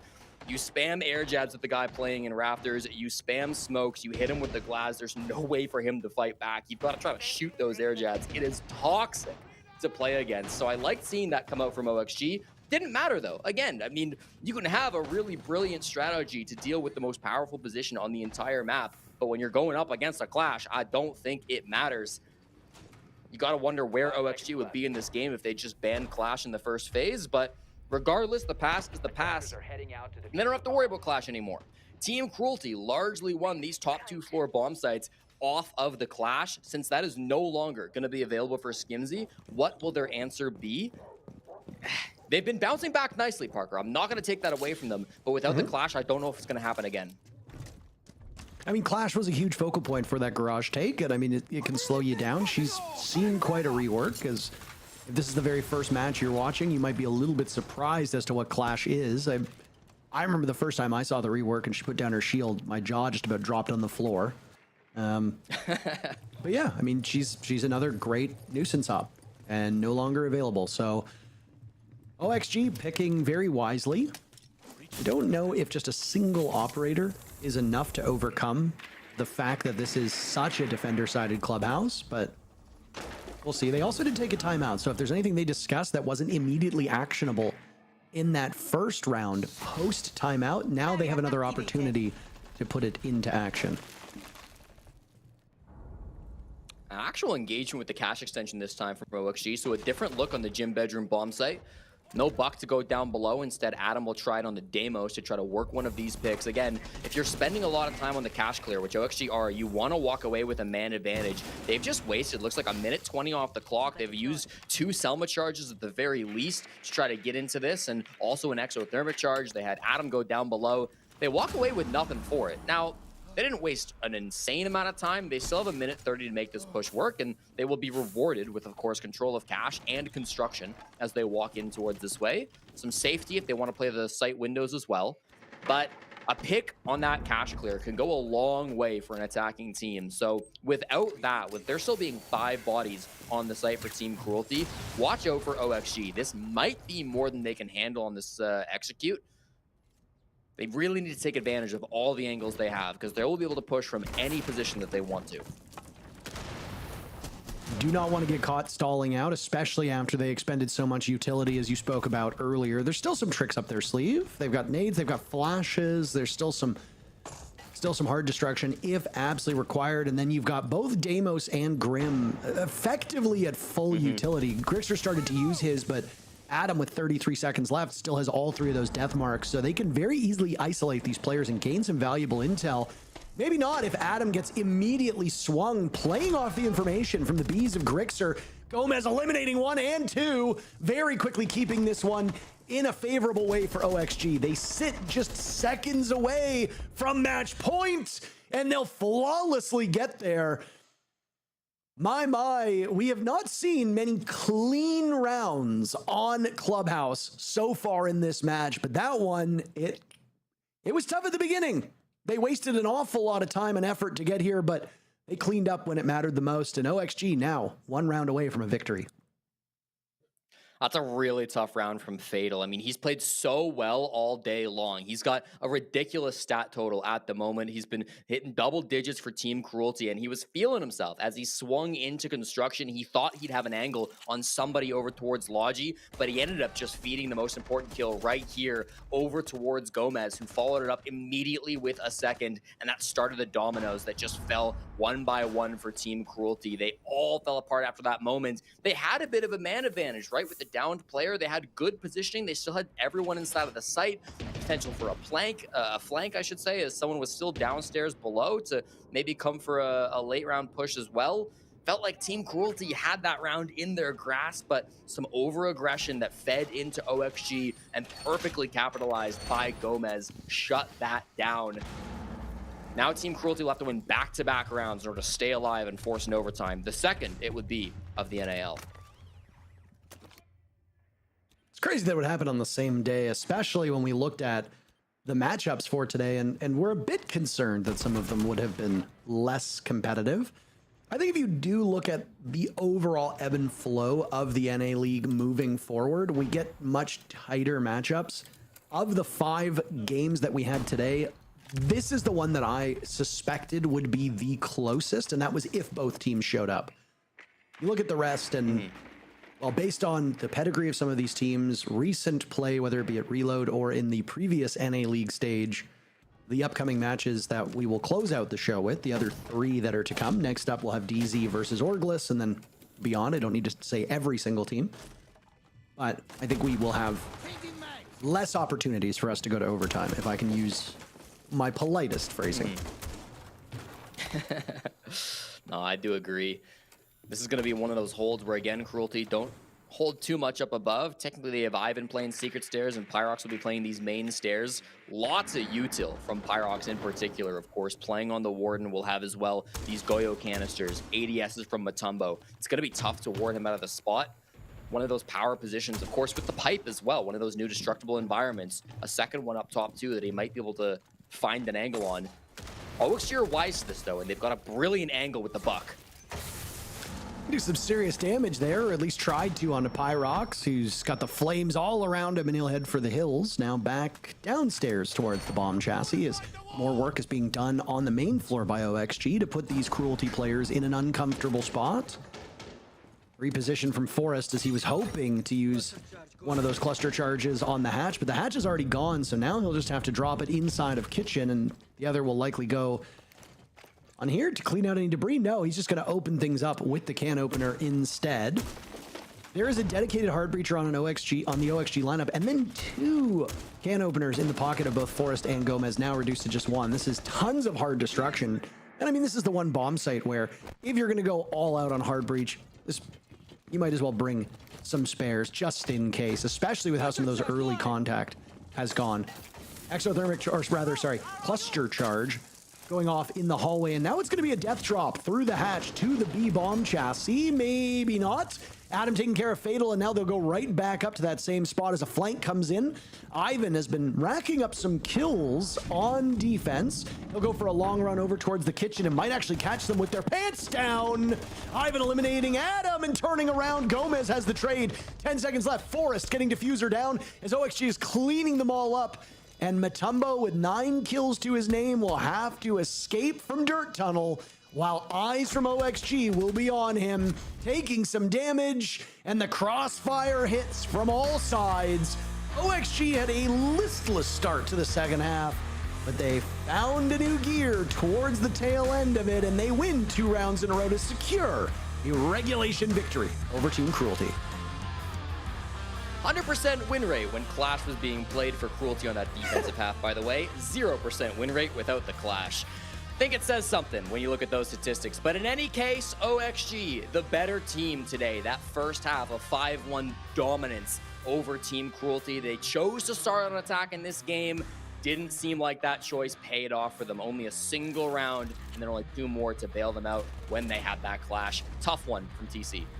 Almost at the halfway point of our second day here of the North America League. Dark Zero and Orgless are up next, but before we get there, let's do the rundown of this match. We'll be back in a couple minutes.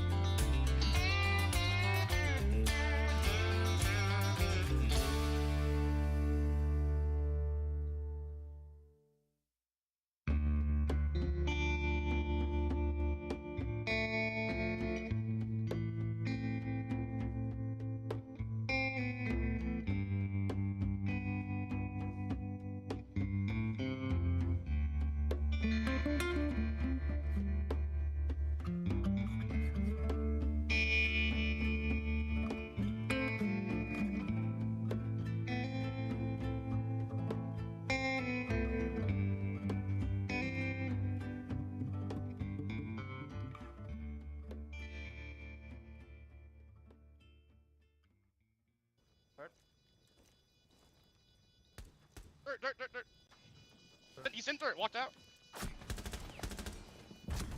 Nice, guys. Yeah, I tried to call it up in the fight, but. Bro, how the fuck does this guy Nice, flank, bro? guys. Let's It's because go. I go moto hatch for execute. I would have killed that main guy, but my gun didn't reload. Welcome back to the NAL. OXG 7-4 against Cruelty. Some signs of life from Cruelty to kind of like not. I mean, signs of life is close to. I mean, you know, to further exacerbate the issues that I've already known. I mean, there was one round in particular that truly stuck me. And we're talking about, you know, Clubhouse here. It's very basic. It was when they were attacking Cash when it was a gym master clear. They had the buck and they just didn't touch Cash at all and just ran up the red stairs. So again, there's still a lot of issues and cutting corners that Cruelty is doing. Cruelty looks like they're in the right places to execute and do things, but it doesn't really look like the players know why they're in those positions. So yeah, I think if they just are able to get some more reps and fully understand why, when, you know, what their ability is supposed to be in those positions, like for example, utilizing that buck, not pushing in until the buck has been able to set up, that would make things a lot more fluid for Cruelty. And I'd say their little comeback was not really on the back of their shoulders, but more or less OXG just fumbling a little bit, but they were able to tighten up and close it out. Yeah, and OXG as well, because of the performance, they get the black light detail. Specifically, it's going to be going to Yaga. I mean, looking at OXG, you know, at the end of the day, like we touched upon the fact that we wanted them to see them more synced. We wanted them to see like on the same page. We wanted them to like see in that flow state together. And I feel like to an extent we've seen glimpses of it, but it's not necessarily there yet. No, it's not, but obviously, I mean, they had an opportunity to show big plays. Yogg and Grixer that we'll see in the video, like each individually were able to hold their own in these positions. And you may think, yes, it is very amazing, big individual play, but a lot of these plays were set up in the strategy to be able to find success. Of course, when you put good players in great situations, they will prevail. And that's exactly what Yogg and Grixer were able to provide in this series. But all the strategy was very good. It was great. They knew exactly what they were supposed to do in their situations. And when push came to shove and they were put in the hot seat and Cruelty was pushing on them, more often than not, they were able to come out on top. So obviously, good shout out to them. Great individual play, but the strategy is definitely hidden for OXG. Yeah, and Grixer is also one of the players like that we just highlighted, but also ready for the interview, as you know, we do here now when people actually manage to get a win. So, Grixer, congratulations on closing this one out. Yesterday, maybe not necessarily like what you guys were looking for. Could you talk us through what the weeks leading up to the NAL have looked like for you and how it's been getting different players from different systems to gel together?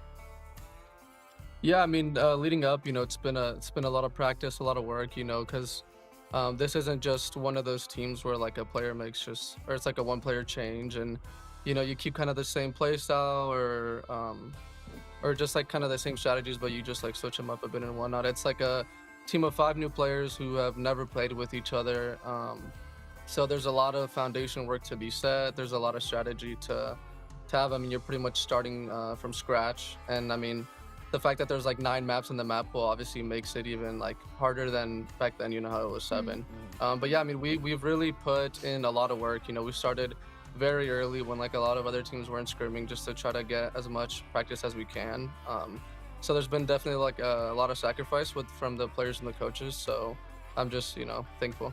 Amazing. Well, let's just talk about you personally a little bit. Obviously, a majority of your NAL career has been on Sonics, and you were never really in a position where you had to join a new system. And this is the first time where you are leaving, you're joining OXG, and not only is it a brand new system, but it's a brand new system to all of you guys. So what has that experience been like for you in the journey of going from that swap? I mean, it's been great. You know, it's been a lot of fun. You know, it's been exciting just to kind of be like around an environment. It definitely feels weird. You know, I was so surrounded by like the same team, the same environment for the last like for about 4 years of my career. You know, but I think that new beginnings are always exciting. You know, I definitely think that it all comes down to like, I guess, what you're willing to like take away from it and what you're willing to like put into it, you know, because it's definitely easy to, I don't know, just kind of get complacent or just to kind of just like lack effort. But I think just being surrounded by like team, like a staff and players, has just been amazing. You know, we've really established like a great environment, very positive. We have a lot of fun, and yeah. Well, Greg, sir, I want to say, obviously, congratulations. You're on my fantasy team, and you're obviously playing like Jordan that I clearly see in the back. I mean, I want to know with you, obviously, a quick follow-up. What's been the biggest hurdle for you, specifically of obviously coming from that Sonic Shopify Rebellion roster now to this OXG, and kind of what you're bringing to the table that this roster just didn't have, and also in addition to? I think the biggest hurdle, I mean, I'd probably just have to say just kind of like the mesh of just trying to get used to new players, you know, trying to get used to their habits, trying to get used to like how the team's fundamentals work, because every team, you know, has a different base of fundamentals. Every team has a different process of how they do things, whether it's like strat making and round or calling, and everybody just their roles kind of, you know, kind of fit into one another. So I think with these guys, it honestly hasn't, the transition, I feel like we made it pretty easy in the sense where everybody kind of got used to one another and whatnot like pretty quick. So that's really good. And as far as like what I bring to the boys, I mean, I think my experience a lot. I think I'm one of the players on the team with like a lot of experience. You can say you think you're one of the best. Yeah, and then as far as like in round, I do think I feel like I have a pretty big impact as far as just like calling just like little plays and little gaps that we have and whatnot. And I think a lot of that does come with experience. You know, you get to see a million kinds of rushes, a million kinds of rounds play out, and you kind of know, I guess, you know, what calls to make and whatnot. But yeah. Well, dope. Again, congratulations. Thank you so much for your time. We're going to let you go and enjoy the celebration. We'll see you again next week, so take care. All right, thank you. Have a good day, guys. Thanks. All right, you know, one of the best players? I was just going to say, you know, it's always fun. I mean, you know, I played Grixer way back in the day. It's always just kind of cool to see, you know, when he first came in and where he's at now, just the shift in mentality as the players get older. Where you're at now as you get older. Exactly, you know, where the perspectives are and what changes. I mean, it's always fun to just watch the development of young players and then just see where they are now. And I mean, Grixer is a great, you know, resource for that. Yeah, I remember when the NAL was just starting out and we would be across from them screaming. Like we always had like a little bit of a rivalry with them. And then to see him and also every single player in the league just develop as a player is it's a sight to see for sure. 10 years. 10 years. 10 years of Siege. Sheesh. Siege X. 10 more of Siege X, hopefully. Yeah, you guys done reminiscing, talking about the future. Yeah, I think we are. Thank you so much, because we still have 3 more games coming your way today, and we're going to be coming up next with DZ against Orgless, 2 completely opposite sides of the coin here. So we'll be back after the break.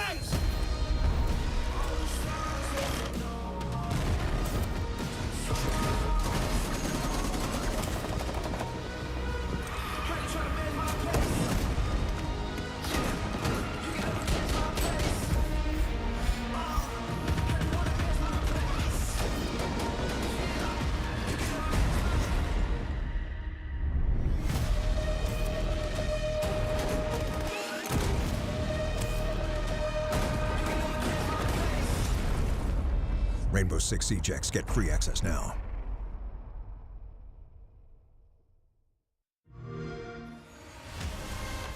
know they say it's not the destination, it's the journey.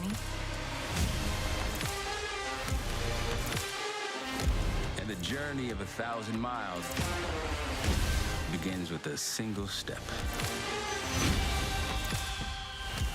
And you know what? They're right.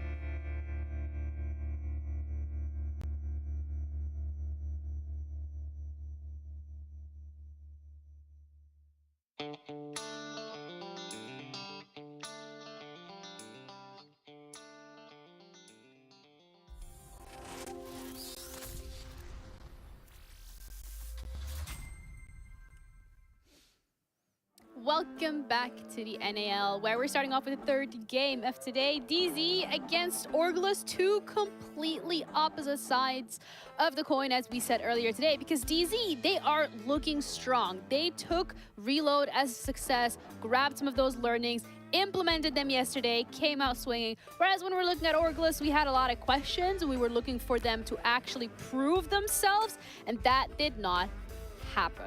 No. Yeah, I mean, I don't think there was a lot of questions that we had in regards to Orgless. I think At it was least just three. I think it was just a matter of are we going to see something? Are we going to see some life? And the reality is, I would rather watch that game with my eyes closed from what I did see. I mean, but low-key, that's what you did anyway. That's the whole point, like we're talking about. That just Orgless, they were hopeless. I mean, yeah, you could say that. I think that's the biggest I'm going to thing. shut this down, and instead we're going to be talking about DC's rosters specifically. That's the first thing that we're going to be looking at, because we already touched upon this yesterday, but I think, again, to touch upon today, they are bringing in some EU. They are. Well, they're bringing in a lot of EU and a lot of beans on toast for that matter. But that they don't like. But like you said in the beginning, you know, Nafe took that entire reload experience for a brand new roster as a W. Then what we saw yesterday is something that I really like, not only them winning the game, but the ban phase for me is what truly spoke many things into existence. Yeah, and that's even something that Nafe specifically touched upon yesterday in the interview. So if you guys need a little bit of a reminder.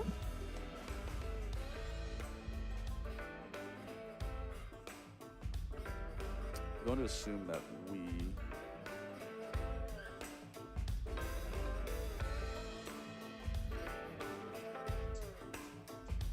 All right, there's no audio, but basically the gist is that there is a very specific player here that is getting banned, that they're trying to take away some of these operators, but then that leaves a whole 4 other men to just do whatever they want. Yeah, I mean, it comes down to Spirits. We've talked about him. He is the player that Dark Zero desperately needed. He is not only a menace in the server, but just in the prep phase. Whenever teams are going into their bans or they're preparing for DZ, they have to worry about Spirits. And if we look at the rounds based off of the bans from yesterday's game, essentially they got rid of the first 2 shields.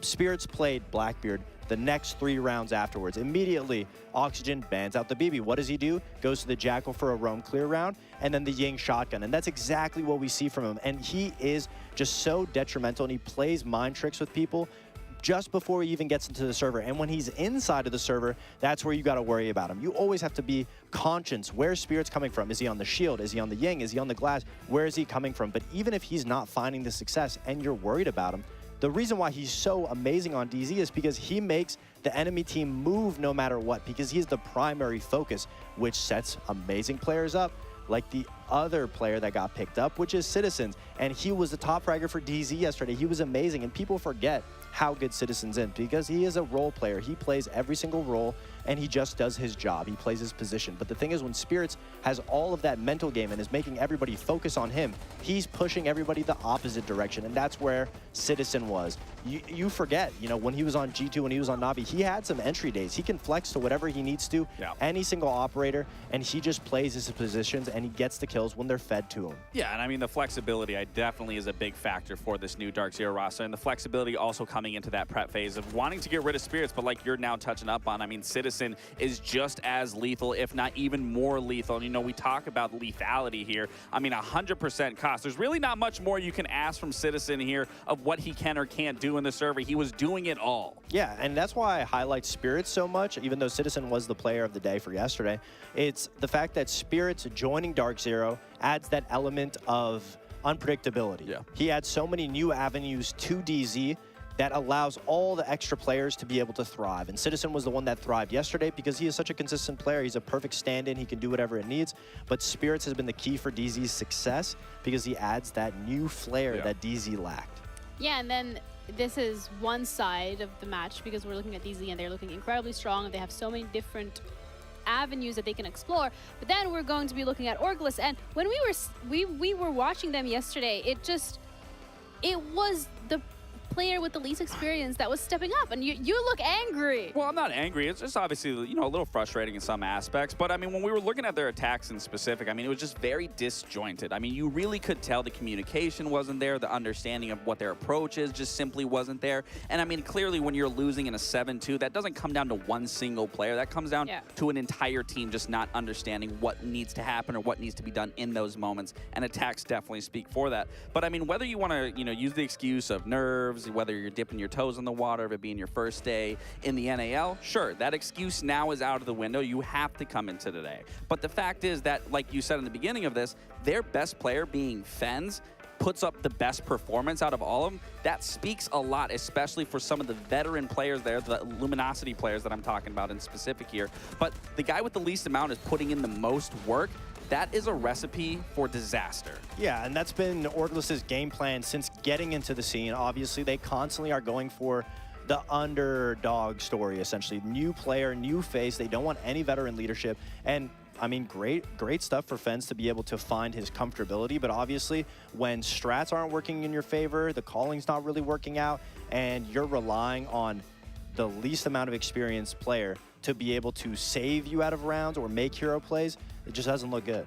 So then for the map veto, are we wanting them to be going back to the basics, back to the literal starting I'd like point? to see like a clubhouse. Yeah, I mean, I would like to see something a little more simple. Definitely get rid of the big maps, because we obviously saw how they played on Bank, and then we obviously just recently saw how well DZ played on Lair. So you definitely want to avoid those maps, which that is what they're doing. You definitely want to try to bring it back to basics. It's just a matter if DZ is going to allow you. Okay, so so close. I mean, this is still going to be a very structured map for the likes of Orgless. It's going to be a lot of trying to get into the building, and not only getting into the building, but playing a linear kind of play style of being able to push yourself across to get into the site. Where given how Dark Zero was playing yesterday, they were playing really well off each other on that defense. So by no means is DZ going to allow you to just walk into the building and give you map control for free. Yeah, it's a very difficult map to attack on. With Orgless starting on defense, if they can amount a good 5-1 lead to the point where they can lose a couple rounds once they get on attack,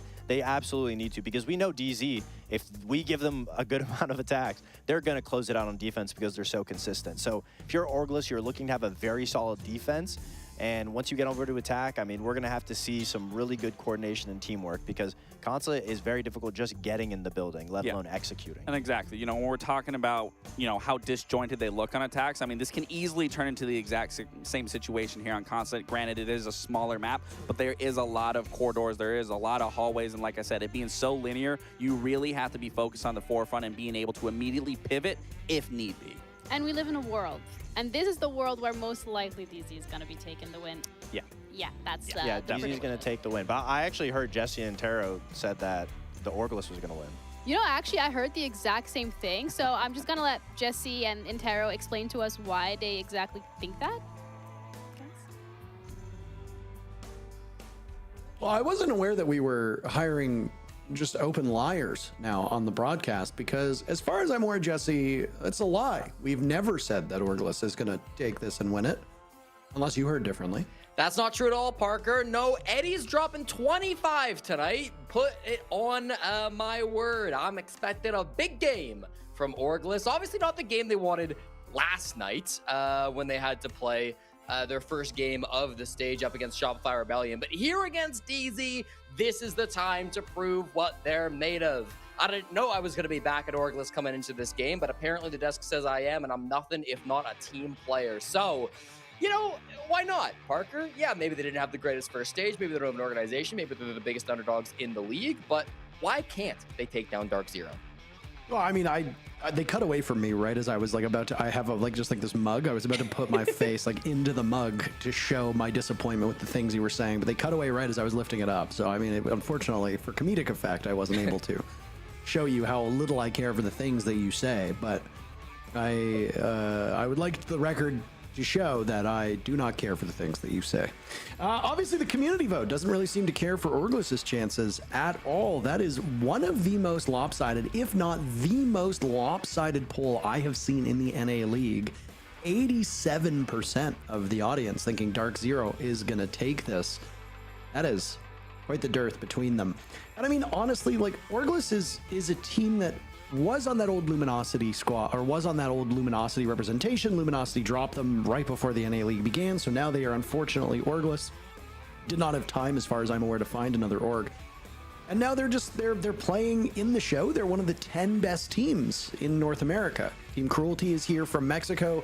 If you don't own a map, Mexico is technically part of North America. It's also in that Latin America situation that's going on, which isn't technically like a continent. It's an amalgamation of countries that span North America, then through Central America, then down through South America. But either way, Orgless have made it here. They're one of the 10 best teams in the region, Jesse.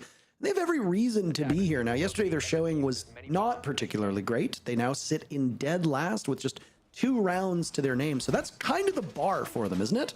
You got to do better than you did yesterday. That means getting at minimum 3 rounds for Orgless.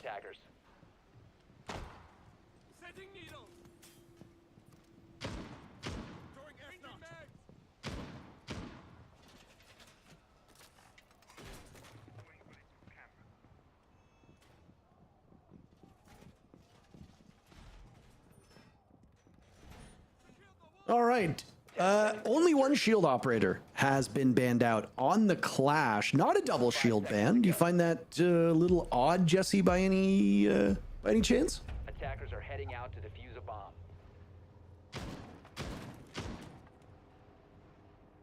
I fear, Chad, that we have lost Jesse, which I will say, I don't know if any of you use Twitter these days.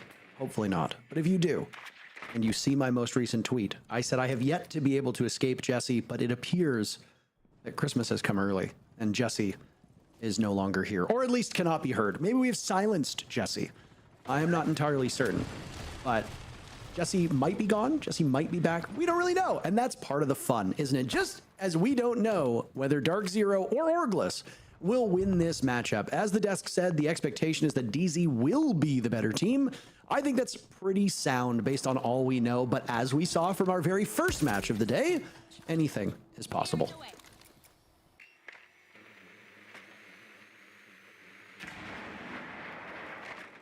Jesse? Jesse, are you there? I am. Jesse? Here, boy. Here, boy, Jesse. I don't think Jesse's here. All right, well, that's okay, because the hard-hitting analysis that Jesse gives will just have to be replaced by me, and I hope that's okay. Kicks throw on the roam as the Valkyrie gets taken out first. And that's Pambazoo taking control upstairs of admin and then using soft destruction immediately. That'll put pressure on anybody who might be playing down over towards Visa, but of course, nobody is there for the time being. DZ with quite a good spread as we hit the halfway point of the round. Nuisance operators are very common on both attack and defense. Orgless is bringing a couple of their own. Fenrir and Legion are tremendously difficult to deal with if you're an attacker, especially if you're started for intel and drones, which really shouldn't be a problem for Dark Zero. They'll strike a second time now with Citizen getting rid of Epic, leaving just 3 here with Orgless. Fens will have to pull out the pistol as it's the shotgun on a pulse, finished off by Nave from long range. Bino the only one on the board for Orgless as DZ will charge into the bomb site and Nafe, finding the security of the bomb chassis, attempt to plant the diffuser. Bino and Eddie will scramble to get back towards the bomb site. The kill was actually Eddie's, but Bino is credited on the score sheet. Diffuser will run away and NJR and Eddie are on a collision course. Eddie gets the peek. Some damage is done to him and now he can feast on Nafe through the hatch from above. Orgless tying this one up very, very quickly. Eddie with a quad kill. Citizen is the last one standing, and as he drops, shall we see it?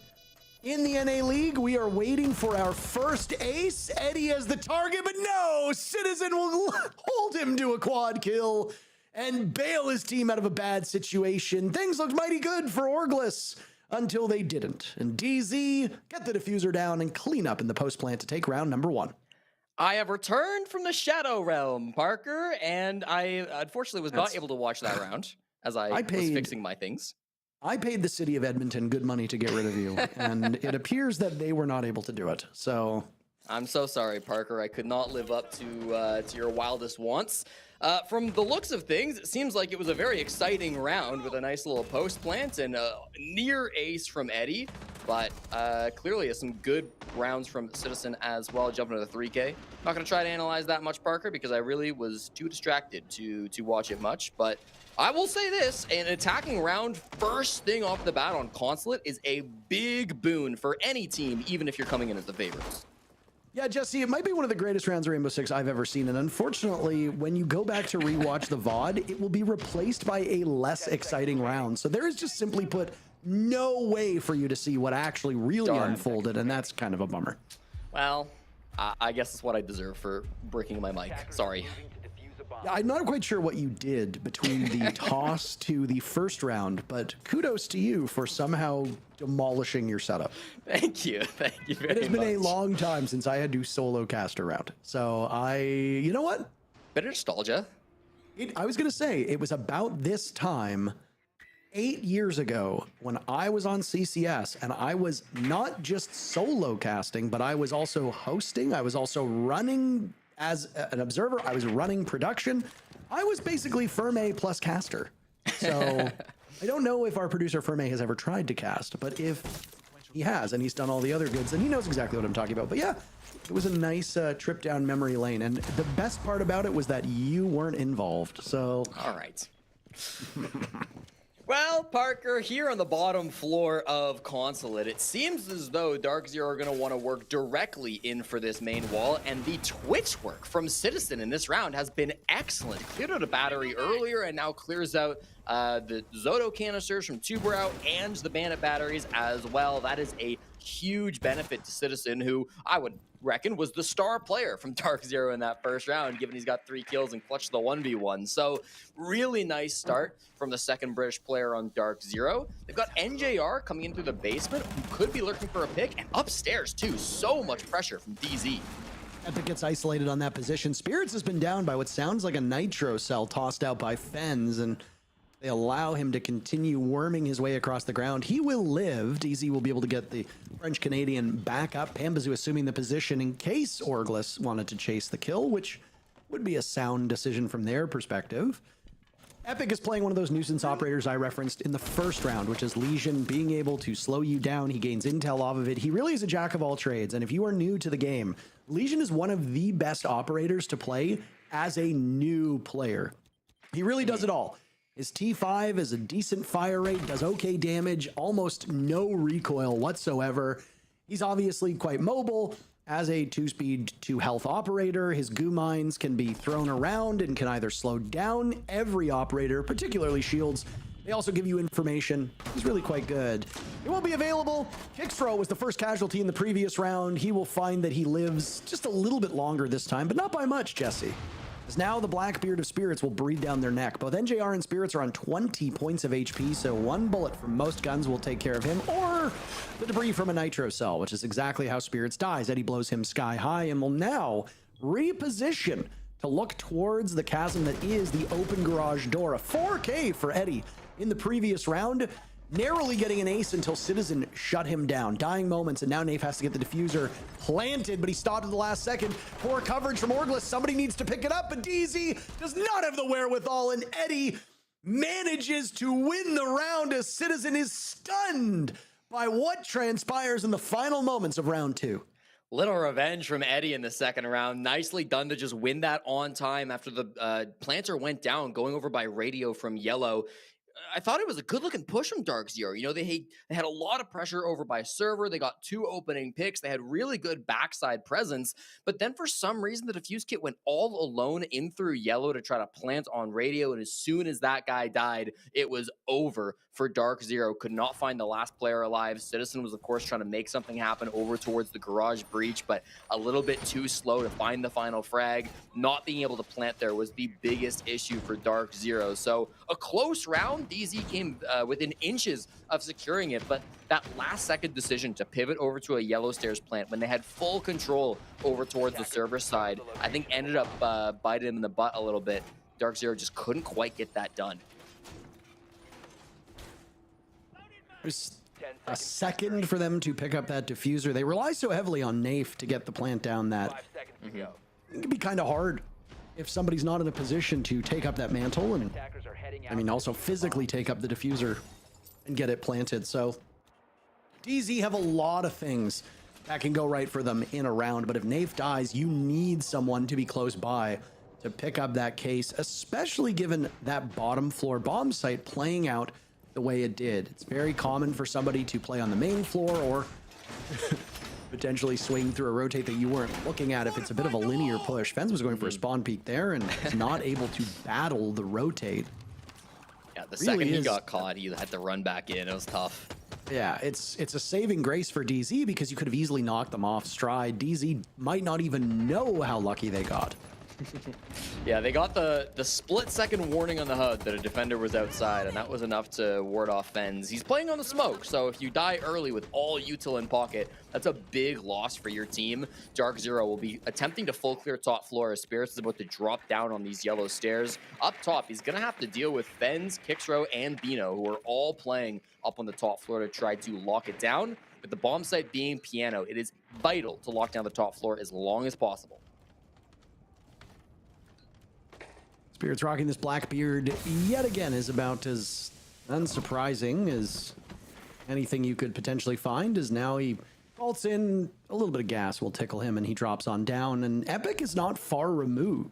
Epic's entrance to that top floor will be slowed. Oh my! Spirits gets away from the Nitro Cell, and immediately Citizen will get him back up closer to full HP with that Adrenal Surge. Knave has been dropped by Fens, who's now just on the move. He was in action earlier trying to get outside. Citizen and NJR also dead, as Spirits, who was the man to focus on to begin with, is one of the last left alive. It's Pambazoo with the super shorty out, and he finds 2 kills. A winnable round for Pambazoo, but where does he go from here? 1 minute left, 3 players still up. Information as well will be handy for Orgless due to the Valkyrie. What's your next step? Well, it's clearing out the top floor, and he's made an awful racket at top yellow. Orgless will know exactly where he's coming from. Pixro's patiently waiting for him. There's also a shotgun Abino not far removed. Case tantalizingly close. Just him kind of prolonging the inevitable here. You think he's got a couple kills in him, or is that all she wrote? Don't answer. It's all she wrote. There you go. Look at that. Isn't it great? Round goes to Orgless. Yeah, that yellow stairs push all falling apart for Dark Zero. You talk about Spirits on that Blackbeard. It was highlighted by the desk before this game even began. And I don't disagree with the analysis from our analysts. Spirits is probably the best Blackbeard in the entire world, but that doesn't always result in wins. In that round, I think he got a little bit distracted chasing that guy that fell straight down to the basement. Epic was able to get away and really lead him on a goose chase. At the same time, their second shield, which was, of course, Nafe up on the top floor on the Monty, seemed to be all alone and ended up being the opening death for Dark Zero. Really awkward interaction between those 2 shields. It's an operator that can be tricky sometimes to pilot, and for Spirits, I mean, he's had his problems on the Blackbeard in the past. Even in Rio, he went just 1 for 7 on the Blackbeard with 1 win, 6 losses whilst playing that operator for DZ. So, you know, it's not always an operator that even the best players in the world can find success with, but I think for DZ, just a little disconnected, and then Pamba, certainly no hope in the 1v3. Delaying the inevitable is all that really happened there.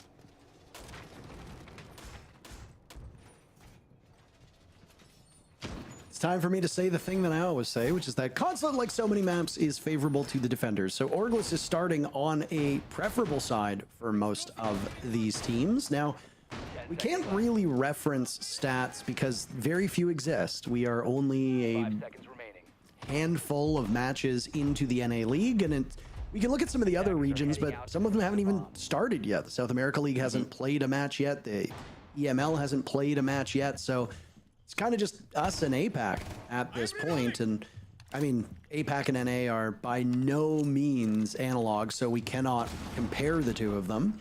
All we can do is wait for a couple more play days. I think by next Thursday, next Friday, we'll finally be able to reference some of these map stats from not just here, but also around the globe and get a better idea of what the meta looks like. That said, I think conventional wisdom is still correct here. Orgless is on the great side that you want to have here on Consulate. They're playing quite well because of it, and DZ will have to do a little bit better if they want to keep this one close. They've already got 1 round, which usually 2 rounds is what you get as an attacker, so DZ's half the way there, and that's something to be proud of. Like the Sens pickup, we saw this a little bit the last couple of events. When you're pushing in through admin, can really isolate angles on the side of Pambazoo, break up the players that might be playing top spiral versus the players that are inside of meeting. You can kind of make this admin side push a lot more doable and make that kind of vending hallway a lot more difficult. So I'm a big fan of the Sens pickup on this map. Since the buff, Sens has been played a lot more than they otherwise were. So nice to see some of that pick rate going up. Dark Zero still yet to really enter into admin. That would be the first step. NJR is here, but they're very concerned about what angles might still be held by the defenders, and that vending hall hasn't even really been touched 90 seconds into the round.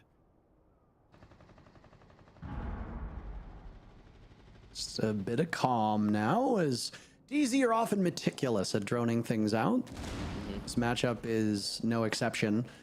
One thing that we touched on yesterday with some of the more lopsided results was that certain teams are not going to try their hardest against opposition they deem to be weaker. You know, and again, we say, well, that makes sense. DZ is not one of those teams. DZ will try their hardest against everybody time in and time out because they, as an organization, are really meticulous about always bringing their best. I think Shopify Rebellion is also a team that has that in common. So whereas we look at other results, we can take a look at what DZ's doing and say, all right, doesn't matter if they're playing up against the worst team that's ever competed in the NA League, they are going to sweat. And Dark Zero are taking Orgless quite seriously, despite the fact that Orgless are the bottom team in the NA League right now. Citizen goes down first, followed by Fens with 30 seconds left on the clock. And Bazoo, a second kill as Epic trades Spirits out. And down goes Nave to a flank from Kixrow. Trouble all over the map at the moment for Dark Zero as they're outnumbered. An advantage of 1 by Orgless as Pambazoo has taken up the mantle with Nafe dead. We touched upon how somebody on DZ needed to do that. Pambazoo with a kill, NJR with 1 as well, and suddenly the advantage that Orgless had is gone! Epic almost lives up to his namesake with an epic retake, but DZ ices him out as Pambazoo and NJR, the 2 longest standing members of this team, work together well enough to get their second round on attack and tie things up on Consulate.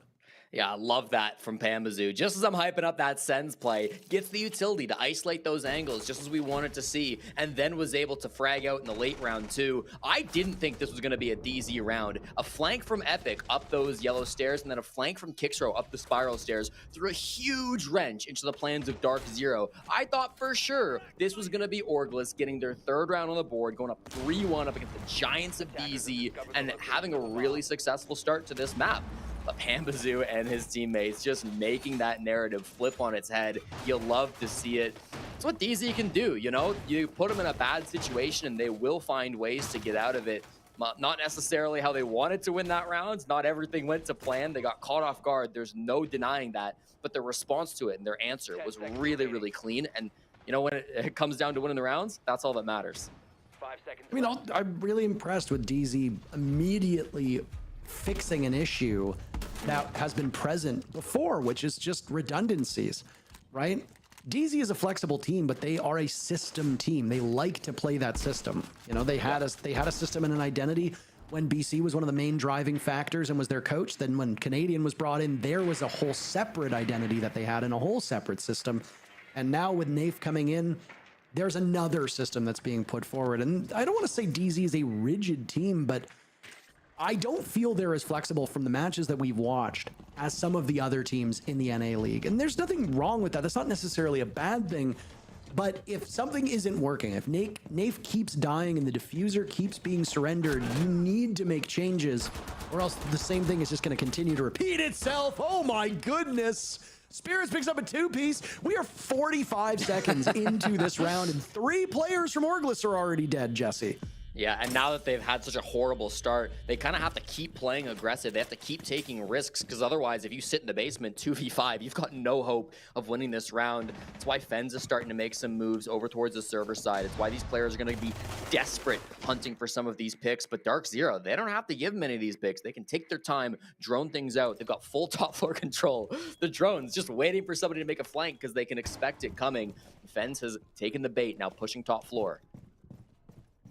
I mean, what do you do at this point? Eddie got 4 of those 7 kills in the first round, still pulling his weight since then, but Orgless will need greater depth as some of the players who are tasked with being offensive threats have struggled in that regard. Both Epic and Kixrow should have more than a combined 3 kills at this point if they're playing their roles correctly. Spirits has been dropped as Pambazoo dies at Fens' hands, but Eddie is also gone from the equation, so it's all up to Fens to clutch out, and the support from DZ is just too strong.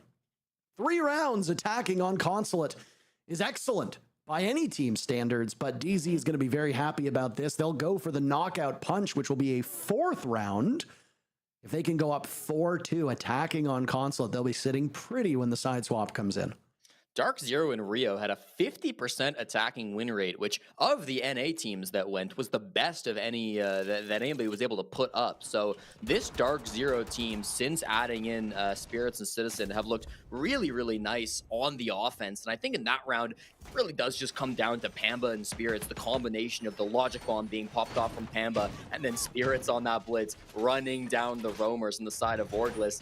Kind of look back to those operator bans. I really expected Orgless's bans in this game to be Blackbeard, Monty, and Blitz in some sort of an order. I don't hate the fact that they banned out that Ying, and Glaz has been an interesting operator for Dark Zero on this map in the past. I remember Bolo used to run a lot of Glaz on this map for DZ, but broadly, I don't know, it's always going to be something that you look back on, right? Is it worth taking off those operators when you're letting Spears play all the shields that he loves to play? It was actually kind of funny because you tried to wax about shields before you were sent to the Shadow Realm back in round number 1. Yeah. And that's why I tried to toss you a lifeline, but at that point you were long gone. The ship had moved on. The ship had sailed, so to speak. I was fully dead. I was fully in the Shadow Realm. Well, welcome back. It's good to have you back. No, it's not. But anyway. Again, a very quick entry from Dark Zero. They're showing a lot more confidence over these last couple rounds, and I think for good reason. If you play into the way Orgless has set this up, then they're going to punish you. That's what we saw in the early rounds. Dark Zero being a little bit quicker. They are not typically a fast team. While they have undergone different rosters and different identities, they have never been a quick-to-the-punch team. They are very, very deliberate. It's not a bad thing, but it does come with its own drawbacks. If you are very predictable, then teams can prepare for you.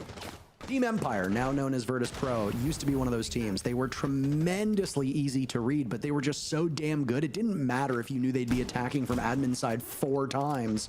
They'd still clean you out. Dark Zero obviously are a good team, but they're certainly not cut from the same cloth as that old Empire squad, who themselves are not cut from that same cloth now in Virtus Pro. So if Dark Zero can do something a bit different and be a little bit faster, it might be enough to trip up Orgless, and that's what we saw over the last 2 rounds.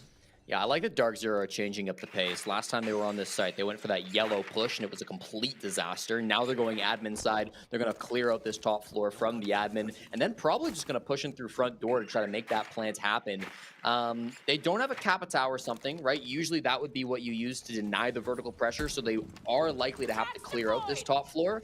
But even still, I mean, if they can just hold their angles, they've got Pamba up here. There's nobody better to do it. They could set themselves up for a really nice plant, just creaking in that front door.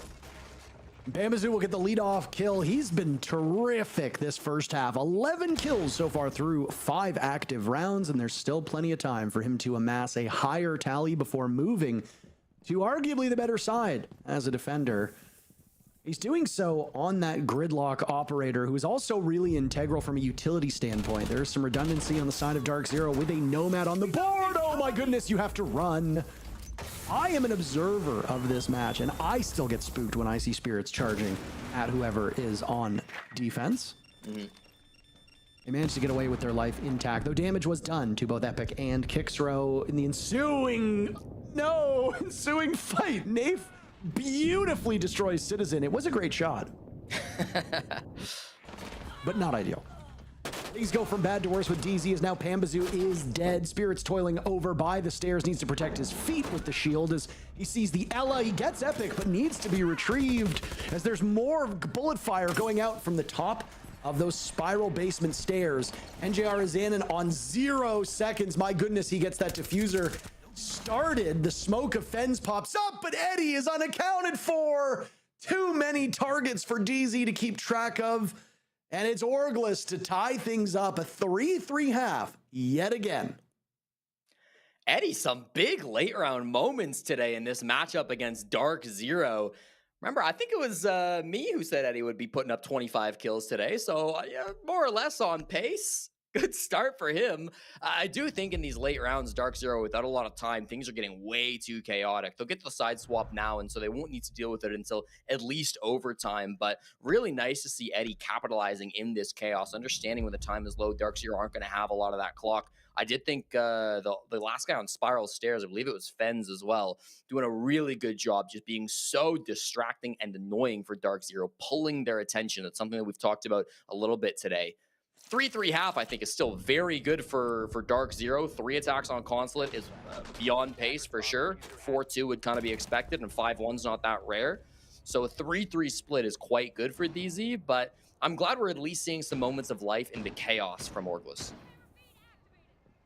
I think too many people saw yesterday's results and obviously saw the things that happened to this Orgless squad outside of the server and immediately just wrote them off and said this is going to be, you know, a bottom 2 team. Most people were also putting Cruelty down there, I think, because they come from obviously a lower tier league, but also just a lack of knowledge on the team from the audience. But I mean, while there is, I would argue, a clear divide between the top of North America and everybody else, I don't think it's hopeless for these squads. Orgless taking 3 rounds as defenders on Consulate is fine. I mean, obviously, it's not where I would want to be if I was coaching the team, and I'd be a little bit disappointed with some of those rounds, but DZ is a juggernaut.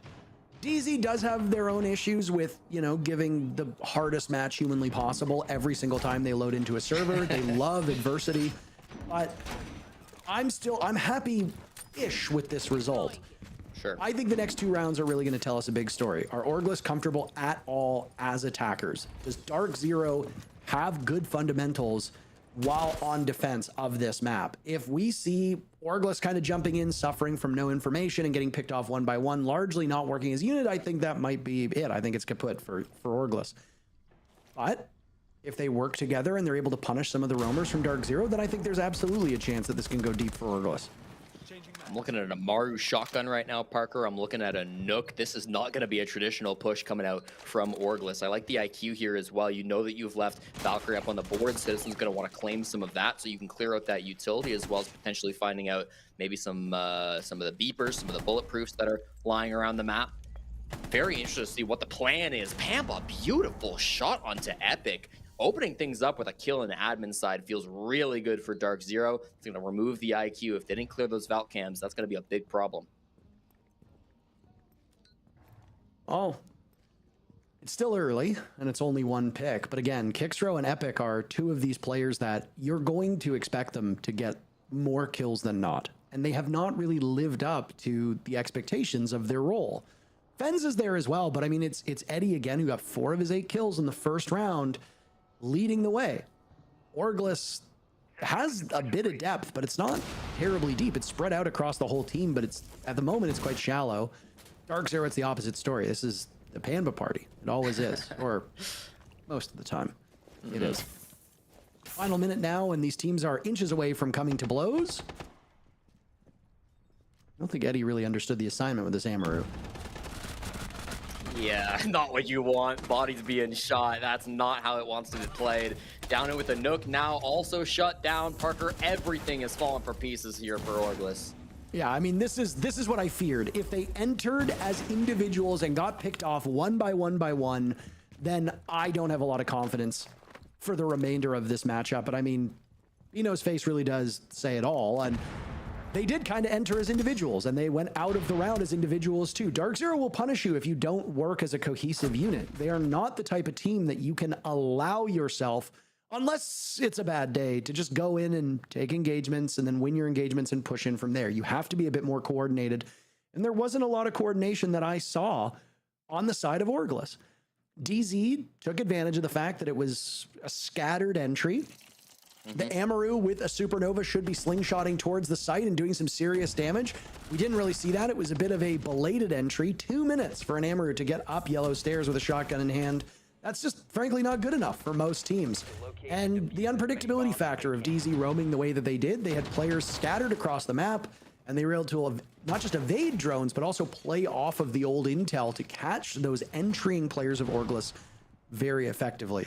Now Spirits will play Caveira and hide, and this will either be an exhilarating round or an absolute stinker for DZ.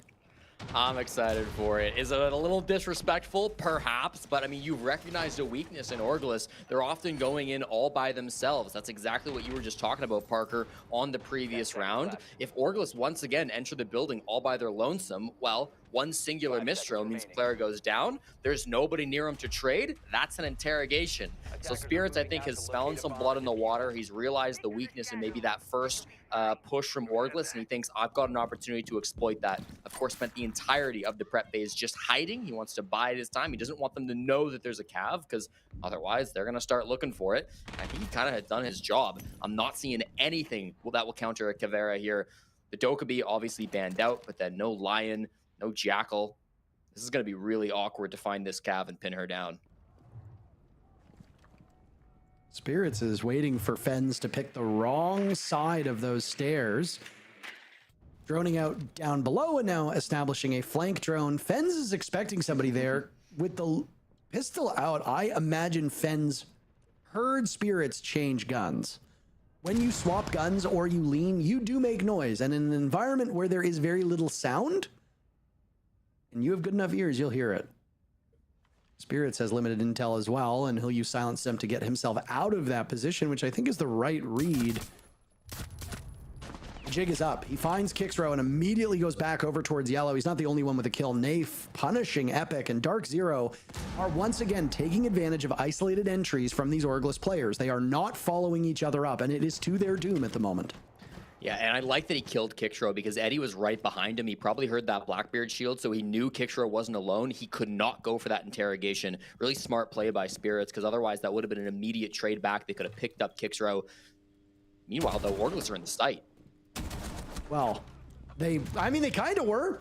They still are. Eddie's now dropped. Bino on very limited HP is at the halfway point. It's all on the shoulders of Fens to keep these 4 players from DZ out of the site. And Fens actually gets siege timinged pretty hard. He had the read on Citizen coming down the stairs. He un-ADS'd at the wrong time, and now Bino will find himself in a bit of a rat corner. Gives his position away, and he lines up, knocking 2 of them down, but he can't outduel the shotgun in the hands of the Brit.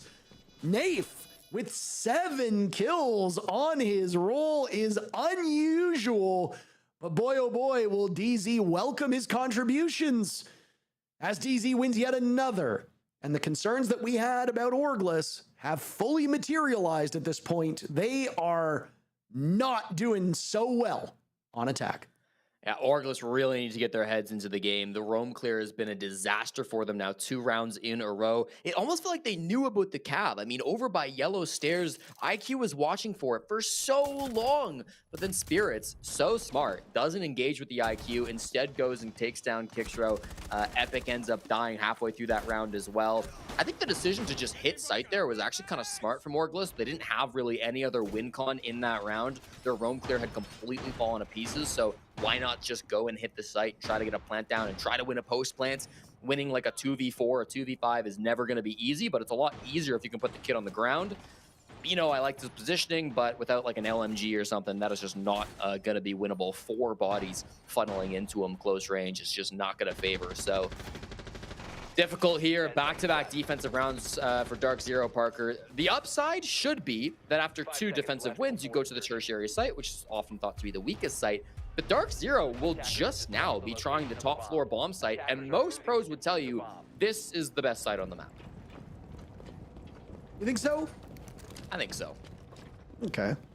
I mean, I don't have a dog in the fight, but I will listen to the pros. They do know this game, a little bit better than me, I would say. Just a little bit, not by much, but just a little bit. Well, like if I know the game at like a 7 out of 10, they're probably like a 7.2 out of 10, you know? Yeah, no, I would agree with that. Yeah, thank you very much. I appreciate that. You are the numbers guy, after all. Exactly, yeah. Now, this position that the Jaeger is holding of Spirits is very common for an observation blocker or something along those lines to go to just deny information and give you a little bit extra time, but there's no mute on the board, there's no observation blocker, so I think DZ is just playing it for the time being to kill utility, force them to recommit to this spot, and then think that there's somebody there, waste time, and then, oh my, punish them for it. This is a default. Dude. This is a default cam that's still up, by the way, and they have a read on Eddie on 3 ping. I don't know if they're going to go for a jump out or not. They got a lot of options. They could jump out the piano window, the closet window, top floor window. All those ADSs have been dealt with now on yellow stairs, and a Goyo canister will be popped by one of the members of DZ just to buy some more time. A run in from Eddie, who almost gets cooked alive. He gets the kill and immediately gets out of dodge. That was an excellent play by Eddie. They're going to need more of that on the side of Orgless, or else this DZ defense will continue to haul ass towards the inevitable conclusion, which is a victory. Epic and Kixrow, 2 and 8. Combined for 4 and 16. Again, on their rolls, really on the wrong side of being negative. These are 2 players who have to be better in their engagements. These are constantly players who are in the forefront of your execute and are just coming up empty-handed time and time again. They cannot stack up in this matchup against DZ's aggression. Will now seek some help outside as Eddie is still on rappel. He has been in that vicinity for quite some time, Jesse. He was on the ground floor, now on rappel, and he misses an opportunity to take out Nave, who will reposition in the corner with a Scorpion. I don't like Eddie's chances there, but Fens will shut him down. Final 40 seconds, and what do you foresee happening here on this Eddie window play? I mean, Freebie, given his Nafe, just makes that rotate, kill him from below. They're all on Repel, though, with the one exception of Fence. He's going to have to walk up Yellow or walk up Spiral. He's not really in a good position. They've got to cause chaos somehow, I guess, with Bino on the shield, and then Fens will need to capitalize. Fens will be the difference maker. Here comes the swing, shut down immediately by Citizen. A shotgun straight to the chest. Fens read by Citizen as well, and if it wasn't for Pambazoo, Citizen likely would have picked up a 3K from that position. All things going according to plan for Dark Zero. They are skating towards victory, 1 round away from winning in regulation. Though I will say, what did we say at the start? What was a win for Orgless at the start? If they get more than 2 rounds. And what do they have right now? They got 3 Consulate defenses. I don't know if you walk away from this thing that's an improvement, but technically it's more rounds. I'll give you that, Parker.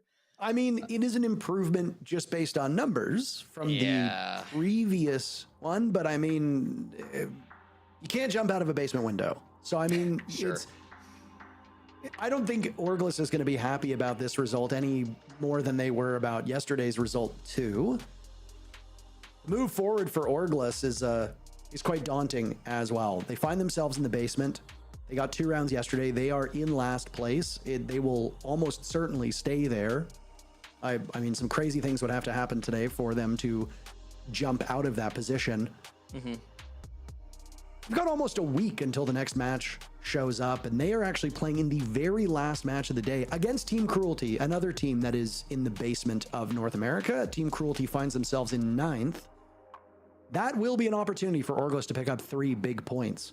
After that, they have OXG to round out the week, and then have, again, another week until we're back in action. So, I mean, you've got OXG, who has shown some struggles. You've got Team Cruelty, who's very obviously showed some struggles. Those are significantly easier games for Orgless than starting off against Shopify Rebellion and Dark Zero. No doubt about that. I mean, Orgless, if they get to play against some of the lower level teams, that would be a big benefit to them. Maybe just start getting some momentum going.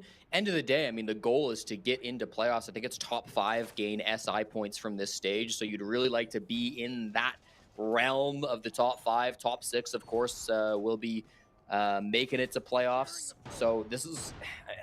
It's not good enough to just be beating the bottom team or 2, right? Every team, even the underdogs like Orgless, will be wanting to make it to that top 6 so they can secure the playoffs, get their SI points, all that good stuff. Right now from Orgless, I'm hoping that TAC timeout can make some kind of a change for them. They're, of course, coached by Froshi, former analyst of Beast Coast when they won that Manchester Major. So if anybody can talk some sense into this team, it probably will be him. If I recall correctly, yesterday after his TAC timeout, Orgless actually did go on a bit of a run. I think they got their 2 rounds right after their TAC timeout. So maybe some good news, but again, back-to-back-to-back rounds attacking on Consulate will be necessary just to force overtime. And I believe Orgless will start OT on attack as well. So this is not going to get easier. Reload. It's never a fun thing when you're a commentator because we are effectively ambassadors of this esport. To see a team with some obvious struggles, I mean, Orgless, whether they are succeeding or not, seeing what happened with Luminosity does not obviously sit well with us. I mean, it's a bummer for a team to go into a season with the idea that they're going to have representation and, most importantly, get paid. And now they are effectively doing it for love of the game. Don't get me wrong, there's still money to be had for placing well in the NA League, but it's not like you're getting a salary or anything, and you don't have that same institutional support that you would if you had an org. So you have to feel for the players here. I don't really know the players on Orgless as people, but from what I know, they seem like nice guys. And I mean, it sucks when this stuff happens. I hope that as the season goes on, they can find their footing, because right now there's obviously a lot of uncertainty on their side of things. And Epic goes down. He's the very first casualty of what will likely be an instrumental round for Dark Zero, especially if the last 3 rounds are any indication. You don't like to write off a game before it's done, but I mean, we have not really seen much good from Orgless in this second half. Seen some good from Dark Zero, though. Can I just glaze this setup, by the way? Pamba, little castle roam, pairing up with Citizen. This is a cool little strat. He ended up retreating and putting up the castle right behind him as soon as he left sort of the admin side of the map. which I think is kind of cool. Usually you'd see that style of a roam within a zombie, but a zombie gets banned out. You could do just the same on castle. Nice little trick. Those are Candelas going out. A Nitro Cell will follow, but from the other side of the equation, Bino and Fens last alive, and is it a flawless end of this match? DZ looking for the knockout punch. Fens last alive, hunting around the corner. He gives his position away by Long Desk, and Dark Zero have everybody still upright. They might want to chase this kill, and they'll do just that with Nath securing it. A great performance from the support and leader of Dark Zero as they lose no souls in the final round. On Consulate, they pummel Orgless 7-3, and DZ picks up 3 big points in regulation. Gotta be feeling good if you're a Dark Zero fan right now. This is a dream start to the week. You're gonna get all 6 points in your early matches against Oxygen and Orgless. Obviously 2 teams that Dark Zero would be expected to take out, but they're looking pretty good at the start of this season. With 2 new players coming in and without having the greatest events of all time down in Rio, I think there were some question marks about how this team would start off, but so far so good from DZ. They should be feeling good. They absolutely should. A victory over OXG and now over Orgless. They are atop the standings, or well, as close to the top as you're going to get. 2 more matches remain for us. SSG and Wildcard up next after the break. But first, after the break, a word from Dark Zero. See you soon.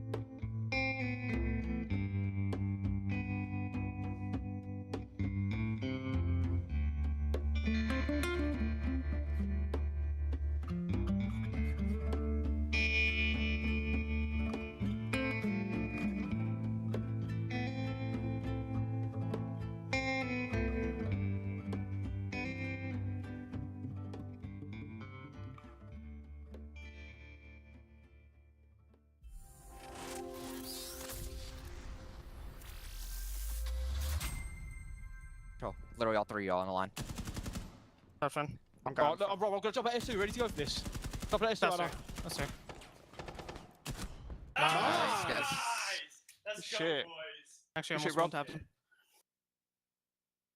Let's fucking go, boys. Great map. Great map. Take us to Consulate, that's what they get. Yeah. Great map indeed, with a 7-3 scoreline from the side of DZ, bringing forward how good they are, but also the issues that Orgless still has. Yeah. Yeah, I mean, you know, obviously I was critical on them yesterday. I'm still a little critical today. I will say the defenses looked a lot better from Orgless. I mean, they looked like they had a good idea of how they wanted to play against Dark Zero. We were seeing those flanks from Kickstro, so there was a little bit of life, but it still goes into with what I was talking about. They look extremely disjointed on those attacks, and rightfully so. When you're a brand new team, you're trying to figure out the structure and how you want to play, attacks is always going to be the most hardest and most difficult thing to approach, because especially for Bino being the new IGL, you have to pick apart the site and dynamics of how that's going to be and try to facilitate 4 different players and shifting them around, which what we saw, they were getting picked apart. Yeah, we have the blacklight detail ready as well. It's going to be a highlight for Panbazoo this time around. I think at this point, what, 3 out of the 5 DZ players have already had their own little highlight? Yeah, I mean, that just goes to explain the DZ system. Every one of them can be good. They're just playing in their roles, and essentially when one player is put in a position or pushes people around, whoever's in that position is able to thrive. And I mean, Pamba was definitely all over the place today. He was on that primary entry role, so a lot of the times he was getting put in those situations. And the round that stood out to me was obviously his 2v3 with NJR in the projector room, where he takes, NJR goes to plan, he takes a position to push, to isolate a 1v1, instantly knows how to read a situation and know where he's putting himself at all times. And he's a very safe entry player too. So, I mean, everyone from DZ has been firing on all cylinders. Yeah. And we have the interview ready as well with Spirits from the side of DZ. Congratulations on a successful weekend here at the NAL. And I would really like you to maybe walk us through your experience over the last couple of weeks, like having to go onto Siege X, being a player as well that is so versatile, and what is it that you feel like you are bringing to the team? Well, now with CJX and the new event system, I feel like it improved me and improved our system and our playstyle. Like on Unwanted, I was playing shields and like shields only, but now I get to explore more options, more innovating ways to push, play the game. So I'm having a lot of fun. This is the most fun I've had playing this game, and I think, yeah, this is definitely the best DZ is going to be looking. Absolutely. I mean, congratulations for this week. And in general, something that I was highlighting for you specifically that maybe you can explain a little bit more is, yes, teams are worried about you in the ban phase. When you get in the server, teams are worried about you specifically, whatever operator you're on. But more specifically for yesterday, even when you aren't the one that's getting those kills, it seems that you strike fear in the enemy team and make everybody move. Do you feel that fear when you play, when they see that Ying shotgun? Do you feel the other teams kind of running away from you in that sense? Oh yeah, definitely. And speaking with all the other pros, they, I don't want to say what they say to me, but they don't say good things about me. They do hate playing against me. So it's a good problem to have. And entering the server, I'm the most feared player in the lobby. Okay, well, it's good to know that you're also aware of the place that you're in. When it comes to how you guys have played this week, what would you say is your main takeaway moving into week number 2 of the NAL? Main takeaway. I mean, we've learned a bit. Definitely, main takeaway. That's a good question. I don't know. We played good. Okay. Played all right. No overtime, because yeah, we lost all of our last games so far with this roster is overtime. So I guess main takeaway is no overtime, right? Well, thank you so much for your time for the interview. Congratulations once again on your weekend, and we'll see you next week. See ya. Bye. Well, it's good to see players evolving, and I think he said it best. You know, everyone knew him for only being able to play shields. He was known for only being able to play shields, but now he can actually play something different, and we're seeing the versatility come out of Spirits that we haven't been able to see. So, I mean, obviously, he's loving the new ban system because it allows him to explore new depths of even his own criteria. Yeah, we are going to be looking at just a little bit of a reminder in terms of the games that we have left today with the schedule. So far, we already had 3, which means we are past the halfway point. We have SSG, Wildcard, and C9 M80. And Foxy, I know you said that C9 M80 was something that you were really looking forward to. But first, we got to talk about a little bit about SSG Wildcard, like a little one-liner on what you think this game's going to bring to the table. I mean, hopefully we can see Wildcard play like they did in Reload. That was the biggest factor. I think SSG is on the upward trend. Wildcard needs to bounce back, so it'll be a good toss-up between the two. I think this will be a good testament for both teams, one for Wildcard's end to show a better performance as of yesterday, and then for SSG to actually have to take their opponent a little more serious than what we saw them versus Cruelty. Well, you have it, guys. You heard it here first. The next game is a must-watch, but we are going to have a little bit of a break, so maybe you can go grab a water, grab a snack, whatever that might be, and be back for our 4th game of today, which is going to be SSG Wildcard.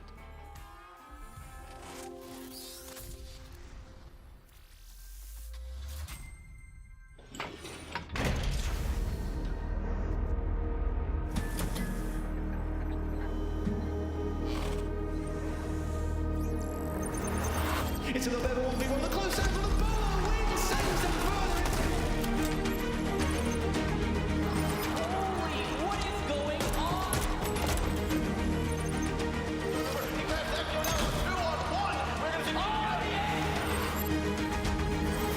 Esse é efetivo? E vem tentando plantar, mas saiu de guerra. Prioritization,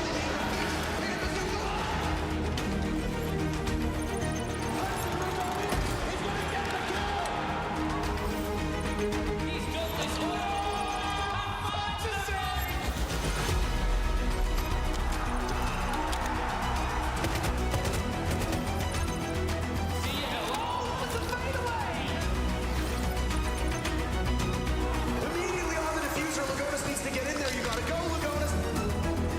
Why are you not looking? Hello?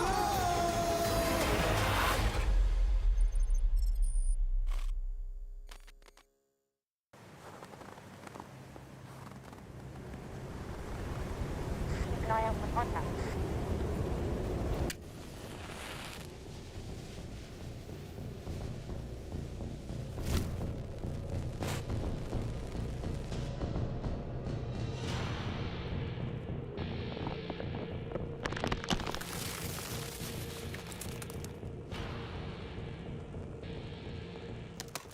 Available now.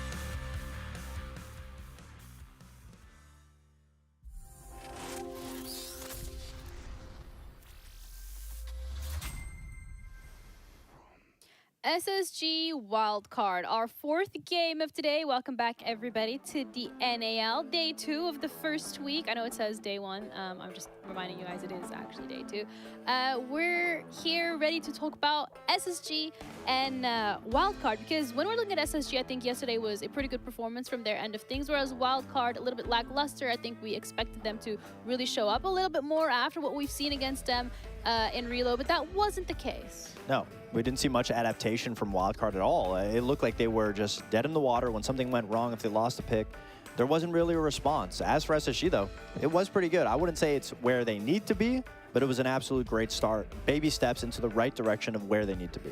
Yeah, I mean, I want to more focus on wild cards, particularly just for the fact, I mean, I think they were, dealt the wrong set of cards to begin with. So obviously today's a brand new day. But I think the biggest thing that you just touched up on was the fact that we didn't see those adaptations that we were so used to seeing throughout Reload, because that's really what made them such a prominent and dominant team through and through all of Reload. Yeah, and SSG, though, I mean, even though Reload didn't necessarily go their way with the 1 win and then losing with the games after that, they still came out yesterday swinging, and they had a good performance. Yeah, absolutely, and it is what we wanted to see. I mean, it was a consistent entry battle. Obviously, they were playing against Cruelty. Cruelty was able to sneak some rounds away from them. The response time wasn't where it needs to be, but where it was the entries. I mean, everything from Ashen and Newers on the entry. I mean, the whole team was playing amazing, and you can see it. I mean, 7 entries to 3. Besides those 3 rounds that Cruelty was able to do rush strats and take it away from SSG, they always had a response when it came down to the clutch situations. SSG played really well off of each other, and that's what we needed to see, because at Reload, a lot of the star players, the whole supporting cast around Newers, were struggling. They were having some issues. They weren't back into prime focus, but that change that Callout talked about doing for the roles to make themselves more comfortable and fit Newers into the system is exactly what we saw, specifically with Ashen yesterday. I mean, him on the entry, he was phenomenal, going 5-0 on the entry. Yeah. He was completely shutting down everybody from Cruelty every single moment. He was in these positions where they would be considered death spots, but Cruelty wasn't doing enough when it came to 1v1ing. They were just giving their bodies away one after the other, and Ashen was always catching them out. Yeah, which, I mean, I think, the biggest thing from Reload versus now is the fact that Ashen's actually to play his style of Siege, what we're so used to seeing, what we've talked about from time and time again, being aggressive, getting in your face, typing in the server. I mean, that never seems to end no matter what, whether it's performance. But the fact of the matter is, like you were saying, is they tried a shift of putting everyone to be around Newers to try to make that work, which ultimately put Ashen on a shield role that he's not super comfortable on. Obviously, very terrible performance at Reload, but now they're trying to find unison and all of one another, being able to take initiative where it needs to, because I think that was the biggest question of losing for us that we even talked about, Fultz, was who's going to step up. And now he said everyone, just depending on the role, depending on the position that they are in, everyone can make those plays and make those big moments happen. And clearly Ashen is right back to where you were. Yeah, we saw that specifically yesterday, but again, it still needs something. It still has to be something that we see them replicate time and time again. And you're going up against Wildcard, and if anything, like if yesterday was a testament to how Wildcard's going to be performing, I don't think SSG is going to have too much of a difficulty. But we also have to remember that when we saw this roster at Reload, they were really good at adapting. No, they were extremely good at adapting. I think they were one of the best teams that were adapting and just being able to quickly find the correct answer and the correct route inside those attacks, and we just did not see that at the beginning of this day or even throughout all of it, because what we were seeing was the exact opposite. They looked a little confused. They were just throwing bodies into scenarios where Cloud9 was picking up. I mean, that right there, Giddy was just getting a free 3K after one right after the other. We have to see that sort of wildcard, and this is what I was worried about. Was Reload going to be the best that we see from Wildcard, and then immediately that's the only hurdle that they had to get over, and now they're going to be stuck in dead water here, that they're just going to be a sinking ship. I want to see consistency from these guys, and which is why I'm giving them the benefit of the doubt going into today, that yesterday was just a hiccup, just a little bump in the road, that they can get over this, but trust me, it has to be a far better performance from them from what we saw yesterday going into today. Yeah, and yesterday as well as 2 players that we highlighted were Baby Shark and Dash, and we were just like, okay, we want these players to be the ones stepping up to the plate, but it didn't feel like that was the case at all. Yeah, and that's the worrisome part, is because how well Dash played, in particularly to Reload, was a huge reason also as to why Wildcard was having so much success during Reload. But when you look at everyone's stats, I mean, it speaks for itself. Yeah, I mean, Kansan absolutely did his best to be able to keep the man count in their advantage, and obviously, it goes without saying, I think Kansan is probably the most slept-on player in the league. I think he's easily within the top of the ranks, and when it comes to the rest of the team, we had high hopes just because not of individual play, but specifically because of the adaptation. So me personally, I figured when they come to the NAL, if things go wrong, they'll always have that adaptation to work on. But it looked like they were extremely frozen, and it was all on the shoulders of Kansan to try to find these picks, try to get these fights. And some of these fights that he was getting was godsend. He was doing his absolute best, getting picks for his team. The rest of the team, unfortunately, over-positioned, not in the right spots. They weren't able to trade or connect anything. So even though Kansan did his best, hopefully he can keep up that consistency, and he's been consistent since joining Wildcard. But the rest of the team, we need to see them resurge, play like they played in Reload, not just individual performance. Yes, we'd like to see Dash do better, but it needs to come down to the teamwork. But absolutely, but it comes down to the teamwork of them being able to problem solve. Right. And we also need to see maybe something else when it comes to that map, Fido, because yesterday it just didn't work out for Wildcard at all. So when we were looking at today, what do we want to see? Where do we want Wildcard to go to give themselves a fighting chance? Like I said, they want the 3 Cs. They want one of the 3 Cs. So the fact that I'm already seeing Clubhouse out of there, I'm hopefully that we're maybe going to see a Consulate or a Chalet again. No, they want to get rid of it, so it's going to be Consulate. This is a very comfortable map for Wildcard. This was what actually impressed me the most during Reload, is because of how well and quick they were to adapt on this map. Because Consulate is a very hard map to move around once you're in position, but that is actually where they were thriving, was because it's such a chaotic map. Once you get into that late round, they were quick to adjust. They were quick to rotate players around, and that's the wild card that we need to see. So thankfully, they're coming into a familiar territory that they're going to be comfortable in, but if they can't figure out their adaptations, especially on those attacks, they're going to struggle, and they are going to struggle hard. And I hope they don't, because when it comes to the operator lineups that Wildcard was bringing out Reload, abusing the sense to get them out of admin, using the Grim, every single piece of utility was used together. But when it comes to figuring out those problems, that's where I feel like they'll get into a roadblock. Because if Ashen and Newers and the rest of SSG play the way they played yesterday, they weren't letting Cruelty really get into the building besides fast rushes. When it came to adapting, the rest of SSG were always there to meet the enemy team head on. So I could see, especially on a map like Consulate, just getting into the building, getting into admin, getting into CEO, SSG is going to meet them head on, and that'll be a challenge that Wildcard has to be able to figure out quickly, because that is SSG's full play style on this map. So are we expecting Wildcard to be able to take this? I'm not. Yeah, I mean, I would have gone with Wildcard had I not seen Kansan's tweet yesterday. Typically when a team loses, they say, you know what, they just got the best of us. It was a poor performance of us. But Kansan was pissed off. He said that was a shit show. So that alone, clear, there's more issues going on in there. Or it's like motivation that they're going to do really well today because they're upset about yesterday, and maybe I'm just trying to be a little bit. I think there's a little bit of copium there, but yeah. I think there's a lot more issues that were going on in that game outside of just play. Yeah, to me, it strikes me as they were shocked that they did so bad because they thought they did the right preparation, which means they were caught off guard. And when it comes to preparation, I couldn't name you a better team at it than SSG when it comes to counter-stratting and being aggressive at it. Yeah, well, whether or not Wildcard has the right preparation for this matchup, we're going to be ready to find out as we're heading into our 4th game of today with our lovely casters, Jesse and Intero, who can also give us a prediction and let us know whether or not Wildcard has a chance. I think every team always has a chance when we go into these matchups. It's just, what are the odds of one team prevailing over another? We're about to get the community vote here, so we'll know exactly what the people seem to think. And Space Station's favorite number, 69%, versus Wildcard at 31%. I mean, I don't think that's that wildly off base. Space Station is a hard team to quantify, and an even harder team to know which Space Station is going to show up. Wildcard obviously are more of a wildcard just because we have less game day reps.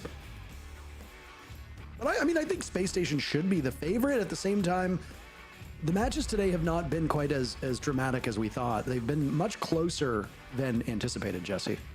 Yeah, and I mean, Parker, like, what are we talking about right now? You go back just a couple of months ago at Reload, Wildcard, the single best North American representative at that event, SSG, a dumpster fire of a team, couldn't get anything going at all. So, yeah, I you know, obviously it's been a couple weeks. Wildcard looked pretty bad yesterday. SSG looked a lot better. Seems like their system is performing for them better than it was when they were kind of building around Newers, but even still, I mean, it wasn't that long ago that you would have looked like a crazy person saying that SSG would be able to beat Wildcard. So absolutely, Wildcard have a chance in here. I do agree broadly SSG are going to be the favorites based on what we saw yesterday, but don't count out Wildcard, okay? They've shown in the past that they're very good, and especially they've shown how good they are on Consulate. The Death touched on it. They're really good at adapting on this matchup. It's why they had a 3-0 record on Consulate throughout Reload. It was their single best map at that event. And they've entered with a straight-up curveball to start this game, a mute and smoke ban to take away the SMG-11 from Space Station Gaming. That is a fun twist, not something we've seen before here on Consulate.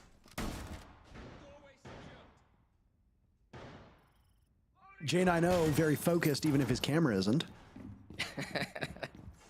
An early spawn peek that could have been had with a Vector, which is an interesting gun to try it on, because, I mean, you missed that first bullet and you're probably not making any of the next ones. We were a little bit curious as to which SSG would appear. Yesterday in their matchup against Cruelty, they were spawn peeking like crazy, and Ashen is somehow going to hit Bay with a nitro cell and then hit him with the drive-by question mark in the chat. I would love to have seen what happened there. Regardless, I mean, that's a big player off the board. Bay was really important yesterday in the rounds where they were winning. Laxing said it, we need Bay to show up for Wildcard to have a good game, not showing up so far here. That nitro cell coming out from Ashen, a big advantage to Bay, who I think was still just sitting on the roof. Now they will drop into the building. Yellow Stairs in control of Dash, but more players going down. Ashen is outside the building, Parker, and he's got 2 kills this game. Baby Shark is doing his best on the other side of the coin. I'm assuming they're in a basement, by the way. Wildcard is in some kind of team house. I know there was some chatter about Dash looking like he's been taken prisoner because you can see the insulation above him, but we also see it for Baby Shark. Kansan on the board. And now SSG's just got Fultz and J9O left. We've been watching teams try to troubleshoot these different maps as time has gone on, and I mean, Consulate is certainly not new. It's exactly what we expect from this map post rework. So both these teams will be somewhat familiarized with it. SSG as a unit will be more familiarized just because they've been together longer. Dash getting diffuser down, Baby Shark and Kansan will cover.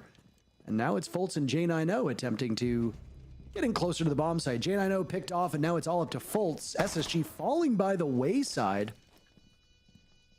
Fultz has to pick his poison, and Baby Shark struggles a little bit with that recoil, but still gets the kill, and Wildcard sprints out to a 1-0 lead.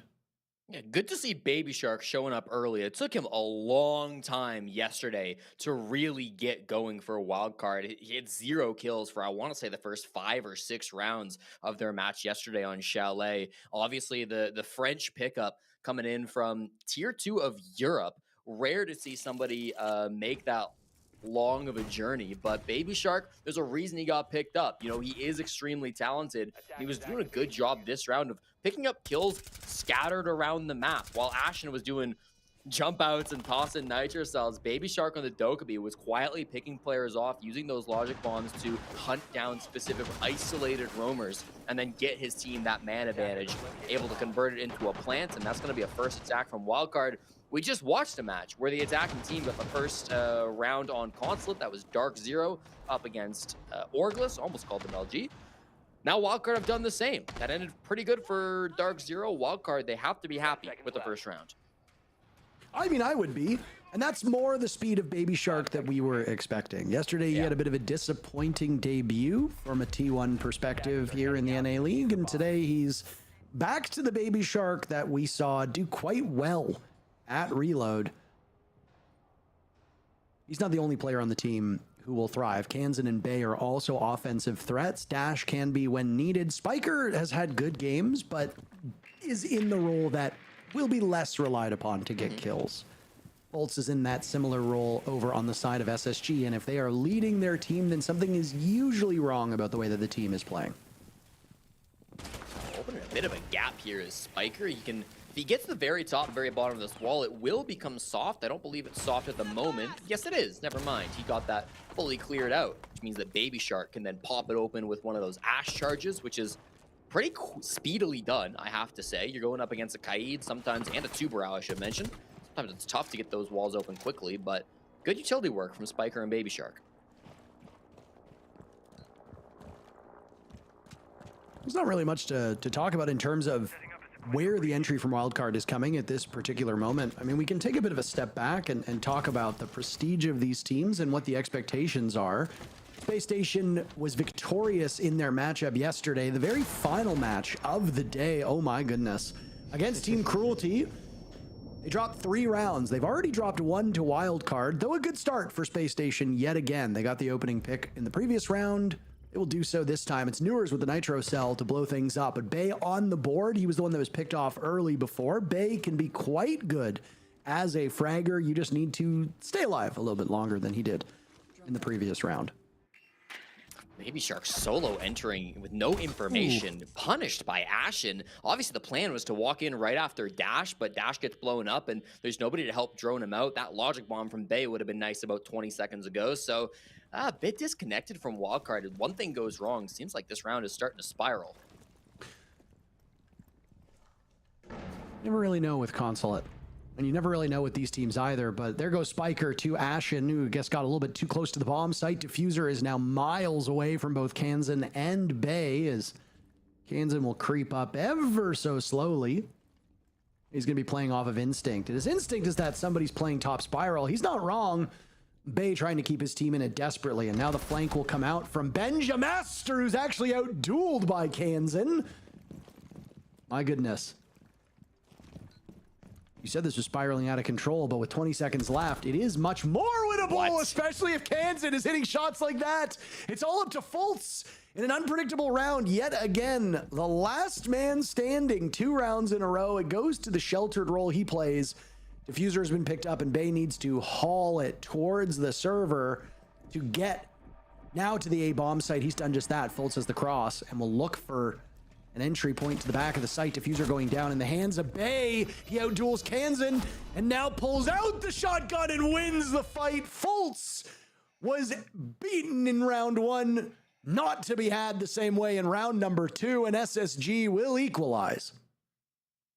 Big round from the captain of SSG on what is seemingly his new favorite operator, popping off on the Solus. Don't forget, it was just yesterday on the bottom floor of Cafe where he had a huge 4K playing on the Solus operator. Some really nice stuff coming out from Fultz recently. So it's good to see him starting to string together a couple of rounds. That 1v2 shouldn't have gotten that tough to begin with. Frankly, that was a round that SSG started to toss. It was a great entry point, a second opening pick with the Nitro Cell, which really started them on the right foot. But who else other than Kansan to start to drag this round back for a wild card? In the end, though, not enough. We saw this in their game against Cloud9. Kansan would do so much heavy lifting. He would always be alive in the late round, but wouldn't be able to clutch up when it got to that final 1vx situation. Another situation where he really was inches away from closing out this round and making a huge play for wildcard, but Fultz is better today.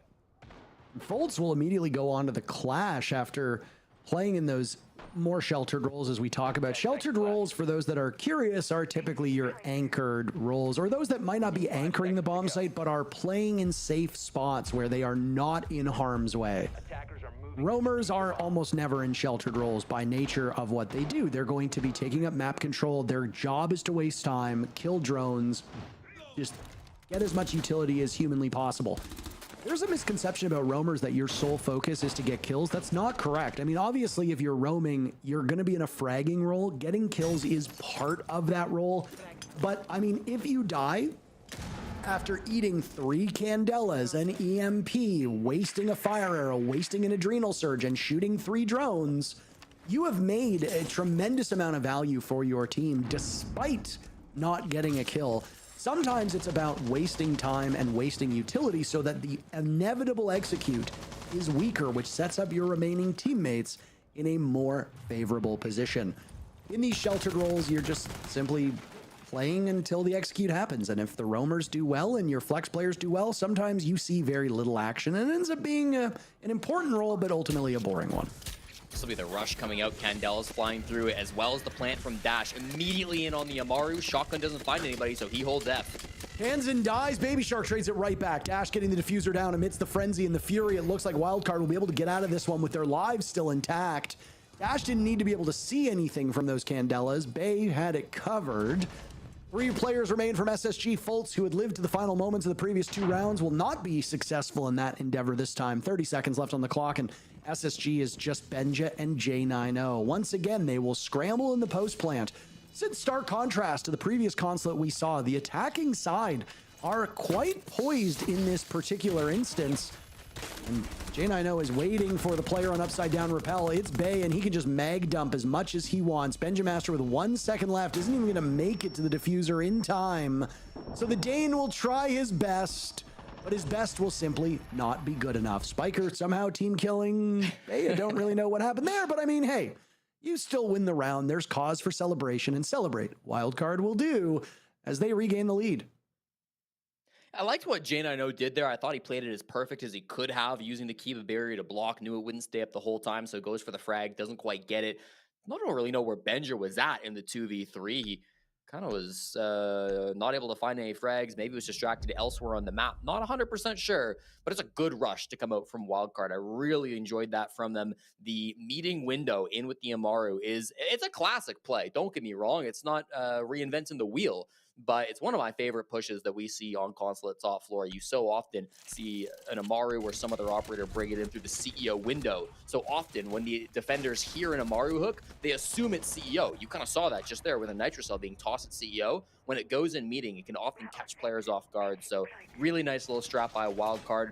Managed to get that defuse get down. Managed to put them in a 2-1 lead early on the attack of Consulate, which is always a promising sight. They will go ahead and ban out the Kaid for the third operator here, and Dokkaebi responded by SSG. Dokkaebi, another one of those nuisance operators that is hard to deal with and usually relies on a mute being present to counter, but as Wildcard has banned out the 2 SAS operators, which is quite abnormal, you don't really have to deal with a mute, and you now can play with impunity. Right? Wildcard have completely changed up their lineup. They brought some nuisance operators. No Dokkaebi on the board, so great counter reaction from SSG to take care of that operator. As we talked about with the mute ban, Dokkaebi can be quite strong, but no mute means Lion is going to be empowered, and that's the exact operator that Spiker will go with. Doesn't hurt that 417 does an awful lot of damage, and DMRs also do a disproportionate amount of damage to walls. They have quite strong caliber-based destruction. They can deal with floors, they can deal with walls, and they can deal with hatches. So that's why you've seen a shift that has occurred regarding those weapons. Lots of intel as well from Wildcard that will be gained from those Brava drones, the Clutch drones that come out, not just taking info away from SSG, but will also give information to Wildcard along with those Lion scans. So Wildcard, as long as they can keep their drones safe, they'll be well poised to know where these SSG players are. Ashen picking up the souls this time around. Historically at Reload, he played smoke on this bomb site. Obviously not an option for him here at Piano, so... Or not Piano, excuse me. This is Archives Tellers, my mistake. That's okay. Regardless, this is an interesting operator for him to pick up. 2 players immediately downed on the side of SSG as Ashen finds one with the shotgun. Device planted. Surprised we didn't see anything in chat from Ashen. Wildcard have suffered on their entry a number of times now. This round will not get much better. They managed to take down Newers, which is excellent, but they've lost another player as Bay is traded out. Now it's Spiker on the hunt. And don't let the silhouette confuse you. There's a hard wall between the 2 of them, so Spiker will have way more work to find one of these SSG players. Hansen has evidently found one too, as he's taken some damage, though I'm not quite sure what the culprit is here. Bolt says his back turned, so Spiker has his work cut out for him. Hansen's outside the building. 2 players top floor. Bad shape. 2 players in the basement. This is very spread apart on the side of Wildcard. 1 in the basement, 1 outside. This is really awkward. SSG have grouped up into 2 pairs of players, and Wildcard can't do the same. The Lion Charge, they'll try to now, but even still, they're so separated, and there's not very much time. every single one of these rounds has been paced out very differently. And I mean, Wildcard have been a little slow, but very poised. Danzen spent all that time to get smoked by Ashen on an angle that he knew was coming. But obviously you can't be fully prepared for that, and Ashen is really feeling himself. He's gone through a bit of a journey on this SSG team and had some notable struggles at live events, but today, the Ashen that we know and love has shown up. Now it's Spiker to wander downstairs closer to this split level. Don't let Ashen's talking really get to you at this point. SSG paying tons of respect to Spiker. A very patient and stalwart defense from them. And back and forth we will go. As now it's SSG's turn to take the round.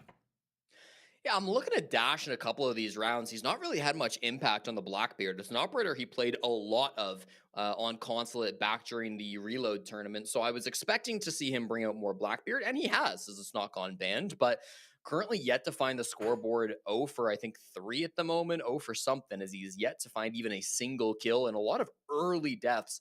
He had one earlier in the game that was a C4 pick, which is hard to criticize that one too much, but it seems like something is not really going his way in terms of these shield pickups. A couple of them have been banned still, some of the other shields on the board. So I don't know. I would like to see Dash get a little bit more active. He's by far the most experienced player on this team. 8 times he's gone to a LAN. He's a major champion, but maybe not the most consistent, as we're finding out in this game. He was great at the Reload tournament, but just not really finding his stride in the NAL. We went from J9O having an out of focus camera to now it's in focus and Newers is now out of focus. So I guess we can't have nice things here. I am a little bit baffled by SSG calling their timeout this early on, but I will obviously default to what we say when this tends to happen, which is we don't know what the coaches are going through and we don't know what the coaches are hearing. I mean, if you want to diagnose a problem, it's probably better to, be the person that's standing behind them and hearing them. SSG have given up 2 rounds to Wildcard on attack, and we did give some credit and some props here to Wildcard for those first 3 rounds and how they looked.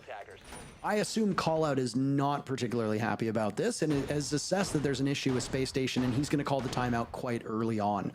I do think that is suspect timing if you consider that Consulate is favorable to the defenders, because you're struggling as the defenders right now. Obviously that's not good, but Space Station must be either quite confident in their attacks or Callout must be quite frustrated with what he's seeing, because in about 6 minutes time, you're going to be going onto the harder side of this map and you won't have a timeout to fix any issues that might just pop up.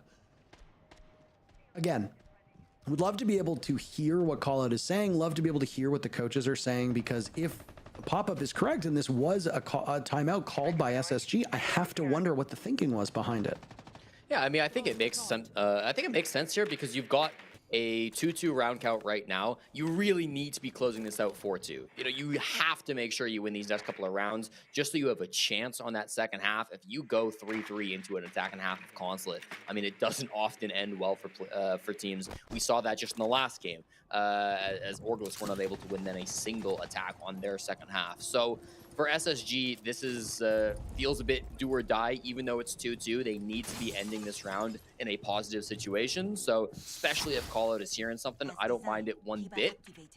J9O is going to be the initial point of contact, playing the Azami over by admin. I mentioned it previously in the other game. We had a really cool castle roam over on this side of the map. The Azami a bit more traditional, a bit more classic. Gives you a bit more flexibility too. Ben just gotten himself in a bit of trouble as some damage was done to the other robot, and now he will go on to the one that is full HP. For those that don't know how Scopos works, there are 2 operators that play for Scopos. They're both robots, and if one of them dies, that's it. That's the ball game. So you just have to ensure that if you are the active robot, you stay alive. If the one that's inactive on the other side of the map dies, well, that sucks, but you still stay just fine. So if you're on a single point of HP, you would typically want to abandon that one and play with the one that's full HP, which is exactly what Benj is doing. I like that you touched upon the roam from J9O because there's a lot of flexibility that an Azami brings. He's keeping those Kiba barriers in pocket up to this point. He's reached his limit. No more will be generated. So now he can be a bit more reactive. Instead of setting up his own roam, he can prepare for where Wildcard will push from. And this is a cool clash strategy at the end of elevator. Usually you'll see this as a deployable shield, but instead it's the clash, and that baits it a pick for J90. Nicely done. Looks like a rappel coming down from the skylight. He's got more players to duel at the top of Spiral. One's hopped in, Baby Shark drops from the skylight, so he's gonna eat his last words. Kansan and Spiker now in the 2v4 as this round has descended to chaos. Yeah, this is not very good. Spiker will find his demise at the hands of Ashen. This is a familiar sight, and Ashen will likely at some point take time to talk in chat. Kansan has been collecting a decent amount of kills, but for the most part, they have been impactless. So while his tally looks quite nice, they haven't had a huge impact on the actual round outcome. Bolts is just killing time as much as possible. 10 seconds left, and Ashen will get the final kill. And we'll be robbed of whatever post-round chatter would emerge from Space Station as we get a beautiful stuttering picture of Newers. That timeout was adeptly called. They must have seen some issues. They fixed it. And here we are with Space Station just demolishing Wildcard. Wildcard just put in what might be their worst performance yet on attack, and it comes right after the timeout was called. So kudos to Call Out for seeing an issue, addressing it, and then his team immediately handling it. Yeah, and I think, again, it comes down to no real answers to that Clash Azami combo that was holding things down over towards Spiral, over towards Elevator Hall. We saw in the replay, Ashen also did a great job on the Warden holding things down towards Meeting, but I really, for me, think that the brunt of that hold came down from just that combo of the two strongest defenders in the game, Clash plus Azami. Wildcard chose not to ban either of those operators. They they decided to take out Mute and Smoke instead. The Kaid a bit more traditional of a ban on Consulate, but they knew what they were getting into with these bans. They left up some really powerful tools, and SSG in that round in particular really did a good job of using them. And everybody on SSG played a pretty vital role there. I mean, both Newers and J90 have had a quiet game. Newers is playing on a very sheltered role as well. We talked about how Fultz was there for the first 3 rounds. Now, lately, it's been Newers, whose name we've said very little. He's deep inside the bomb site for the most part. This round, he'll be rocking Amira, who will be integral for the setup pre-execute, and he is a nitro cell that so far SSG's actually found great success with those pocket explosives. Both Ashen and Newers have gotten kills onto wildcard players on entry, which getting a nitro cell on entry is not rare, but it's really not something that you see all that often. And it hurts, right? Because you enter, but there's obviously some intel there that's being played off of by the defenders, and it shows that they've got a good idea of where you're going to come from. Wildcard were caught flat-footed twice because of that. Ashen alone on the top floor while Benja and Fultz hold down this mid floor. It doesn't seem like Wildcard want to do a traditional top down. They were pressuring that mid floor, which means that Fultz will now have to drop away. Bay up here on the top might find an engagement with Ashen, who's over towards vending at the moment, but these air jabs speak to me that they're probably not interested in full clearing top. Cheeky angle from Ashen, but they just kind of want to block it off. They're aware somebody could be an admin. They're hoping that with these air jabs, they can ignore it, they can clear it, and if Ashen makes a move, they'll be able to get that sound cue. They'll be able to hopefully capitalize and make it a kill as well. Benja still remaining inside of Visa as the second roamer to hold, and everybody else down in the basement. I'm curious if Ashen or Benja will try to make a move before this push. Just buying time now as those boogie drones will tear away at the floor and push SSG out of comfortable positions into what might be the waiting arms of Wildcard. We've seen coordinated teams before tear open the floor with a buck, maybe a sledge, sometimes breaches, or even the ram, and then somebody else is waiting, watching as the defenders flee like cockroaches the moment you turn on the light. The black beard of Dash now encroaching upon the bomb site, Jesse, as there's only a minute to go, and the first kill will come out. 2 kills very quickly from Wildcard, answered back by Fultz with the advantage still for Wildcard at this point. Awkward for SSG. That flank did not go their way. The 2 roamers tried to make a move, and it was shut down by Baby Shark. Now with a man disadvantage, what do you do on this site? You would at least clear Dash, who again has been struggling on the Blackbeard. Bay really struggling with that R4C, wearing the battle kit for Wildcard. Kansan long range gets Newers, who's playing on that sheltered role, but it doesn't protect him in this instance. Now it's Kansan getting softened up as J90 and Fultz will hold down the fort for the remaining 20 seconds.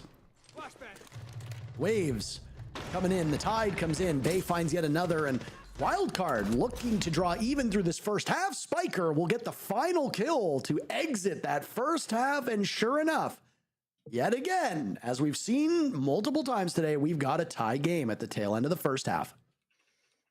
And again, good to see Wildcard analyzing what's going on with that defense from Space Station. They recognized there were roamers up top. Kansan had the air jabs. Baby Shark had the picks to take down some of those roamers. I believe Fault's got the first pick for SSG onto Dash, but it just didn't seem to matter when that roam presence was so quickly shut down, so dominantly shut down. 3 players in the site is not enough to hold on. As you mentioned, 3 attacking round wins for a wildcard feels very good if you're now swapping over to the defense. Azami banned out here, which I do like. We saw it very well used by J9O, so not going to be an option for anybody on wildcard that want to rock that operator. And then another glass ban. We've seen a lot of glass bans here on Consulate, and it makes sense. It's a popular operator, probably his best map, especially for that top floor and for the basement, but yeah, odd to see him getting so targeted down by these defenders banning. I mean, Glaz is also just such an oppressive operator. You know, when you look at how many smokes are often brought, every single smoke that an attacker has access to empowers that Glaz, and it also robs you of time. You have to be reactive to a Glaz. If you know that there's a Glaz on the border, if you know that there's a fear of a Glaz being brought or a Capitao being brought, more often than not, that's going to necessitate a Jaeger or a Wamai in order to shut that down, or depending on the bomb site, it's going to make you tailor your defense to a single operator. It's a lot easier to just ban it and get rid of it and not have to worry about making those changes. I mean, I like the ban. I also like Glaz as an operator. We've seen a bunch of Glaz today when he's remained unbanned, and you see how tough it is for teams to engage with him. So good call by Wildcard to take care of a powerful operator that SSG could have easily abused.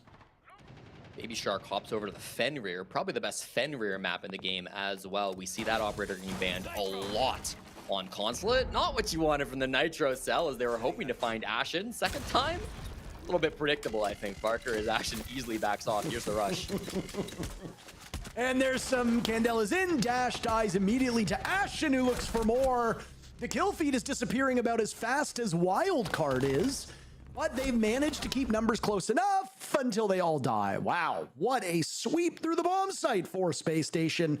And they win their first round of the second half in record time. Talk about a glass ban. There might be an argument for an Amaru ban on Consulate. I just feel like that rush in through meeting window is so strong. Try it in your rank games. You know, it's a fun strat. People often don't expect the Amaru to come straight on in, and as soon as you can pull out that shotgun, well, you're in a really good position. Both teams now abusing that strategy in different ways. Wildcard to get the kit on the ground, and SSG to frag out with Ashen on the shoddy, but yeah, regardless, really nice stuff coming out from SSG, emulating what Wildcard wanted to, or were able to do on this exact same bomb site, although in a slightly different way. So cool strategies being shown by both teams. I like that a lot. You can see the coordination on the side of Space Station, and as if you're a Wildcard, it's just really hard to stop a rush like that when SSG are so well coordinated and you're not 100% sure exactly what's going on. You know what's a great operator to play if your opponents don't know what's going on? What operator, Parker? It's a Glass, because then you can see through the smoke and they don't get to see you. But you know, fair enough. Yeah, they banned them. Heading out to defuse a bomb. It was a joke. That's fine. Whatever. Don't give me the reaction I wanted. It's okay. Dash has been held off of the scoreboard through 7 active rounds, 8 rounds total at this point. Dash, again, is not one of the main aggressors on Wildcard, so his role does not necessitate kills, but neither does Fultz's, for the most part, and Fultz still has 5 of them. It obviously is tough for Dash to kind of acclimate to a different region.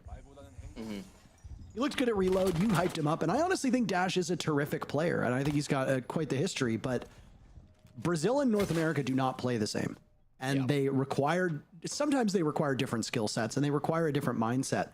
You know, Brazil can be a lot more chaotic, a lot more aggressive. NA can be chaotic, but in a different way, less structured than we see from Brazil. Nice pick by Kansan to take out J9O as Baby Shark was under watch, and he softened up. Dash finally gets his kill right after Benja trades Kansan. Dash falls immediately. So whatever he gains, it's immediately gone. And now a 3v3 with 1:45. SSG wanted to breakneck pace in the previous round, and they are still working to achieve that here on their second round of attack.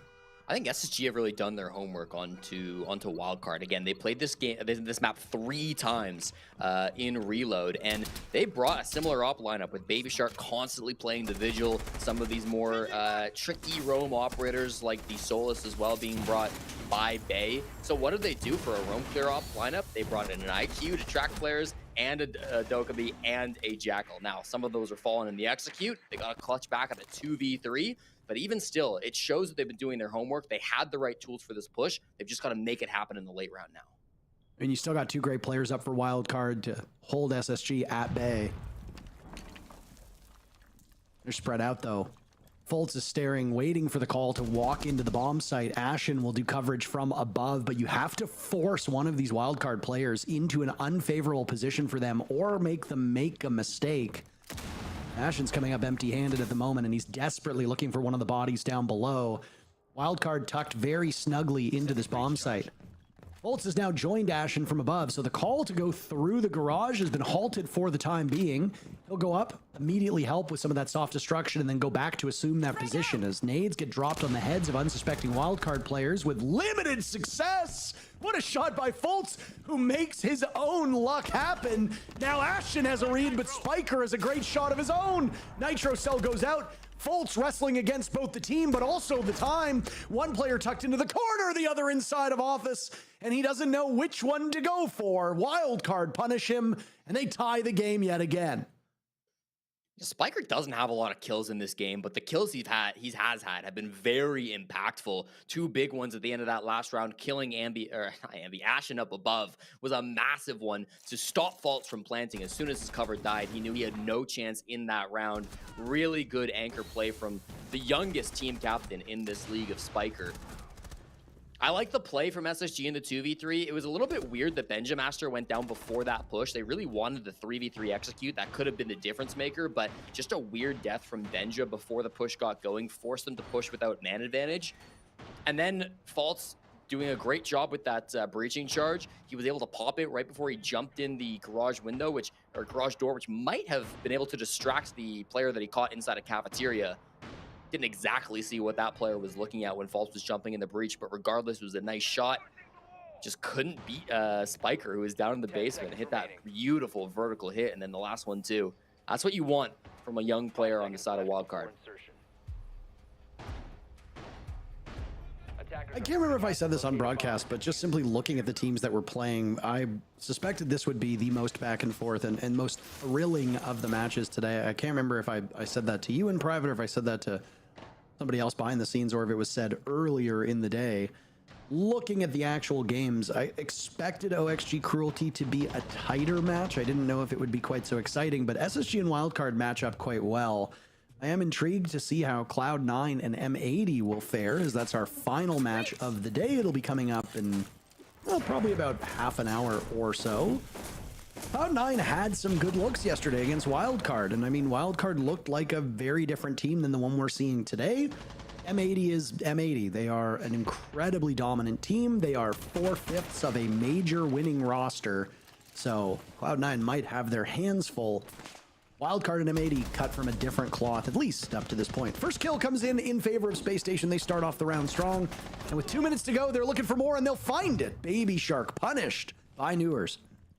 Not what you want from Wildcard. 2 players going down with no hope of a trade. That vertical pick from Newers feels really nice because that shows that they've got some information as to where these top floor players might be. That or it was just a really good read. Full admin control now from SSG. Jane, I know on this Capitao, his goal is going to be to clear out elevator and vending. And anybody who might be playing back towards Spiral or anybody who might be inside of meeting.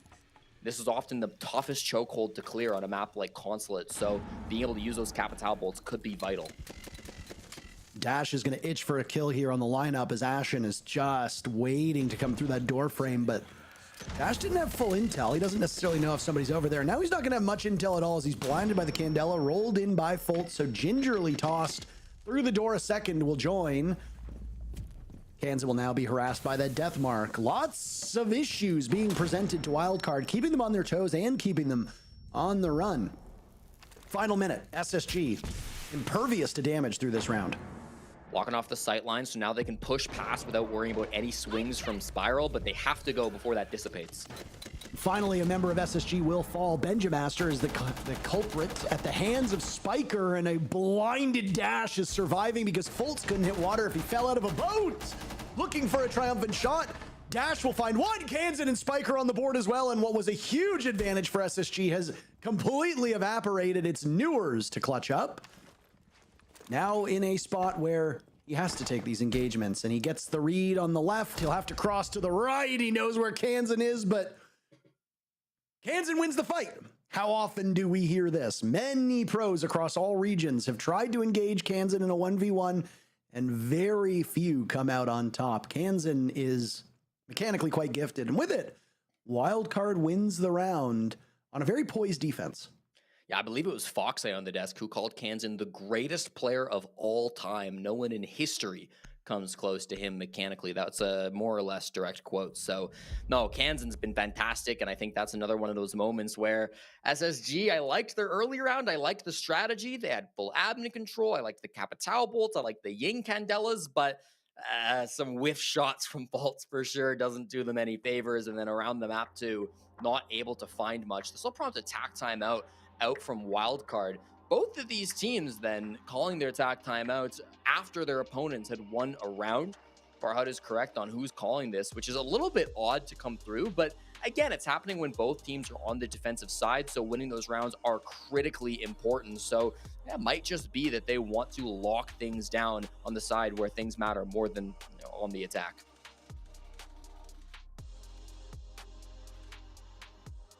Spoke earlier about SSG calling their timeout when they did, but both of these teams aren't calling their timeouts when things are going bad. They're calling them after they've won a round. Space Station won the round, they called a timeout. Wildcard wins the round, they call a timeout. There's obviously a thought process behind when you decide to talk to your team.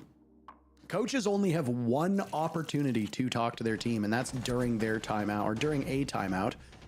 You might have two opportunities if both timeouts present, because it's not just the team that called it that gets to speak to the players. Callout got to talk to his team when he called the timeout earlier in the game, and now gets to do so again because Wildcard called it. I mean, it might be a winning strategy. SSG took what Callout said and immediately put it into action and looked like a much better team. Wildcard, well, they're in a position where they're 2 rounds away from a victory, which I don't want to say is an upset, given that we're still only in our second play day, but in terms of potential and history and recent results, I mean, excluding what happened in Reload, most people would give the nod to SSG, and the community vote obviously backed that one up. But a lot of these teams here in North America are just so evenly matched that one player having a bad day, one round breaking the opposite way that you'd think, that can have a much more dramatic impact on the match than you'd anticipate, and that can be the difference maker. If you're looking at a game that goes 6-6 into overtime, one really bad miss by a player in OT can literally cost you the entire game, as small as it may seem. I'm eager to see what Wildcard put into action now that we're in, well, action. Action in the fourth quarter, I should mention as well, which means we are done with operator bans for this game. Wildcard removing the Ying. Despite the whiff shots from Fultz, they deem it to be pretty decent threat. He played it 2 of the 3 rounds on this half so far, so I think that's totally a valid ban. The Mira window was also employed by Wildcard on the basement, so it makes sense to take that one out as well. Bit of a weird site rotation as we now go down to Piano. And Chain I know has gotten downed on the Monty very early. And Baby Shark blown sky high with a Goyo canister claiming yet another Ashen eliminating Spiker, and it's fast and furious, and no, I'm not talking about the VHS. Wildcard now down to 2, SSG down to 3, Ashen on 14 kills with all 3 death marks in pocket. He'll be able to isolate these 2 remaining players over time and give information to his team. That is incredibly advantageous. He's really the only utility left other than a smoke in the pocket of Fultz. Though it looks like the last logic bomb will come online. Kansan's the only one standing, so this is going to get a little bit tough. what can Kansan pull off? A terrific player, but again, not all 10 of those kills have been high impact. It looks like he might have got an exit frag before getting taken down by Ashen. I can't tell, but doesn't matter because either way, SSG wins the round. So a timeout that was called by Wildcard doesn't really benefit them. Yeah, Excellent I mean, for SSG to overcome that obstacle. And it's another good rush from SSG too. That's 2 rounds now where SSG have gotten some really fast pushes up against Wildcard, and it's paid off both times. I kind of go back to what the desk were talking about in terms of Wildcard being really good at adapting on this map. Once they kind of get a read on where that push is coming from, they might have a better chance of moving around their players and stopping the push as it comes out. But if you don't give them a chance to see where you're coming from, if you just rush 60 seconds into the round, put that kid on the floor or grab the frags, as SSG did in the previous round, it could be a really good answer to the way that Wildcard kind of like to play this map. So good stuff coming out from SSG. Took them a minute, I think, to realize that both remaining defenders were up above. Eventually, Newers rotates up those yellow stairs, and they can clean that up nicely. But for a while there in the 3v2, those SSG guys, they were kind of looking at the main floor. They were holding some angles where nobody was going to swing them from. I was worried it would be Wildcard coming back with a nice denial from up above. But as soon as Wildcard showed where they were, SSG kind of had to, okay, realize where things were at and move up top to stop that. Both of these teams have been far more evenly matched than I think it's fair to say most of us expected, and it's given us a thrilling game up to this point. Yesterday's 5 games, our maiden voyage of this new North America League, left us kind of wanting. All 5 of those games were quite lopsided. No! What did you expect to happen there? He was trying to make an angle through the floorboard so he could see anybody walking into the garage. Yeah, he detonated it under his feet. I understand what he was trying to do, but why are you... Like, run away. Unironically, they're kind of still in a better position. They just killed the Thermite with a C4 too, and there goes Benja. Parker, they probably still win this round. I mean, I was literally just about to talk about how lopsided yesterday's matches were, how good today's matches have been by comparison, and then we see what might be one of the most befuddling rounds I have seen in quite some time.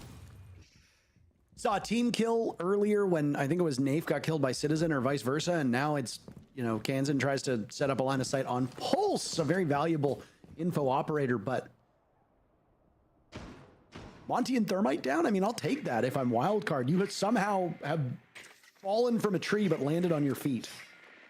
Listen, we can laugh about that play as viewers, but don't try to act like you haven't done that at some point in your ranked games, okay? It's happened to all of us. Here's a big difference, Jesse. I am not a professional player trying to qualify for an event and win SI. I am a guy who talks about the game, and I am 34 years old. So if I am doing that in the game and Kansan is doing that in the game, we have a small problem. Fair enough. That line of sight even being used by the attackers to clear out some of those bandit batteries, a bit of cruel irony to come out. The invincible bulletproof will at least be a little bit of a silver lining for Wildcard. They do still have ban advantage. Again, I think they win this round, but SSG have it in them. I mean, if you're Wildcard, you just need to sit back. There is no reason for you to overextend or to push out here. You know that SSG is a bit entrenched right now with their execute. They have to push through main breach or they have to go through yellow. That's basically it. And I mean, they didn't even get the breach open. So, I mean, what can you really do? Is that a nitro cell tossed out that was caught in time? SSG has somehow turned this round on its head, and it's all up to Baby Shark and Spiker, both of whom combined for just 30 HP. Hell, you could probably tase them to death. Ashen covering the crosses. Now Baby Shark will look for the swing. Plant going down at the hands of J9. Oh, and Ashen will get them both. And SSG will move to match point. My favorite round just concluded. 5-5. You know, the winner goes on to match point. They've guaranteed themselves 1 point. Overtime is still possible. But Space Station will have 3 minutes to get out of this match without needing overtime. Unironically, the most baffling round I have watched in a good few months here. That was from start to finish. I mean, the Nitro, obviously, we talked about it to death, but even that push, it's a 2v4. Wildcard, they have the sight. It should be so winnable, but the long angle from Ashen gets it down. The hatch play doesn't go the way Bay wants it to go, and then Ashen, some big performances late to cover his planter. Don't forget, Ashen was the single worst player at the Reload event in Rio just a couple months ago, right? He was bottom of everyone when you look at the statistics. Kansan, on the other side of the board, was the #1 North American player at that event. This is a battle of best versus worst, but you can see what a difference makes when you change up the system that you're playing in, right? SSG, back at the Reload event, they built their system around Newers. They were trying to play around Newers, and Newers did well, but the rest of the team did not. Now they're building back around Ashen. They tried to switch up their system, and it has worked wonders for them. 17-8, a statement game from Ashen, but it's not over yet. With Wildcard and how they've been playing and the side that they're on Consulate, this game is not easy to win. They've got to lock in these next couple rounds. I like how you say next couple rounds, which leads you to believe there will be more than just one. I mean, Baby Shark is off to the races, gunning down Benjamaster. The Jackal is gone, and with that, Wildcard have bought themselves a little bit of time here on this roam. They'll have a follow-up as Ashen walks in and is met with a very quick end from Bay. Oh my, SSG being rebuffed all across the map. Baby Shark is finally taken down, but the damage is done at this point. Wildcard are in control for the next 2 minutes and 20 seconds. Yeah, 4vx advantage. Surely Wildcard can't throw this. Logic Bomb starts off from J90, and Newers' plan's going to drop in through Server if he wants. The angle is open. Everybody from Wildcard has retreated back to the basement. There are no more aggressive players. They recognize their advantage, and they don't want to press it. They know they like what they have. SSG don't mind that either. Lots of soft breach. Fault's using some breaching charges at the moment. Newers on that buck as well up above. Don't have a ram, but I mean, they've got plenty of soft breach to speak from. J90 in an awkward gunfight. Going up against Bay with the shotgun is a almost guaranteed loss.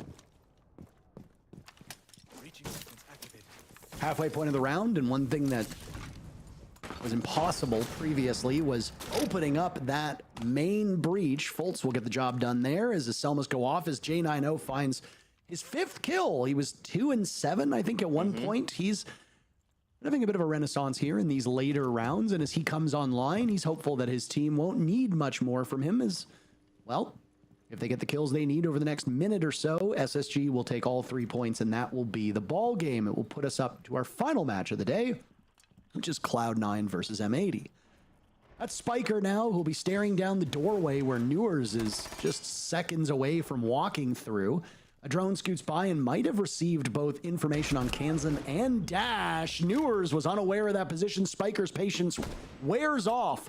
And now it's J90 and Fultz to walk on in, and they see the goo mines. There's a bulletproof camera that'll be watching them as well. Dash gets punished. Fultz a triple. The nitro cell goes off, and it looks like they both die to it. A confusing end to the round, but a wave of relief across the face of Spiker. And I mean, I think the expression in the back tells us all we need to know as we will go into overtime. Another 4vx advantage nearly tossed by Wildcard. Thankfully, the toss of the nitro was good enough to get the last 2 kills. I didn't notice anybody on that bulletproof. It might have been unviewable as well. I'm not sure if they had sight on it, but regardless, that's a scary round for Wildcard to have almost lost. A spawn peak opening pick on a Benja, another opening duel into Ashen that goes untraded. I said it's a guaranteed win gunfight on Spiral Stairs that Bay ends up losing to J90. So all of these things should be favoring Wildcard, should be giving them the edge. They nearly tossed that one out. I had a bad feeling in my gut about that round, and thankfully Wildcard did not prove it correct. This game, though, I mean, this could have absolutely been a 7-5 for Wildcard. I mean, there are games that are good because they are predictable. There are games that are good because they are a technical masterclass. There are games that are good because of narratives and storylines or individual performances. And then there are games that are good because we have no idea what is going to happen round by round. And that is exactly what we've witnessed with this Wildcard SSG game. Unpredictability has been the name of the game up to this point. There have been big moments from multiple players, tons of nitro cells landing successfully. Not just starting rounds off, but as we saw from what just transpired, ending rounds as well. There's been good diversity in the operator picks too, and both teams have shown differences in how they go about attacking the site. And action has come pretty quickly and will do so yet again. Bay eliminating Newers, the buck off the board, and Wildcard will have a much needed advantage here in the first round of OT. Bit of a read on Newers. He's been going down below on this buck pretty consistently on this site. Not sure exactly where Bay found the frag, but regardless, his ability to find an answer to that opening duel from Newers is very impressive. Showcases that now Wildcard know how to read SSG. They've been learning from these last couple of rounds. They've given themselves yet another man advantage. Doesn't mean that it's going to be easy to close out. There's no way this guy swings Ashen. Ashen looking to breach 20 kills. We got pretty close earlier. I think Ambi finished with 19 kills in his match. Ashen's got his work cut out for him at this point. I mean, it will be a target-rich environment as all 5 players of Wildcard are still upright. SSG were in this circumstance before, and they lost the round, if you recall. Yeah. Now it's time for SSG to turn the tables and win a round from behind. Fultz and Ashen will have to accomplish this. They've got plenty of time. I mean, we just passed the halfway point of the round. What do you do right now? I mean, stepping into Dread Mines, no swings being given by Wildcard. That's the correct response. You know, force them to walk into your crossfire. Perfectly played. Kansan gets the trade. Yes, you lose one, but he's back in to trade his teammate. Can't help but the humor of it when you say no swings to be had right as they swing, but it swung Fultz together. will take an engagement. He dumps his bailiff out, does a whole host of damage, but not enough to secure any of the kills, and Wildcard will dogpile him. They are a round away from winning their first NA League match of the season. Can they pull it off? Both of these teams have secured points by being here in overtime.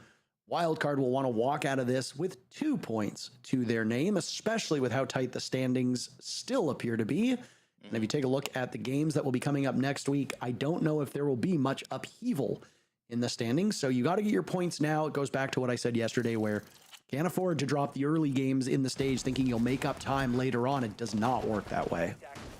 Another round where Kansan kind of takes over. He has consistently been the defining player of Wildcard. The desk highlighted him. He was talked about to death back at the Reload tournaments. Yesterday, he was their best player statistically. Today, he's their best player statistically. It's kind of hard to stop talking about Kansan when he keeps on having the impact kills, but you saw in that last round too, a lot of the time it's coming off of being able to trade his teammates, right? He's the one who's getting the big numbers, but often it is a team effort. It is because he's able to play off of information from his teammates or even just trading them. I mean, one of the things Wildcard did better than anybody else at Reload was getting their trades. I think Bay was the single most traded player at the Reload tournament, including the Brazilians and CAG and everybody who made it far in that tournament. So Wildcard's ability to capitalize on their own deaths has been a real standout statistic from them, and we're seeing that again in this game. Was it Fens who was looking for the run out in the previous match from this exact same position? And now it'll be Fultz's time to attempt it. He's just waiting for a sound cue so that he can try and get the jump on somebody rappelling up. I don't know if anybody from Wildcard was in that particular position. It looks like they've made it to the roof quite safely. Apps like Cafe and Consulate can be a real nightmare to run up to just because of the amount of windows that you have to watch. I know that the Rainbow Six devs at Ubisoft have tried to prevent that, but I mean, there's only so much you can do. I mean, windows are windows, and you're vulnerable to get there. SSG, I mean, that's a brazen play to do when you are facing down match point. Interested to see Bay here on the Aurora. Not 100% sure what he wants to do with it. Currently sitting on the roof, as you mentioned. Haven't really seen Aurora on this site before, so plenty of options. I guess could go admin side would kind of be my guess, but that doesn't seem to be where they're posted up. I mean, Aurora is excellent at cutting off those late rotates, and first kill comes from Wildcard, immediately traded back by Ashen, who then dies at the hands of Bay. Wildcard 3 kills away from securing their first victory. We'll do it in overtime. I mean, obviously every team wants it in regulation, but you're going to take the points no matter what. They might have a ways to go, as now Baby Shark will be in the ground, joining Kansan and 2 players from SSG.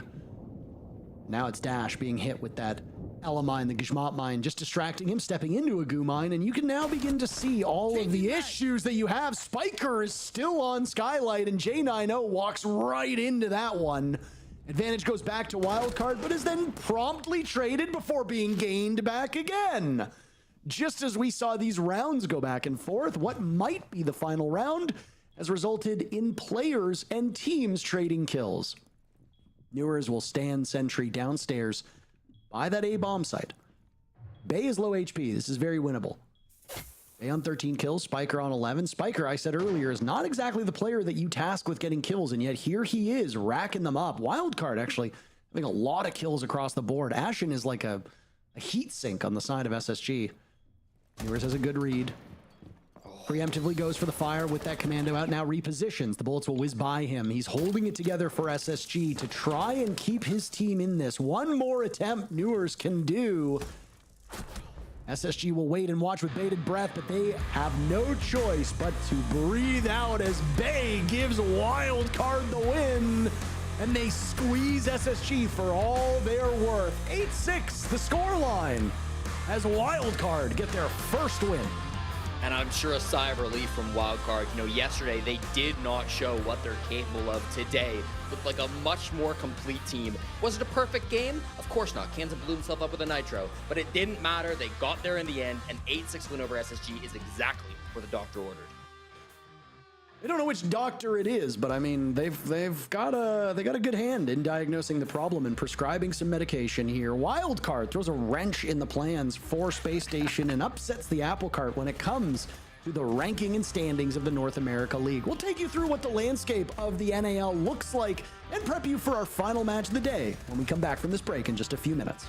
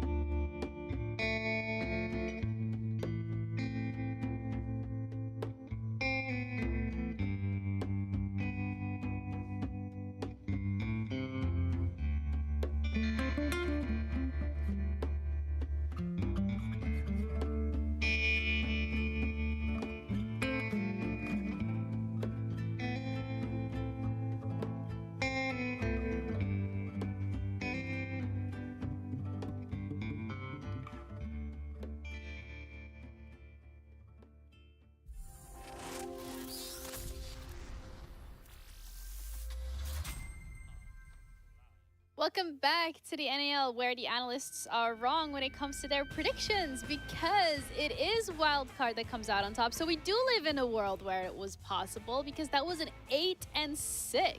Yeah. I mean, I said they needed a new hand that they were dealt, and they obviously got the right amount of cards. And I mean, it was a way better performance. And I do got to quickly just talk over and glance over Kansas C4ing himself. We obviously saw Baby Shark do that on Chalet. Now we saw Kansas C4 himself. But I mean, overall, I mean, I think it was just a really good match. Yeah, no, I think there was a lot of back and forth. Right out the gate, like we said, SSG is going to try to deny a wildcard entering into that building. That's exactly what we saw. Wildcard adapted, though, and that was the biggest change from yesterday to today, is wildcard's adaptation. Even when they were playing from the back end of things, man down, they were still constantly adapting. Even in that round where Kansas C4'd himself, I mean, they brought it down to a 4v2. They still ended up losing by a little bit of over-peaking, but, you know, we can't expect them to be perfect after yesterday's performance. It was a great change of pace, though. It was, and it was also very exciting with a lot of memorable moments. So the blacklight detail is going to be going to Ashen specifically this time around. I mean, SSG in general, I feel like every single player on the roster, on both rosters today, like, they had their moment. Yeah, I mean, obviously, SSG didn't win, but this play from SSG, especially with Ashen going through this window, was so sick. He just jumps in. I mean, we've seen it time to time, but this was a full view of it. The second shot, just shoulder peeking the guy into projector and getting that pump shotgun. I mean, we've seen the jump in before, but that was really, really well played. And off of the flashes of the yings, it blinded everybody. And I saw it, and my mouth dropped. I was like, wow, that was impressive. He got the first pick. Everyone was blind. Beautiful flash executes, too.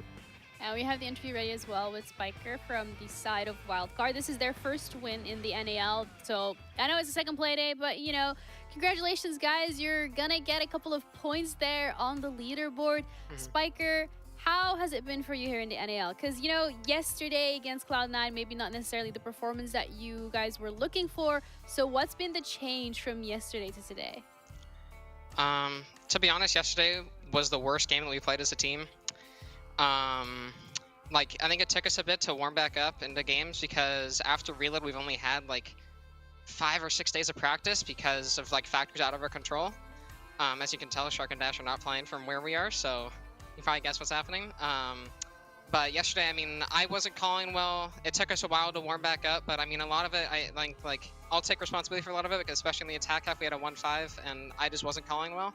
And today, you know, we all came into it with a better mindset, and we were all like, you know what, we haven't had much practice. No matter what happens, we just need to stay focused, have fun, and that was the biggest thing. Well, Spiker, congratulations on your win. We're obviously giving you a lot of praise throughout all the Reload. Yesterday, like you just said, wasn't the performance that you guys wanted. You yourself, you know, you're taking initiative, saying your calls weren't great. I mean, obviously, today was quite the test for you guys as well, and as well as for SSG. What was the biggest takeaway from today's game versus yesterday? Don't nitro ourselves, I guess. Oh, that makes sense. I think it's just a wildcard thing, but I mean, to be honest, like, I think we should have closed out in regulation, but I mean, the biggest takeaway is, like, you know, we are still the team that was at Reload. You know, that's still in us. We just need to, you know, find it within ourselves to be more consistent with it, I guess, because honestly, yesterday it kind of felt a little bit like the CAD game, where we weren't really playing like ourselves. So we just need to, you know, take initiative and you know, be more consistent with the level of the team that we know we can be. Right. And just translate it to every game day. Love that. And how are you planning to then achieve that consistency? Because this is week 1 out of the 5 weeks done and dusted. You still have a couple more coming, maybe even playoffs. I'm assuming you guys have your eyes on that too. So when it comes to that consistency, especially considering the factors that are outside of your control, as you've highlighted earlier already, what does next week look like? I think just putting more effort and intensity into practice and trying to make it as most like game day as we can, so that way it's not as dramatic as a shift from practice to game. If you saw us in practice, you would think we were going to get last, I'll be honest with you. We are terrible in scrims. So I think we just need to put more effort into scrims, you know, and just always be putting in that level of energy that we put in on game day when we're playing well, and I think that will help with the consistency a lot. I just want to say, just follow-up question to that, because you're talking about scrims, and we quickly talked over Reload. You said the scrims prior to Reload were looking horrible, and it's kind of the same situation now. Are the same problems still running through you guys? Yeah, I mean, you know, we're still a new team at the end of the day. So, you know, the problems that we're having in practice are things that, you know, are problems with a new team. But the biggest thing between practice and game day is those problems just are like way smaller I on know game day, exactly I what guess, you mean. because everybody's putting in way more effort. And I'll be honest, bro, some of the teams we scrim are insane, but then I watch them on game day and they're hiding in corners bunkering. I won't call them out, but No, every name 'em. NAL I team mean, will you know can who like it is. Call 'em name out. drop, No, but name 'em. Cruelty. Okay, well, Sorry. good to know. Hey, we weren't No, wrong. we do appreciate the honesty, Spiker. It's been a lovely interview. Congratulations once again on your win. We're gonna see you next week, so take care until then. All right, thanks. Bye. Love that. Yeah, actually, you know, speaking of Cruelty, I mean, we've kind of like touched upon them earlier today as well, and didn't necessarily like hit what we want them to hit. But at the end of the day, this is a roster that came through that tier 2, so they've really like fought their way to be here. And like, yes, they're looking to prove themselves, but you also have a chance to participate in the action with Element.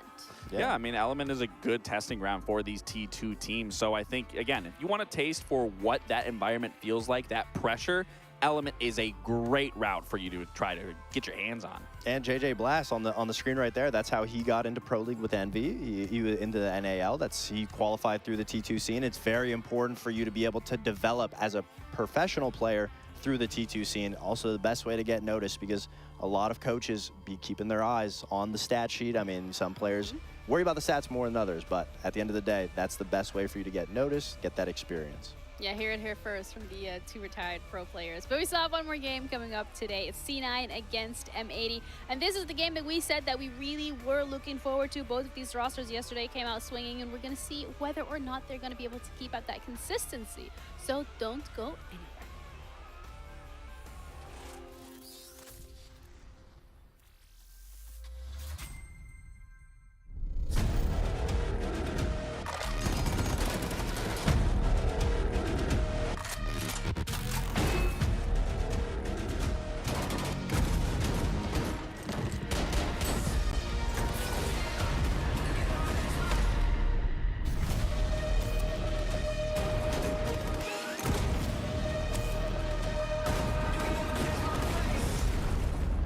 Rainbow Six Ejects get free access now.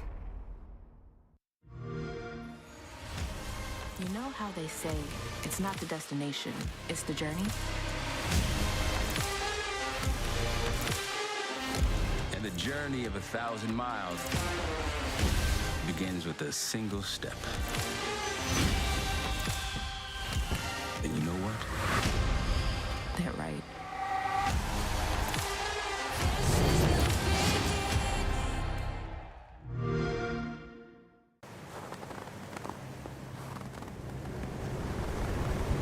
Keep an eye out for contact.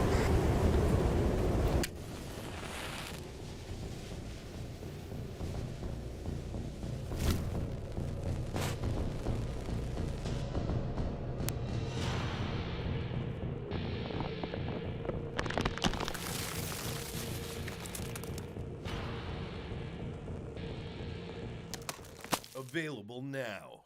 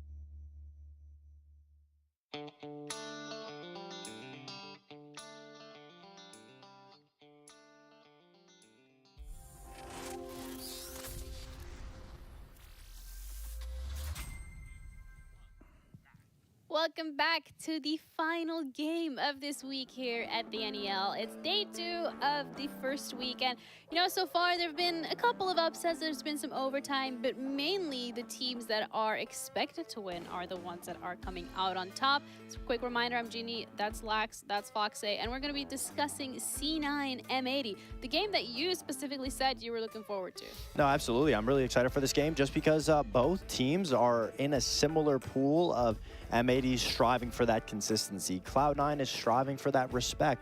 Both teams had great games yesterday. Yes, there was some hiccups on both ends, but for the most majority, it looked really good. So this is the match where they will be tested. They will be able to fine-tune to perfection.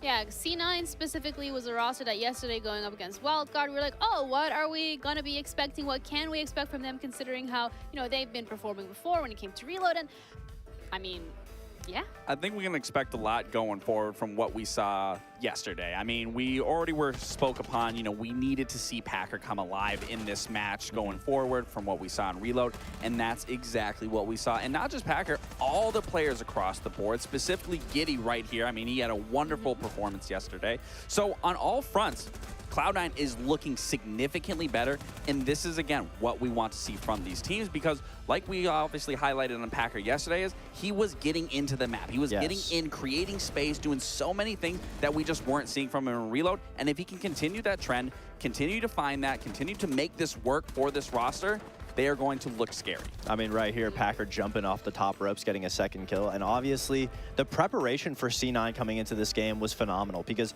yes, Wildcard had their hindrances in yesterday's match, but C9 came to play. They knew exactly where everything was open. Like you mentioned, Packer would take that position. He would grab that position and give the comfortability to the rest of the team to be able to not have any worries of the flank, not have any worries of an X variable happening. They just had to play their game, and it amplified everybody in the server. But more specifically, it amplified Giddy, a player that is extremely heavily criticized when it comes to online and the way that he plays himself. But he is not a statistics player. He plays for the game. He's been through the T2 bracket for a long time. And finally, he's been getting that showing from CL4L to now onto C9. And he's been slowly but surely becoming a face for the team, especially throughout yesterday, because it was proven and shown that if he doesn't have to worry about any X factors, he does his job, he posts up, and when people just walk into him, he's able to close it out. I was going to say, I mean, you could definitely say Giddy was hitting the gritty after that performance yesterday. Oh, I mean, he was gosh. looking dominant through and through. 13-7, 136 EPS,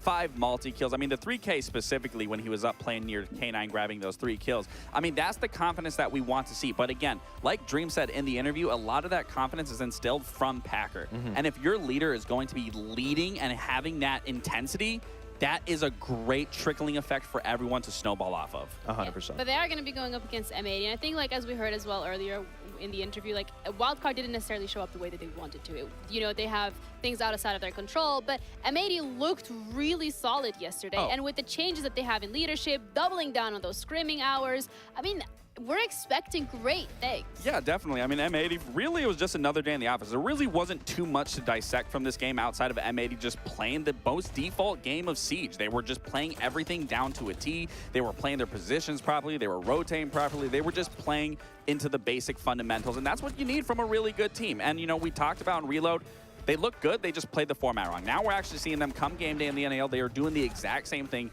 that we were seeing in Reload. The prep is there, the work is there, the mentality is there. It's just now a matter of consistency. Will we continue to see this trend going forward? And especially with a game against Cloud9, some of you, if you didn't watch Reload, this is a little bit of a grudge match. The last time these two played against each other was during Reload. They won 7-5 against Cloud9 on border. So again, that game was really close. Both these teams are already familiar with one another. Now it's just a matter of, are they going to continue that consistency? Absolutely. I mean, they had some standout players, obviously. Like, if you were watching yesterday's game, their entry game was almost perfect. Essentially just being able to have the leadership to guide them in behind those drones, constantly getting those kills. And the entry specifically from Diffuser, the rest of the team was always following suit with them. They were doing a phenomenal job at getting those kills and maintaining that advantage. Yeah, and I love that you talk about Diffuser because him and Gavini in specific were the two best performers from this team as of yesterday. Diffuser, a name that we are obviously very well used to at this point. He came into his rookie year with that Beast Coast roster that ended up winning Manchester. Now he's back with that roster, but then Gavini on the other side of things. I mean, again, 100% cost. There's nothing more you could ask from a player when they're sitting at 100 cost. They are doing everything down to a T, which again, it speaks that into existence. This was just another day in the office for them for yesterday. And when the entry game is firing on all cylinders like yesterday it was for M80, obviously you have to look at the preparation that comes out. We said Fabian was doubling down on the hours. Obviously they have an amazing IGL with Hot and Cold that's able to guide them in the server, but outside of the server, Fabian has obviously instilled so much confidence in the team, almost become like an idol. Yeah, I mean, it's funny when you say outside of the server, because outside of the server, we see just clearly in the back, if you squint your eyes a little bit, if you have trouble seeing, that says Fabian is my daddy. So, I mean, that Someone already clip that as a soundbite, please. Don't do that. Please do. Clearly, obviously, it's a good, healthy environment there. And I think even for Fabian, he's never been on a roster that probably has this much fun, especially with a player like Kino that we obviously know kind of like a little brother to us. It's definitely a great dynamic and such a great thing to see, not only for Fabian, but for the guys like Kino and for the rest. Yeah, and with both of these teams, I mean, showing up yesterday, when we're looking at the map, Vito, I mean, M80 was really good at the fundamentals, so I would like to see them take Cloud9 there and put them to the test as well, considering that, yes, we've seen Cloud9 perform yesterday, but it was against a weaker wild card. Yeah, absolutely. I mean, M80 really won the map ban phase when it came to yesterday. They understand the opponents that they're going up against. So I'd imagine they're going to take Cloud9 to a map that is going to be very gun skill oriented, because I don't believe that M80 necessarily respects Cloud9's discipline inside the server, and they want to be able to test that. And Consulate is going to be a perfect place for that, because we just talked about it. Attacking on that map is so difficult just getting inside the building. You can fight them head on. And I'm expecting M80 to do exactly that. Yeah, and I think where Cloud9 is obviously going to be at the advantage here on defense, they just need to slow down the attack from M80 and have them play into unwinnable positions, be able to play that trade game. But then once you pivot off of that defense and getting into that attack, that's where I'm going to need to see Cloud9 and maybe specifically Packer or someone on that roster finding those gaps and creating that space so they can continue to push through the site and then end up executing. So when it comes to the C9 M80 matchup, I mean, this is kind of like the one that we expected to be the closest today. When it comes to your predictions, are we gonna agree again? Can we have something a little spicy? Yeah, no, it's definitely a little different. I mean, you can obviously see from the get-go. Perfect. I'm choosing Cloud9 just for the simple fact, if you watch that reload game, it was very close. And then based off yesterday's performance from Cloud9, that was a night and day difference. So I am far more confident in Cloud9's ability than what I was previously. It'll be a great game regardless, because I agree completely on the shoulders of Packer. If he's able to find those gaps the same way that he did yesterday on Chalet, if he can do it on Consulate, that'll be amazing. That'll be so much character development, because Consulate's way harder to be able to get in the building, way harder to go undetected. So if he can get away with that, I'd be impressed. That being said, my vote's still on M80. They're just the more consistent team at the moment. Finally, the analysts disagreeing. Maybe our casters can disagree too in terms of who they think is going to be walking away with the final win here on the first week of the NAL, because we got M80 going up against C9. Well, it's always one thing to have to go up against a major winning team, but technically Cloud9 doesn't need to do that because M80 has never won a major, though 4/5 of the roster have. On an old team that was known as Beast Coast that actually partnered up with Cloud9, the organization, before then finding a new roster. So technically you're not coming into this thinking, oh, we're going to go up against a major winning team, but I am a little hesitant to give Cloud9 some flowers. The community vote was a lot closer than I thought, Jesse. 52% for M80 versus 48% for Cloud9. That is not what I had guessed. Listen, I mean, the community vote was pretty split. Our analysts were pretty split. And I think it comes down to just the confidence that people have in this Cloud9 squad. They looked really good yesterday. They had some decent showings at Reload. Obviously, they didn't exactly go the way that they wanted, but they were in a good spot for that tournament at one point. So this is a team that I think has a lot of potential, and I think whilst they are probably outclassed by M80, M80 should be the favorites in this game. Cloud9 have it in them to win this, and starting defense on Consulate is going to be a huge boon for them as well. This is one of those maps that can lead heavily into one side, so it's good to see them picking that up. Clash, Azami, Ying, and Monty will be our 4 operators taken off the board. A lot of Ying bans today up on this on this map. Again, makes sense how strong she is for that top floor for those rushes that we've been seeing plenty so far today. And then Azami Clash, 2 strongest defenders in the game. No surprise there. You noticed anything now that we're 2 days in about these operator bans that really stands out to you that maybe you weren't expecting when we first started the NA League? Anything I haven't been expecting. I think honestly, like the variety that we've seen has been pretty impressive. I kind of was worried that we would see these operator bans really dive into a very strict meta where the same operators get banned over and over again, because you're always just banning for the enemy, you're not banning for yourself. But we've seen quite a variety, and there are some trends that teams tend to follow. Bank attack bans have gotten a little stale already, with Ace Habana being the most common. But I think the thing is, like, even when there is like a really strong duo of operators to ban out, there's so many strong ops in the game right now that like you have to leave something else in, you know? If you're bank attack, for example, you ban out Zombie, and sorry, not a Zombie, Habana and Ace. Well, now all shields are still up, so you still have that back and forth to deal with. Well, today will end as the last 2 maps ended, which is on Consulate 3 times in a row. We did have some good diversity to start the day, but things have gone back to a pretty familiar map for most of these teams. Diffuser will start things off here in this matchup with the opening pick. Down goes Silent. It's always these roaming Valkyries that get pinched so early in the round. I don't know if they're still doing setup, or maybe they're expecting an early pick and they want to be involved in the action. I'm not certain, but I've noticed it's been a recurring problem today. I mean, I think for Silent's case, he wanted to play aggressive in admin, kind of got found out, and then just an unlucky long angle from the window will take him out. So early man disadvantage from Cloud9, but nothing they can't come back from. We've seen just in the last couple of games how even with the man disadvantage, teams defending on this basement site can walk away with a lot of kills. Right now, all 4 players of Cloud9 are chilling in the basement, and just given their operators, I don't expect them to make any aggressive moves. I think they're going to be quite happy just to sit on their hands and let this push come in, because they've got still the 2-Brow Kaid combo to keep the walls and hatches close if they need. 3 Toxic Babes in the pockets of Packer to stall out a push if it comes around Spiral. You got Kobe, who might be looking to make a move, but I think in a 4v5, he's not too desperate just yet. On the side of M80, Diffuse Kit is ready to come on out on this garage breach, but they need to be able to do some hard reach before that can come through. Waiting for a call for that nitro cell to go off. I don't know if Giddy's explosive was spotted, but it's gone now, so no explosive potential whatsoever. Selma's doubled up on the main wall, will be frozen out by the 2-Brow, who throws that Zoto canister. That's going to give M80 just a bit of pause. An action from Gunner feels like ages ago. We're at the final 40 seconds of the round as M80 from above will assess their options. Diffuser now looking through that same area as he wants to get the wall open as best as is possible. There's no denial that should be present at this point. It looks like they've done a good enough job to open it up, and Gavin will collect one. Gunner will follow up shortly thereafter, and C9 right now not really showing much teeth against their opponents. Giddy and Packer, the last 2 standing. Some cold at the feet of Gavin from above as Gunner now gets dropped. Hot and Cold finding his way into sight with Diffuser. He has to peel off. Diffuser, the player, not the case, is in on the fun. Kino dies at the hands of Packer, and there's a shotgun out as Packer is in hot pursuit, but gets swatted away as he attempts to deal with the execute on site. M80 suffering very little that round, and they're up 1-0.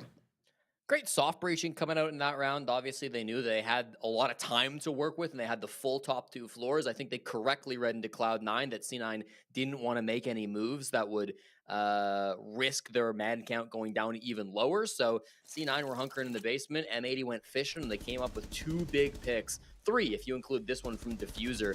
And once they did get into the site, yes, they didn't have every bit of hard breach open. I think the hatch was closed through the entirety of that round, but it didn't matter when they had such a massive man disadvantage. Packer in the clutch, not a whole lot he could do. I'm sure he would love to be able to pull off some big plays as he did yesterday up against his former team of M80, but first round won't be able to deliver.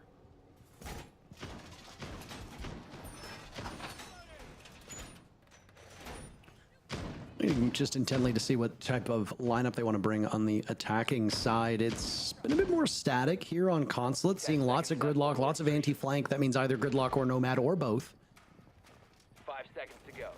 There's a glass being teased, and Kino will lock it in. This was an operator that was banned out in the match we just watched, and it will give you some time to dissect how a glass can be as oppressive as we talked about, immediately looking for spawn peaks, which have become very popular all of a sudden. I'm not sure why they have reared their head again. Glaz banned in both of the last 2 matches, so this will be the first time that we get to see him on Consulate. With those smokes into a lot of damage, it is going to be an entry in through electrical to get to the basement. Bomb site is piano, don't forget, so this is not going to be a rush to site or anything like that, but an interesting entry point. Could be going to walk up spiral, could full clear basement and then end up walking up the yellow stairs as well. Visa stairs would be the final option, but that doesn't really get them close to site. Nobody from Cloud9 playing too close. They already have Visa control, so it's not like they would really need to. This is a cool hold by C9 where they really just have cut off the map at that halfway point where they're holding in front door, they're holding spiral, but they haven't touched Visa or admin side really at all. Users just waiting for that cross to occur, but Cloud9's not going to give up that first kill as easily as they did in the previous round. Silent can be a big impact player. It's just a matter of whether he gets caught early or not. And again, those Valkyries, they like to roam, they like to do setup. And we've talked to teams in the past where they say, we know that this team favors their slower setup. They like to expand past the site. And because of that, if you are quick to the punch, you can get them while they are still doing setup and are not expecting an early rush. Just a good read. And if you've got a coach or an IGL or even a player who knows that, benefit for it. Cloud9 will not repeat that same mistake again. It's about 1 minute here. So far, these 2 rounds, Jesse, have been very quick.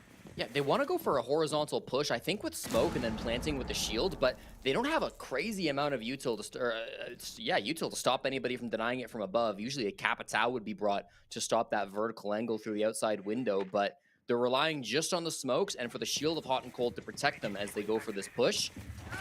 It'll be 5 on 5, and no, it won't. Kobe strikes before they could even get into a plant spot. That's massive, even if it gets traded out. There's that Glaz in action. Hot and down means somebody else grabs the diffuser, and Kino, after getting a kill, will be the one tagged in to deal with this. He's got both smokes available.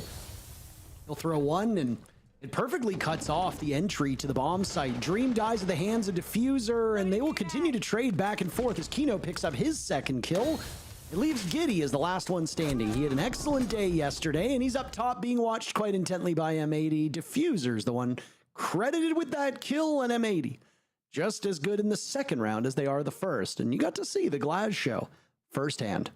Yeah, super weird round, though, coming out. Never even touched the top floor. Didn't even have util for the top floor. I think Gavin rotated up about halfway through that round and was able to cause a bit of a distraction. But a lot of just vertical picks coming from below on the side of M80. I think that was part of the plan, right? Bring the Glaz, walk into the smoke so that you can then fight back against those angles up above you. I can see the vision as part of that, but as soon as hot and cold died, I was worried that push was going to fumble because it should have been very easy to deny a plant, even in smoke from up above, despite not having like a Warden or a Solus. But they did a really good job of just answering back with those picks. Cloud9 could not find the defuse kit as it was going down inside the smoke, and M80 really did battle back. So yeah, some cool stuff coming out from M80. I'm not sure that was the way they wanted to win that round, but end of the day, they got it done, and that's going to be what matters. Cloud9 already in trouble early on. I mean, when you combine for 3 kills in 2 rounds, it doesn't really take an award-winning analyst or an award nominated. Have you been nominated? Nope. You know, to be able to break that one down. You didn't answer. I said no. Oh. You might have been yapping too loud. I didn't hear you. Hey. That is hurtful. We are professional yappers. We are paid to yap, and yap we shall. That's so true. But no, I mean, C9 just not getting it done. Their roam has not particularly caused M80 much trouble. Not in the first round, and there was very little of it in the second round. M80 was quite adept at being able to suss out these players on Cloud9. They got in the building relatively quickly and never really into imperil or anything along those lines. They were safe, and I mean, safety is the name of the game. When they won their major, M80 were a team that was almost fearless, and I know that seems like maybe a cliche thing to say about these squads, but I mean, you have to know where to go, you have to know your teammates in and out, and you have to know what is and isn't a good read. Right there, Packer getting caught by Gunner as he enters through admin, that's a great read.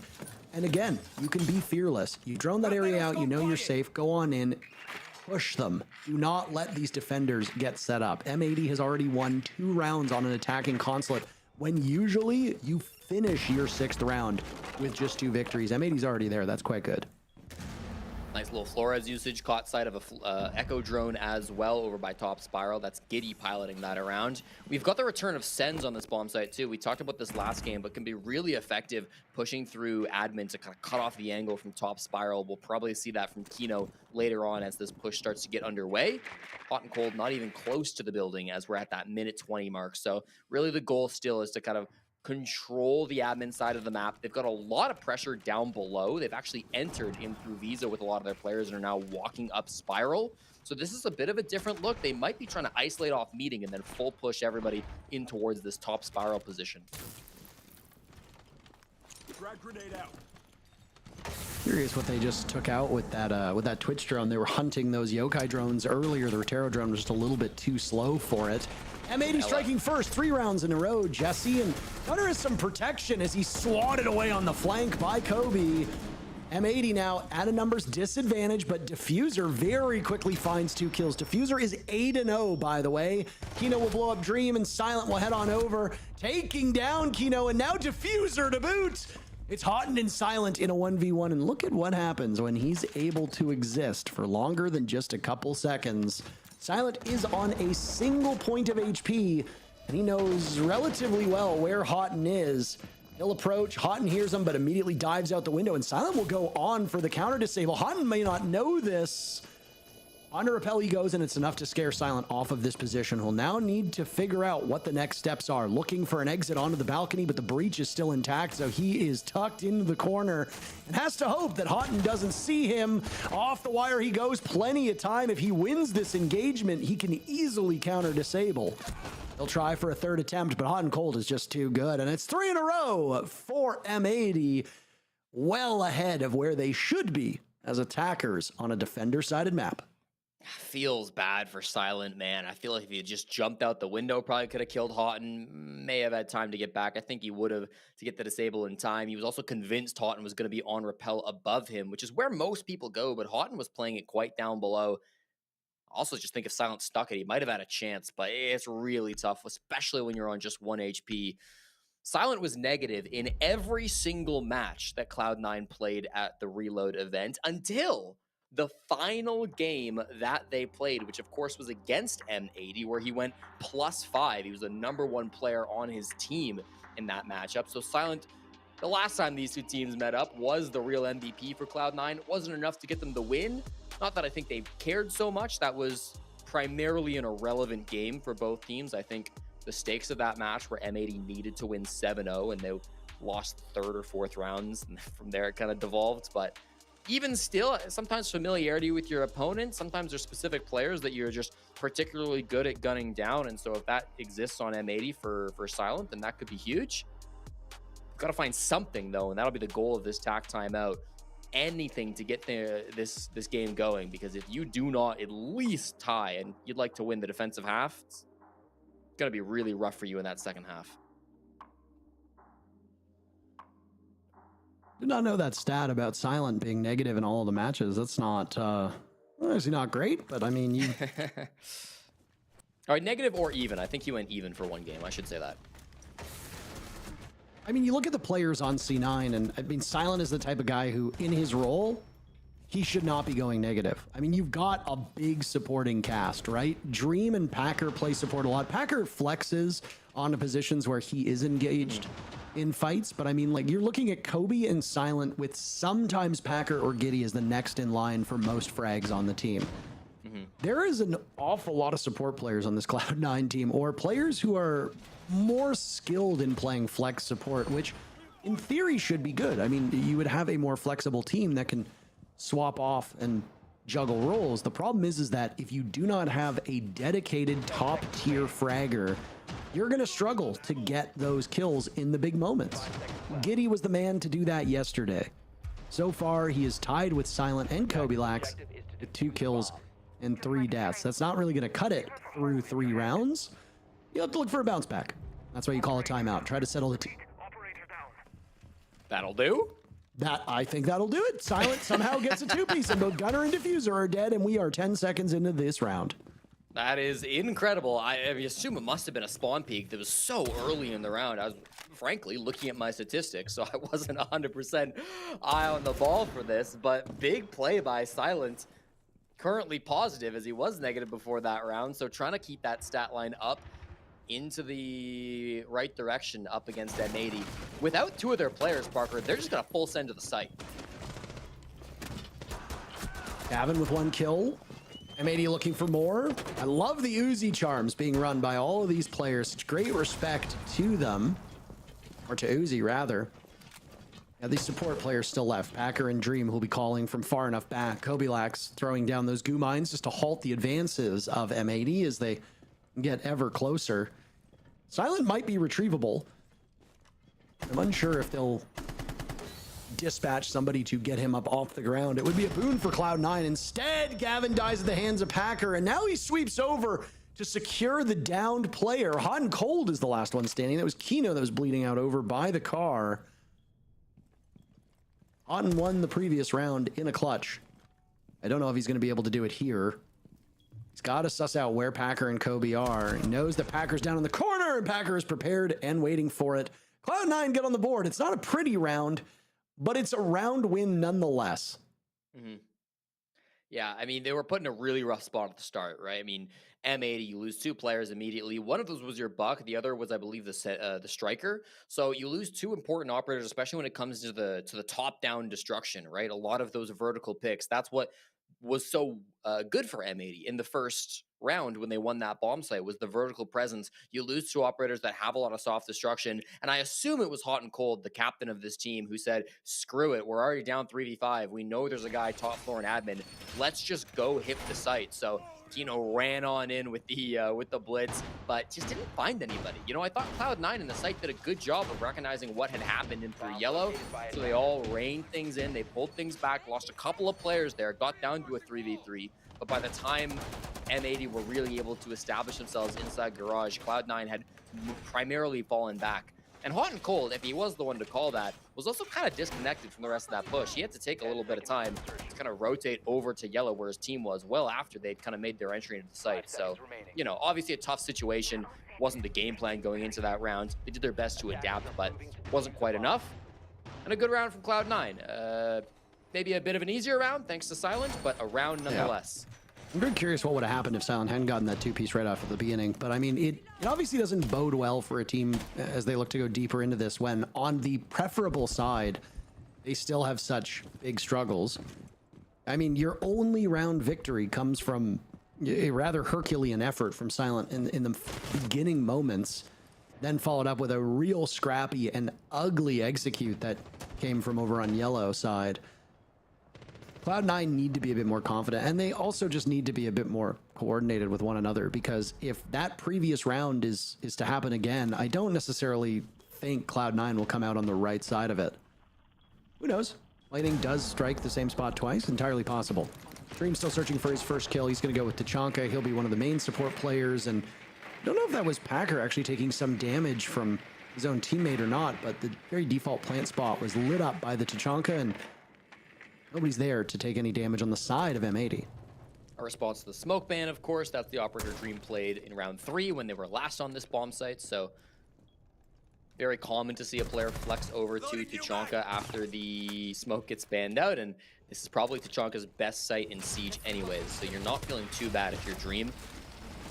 Lots of ability to deny that immediate jump in. Hot and Cold diffuser here. So it's very obvious that they are planning to make their move. One flash goes out. Is that a real prompting for the push? I'd be shocked. Otten's planting, though. Yeah, I mean, it seems to be happening under the cover of darkness. A botched Molotov as Dream's attention is elsewhere, distracted by the gridlock of Gunners. Gavin gets on the board first, and the plant goes down successfully while all 10 players are still alive. This is something that doesn't happen all that often. Thrilling when it does. Packer, the lone casualty, still 15 seconds have elapsed on this diffuser. Gavin finds his second kill, this time onto Dream. Gavin's punished for it. Kobe with the drop, as all these players have now scrambled out of their positions. Somebody will have to get on the case quickly. Kobe has the daunting task of vaulting out. Nobody biting at the moment, and an upside down rappel from Houghton will find Kobe if he decides that he needs to go for the jump. which, by the way, he does. No way to get on that diffuser in time. Silent standing alone as Giddy is dropped, meaning get some kills. Why not? Pad your stats or simply stay alive. M80 answers back with a victory. This one a lot cleaner. Hot and Cold gets in, gets diffuser down. The rest of M80 distracting the defenders to the point where nobody on the defense was wise enough to check the default plant spot. M80 4-1 through this first half, and they're doing it on attack. I feel so bad for Dream. Hot and Cold repelled in, obviously. There's a lot of sounds going on, so you couldn't exactly hear that the kit was being put on the ground. But Dream had used a Shamika launcher to throw fire onto the plant spot. He fired off a Shamika right as Houghton was repelling into the bomb site, but he missed. It just didn't go in far enough. Houghton tucked himself right up to the corner of the bookshelf, and the fire wasn't spreading far enough to actually hit him. So I think Cloud9 thought they had that plant covered. They thought there could be nobody planting because we've got it covered with fire. But in reality, just a slight misplay by Dream means that it was open and free to plant for M80. They also had Packer going down below, who could have denied it from below if he wasn't being killed by Gaveni. So it's, I think, clear that M80 kind of thought of everything in that push. They had players down below to stop that sort of denial, and then maybe a bit of a lucky break with that Tachanka missing. But I think the idea was just, we're going to hop in, Tachanka's going to waste his utility, and we're going to hop back out. Didn't need to hop back out. Hot and happy to keep holding F. That's your favorite bomb site in the whole game, isn't it? You talk about this. Yeah, I think it's really fun. Yeah. How fun was that round? Give me a funness out of 10. That was like an 8 out of 10 fun round, because you've got the Tachanka, a rare operator to get picked, and then it gets slightly misplayed, which one little mistake causes the round. I think that's quite fun. Jack Sting is active. We got a fun match so far. Not as fun as the Amaru rushes we saw in the last two maps, though, on this site, I will say. I don't even, like, they weren't even particularly good. Yeah, but Amaru rush through meeting window, it just hits for me. I don't know what to tell you. You should let M80 know so that when they go to attack in a couple days. Thought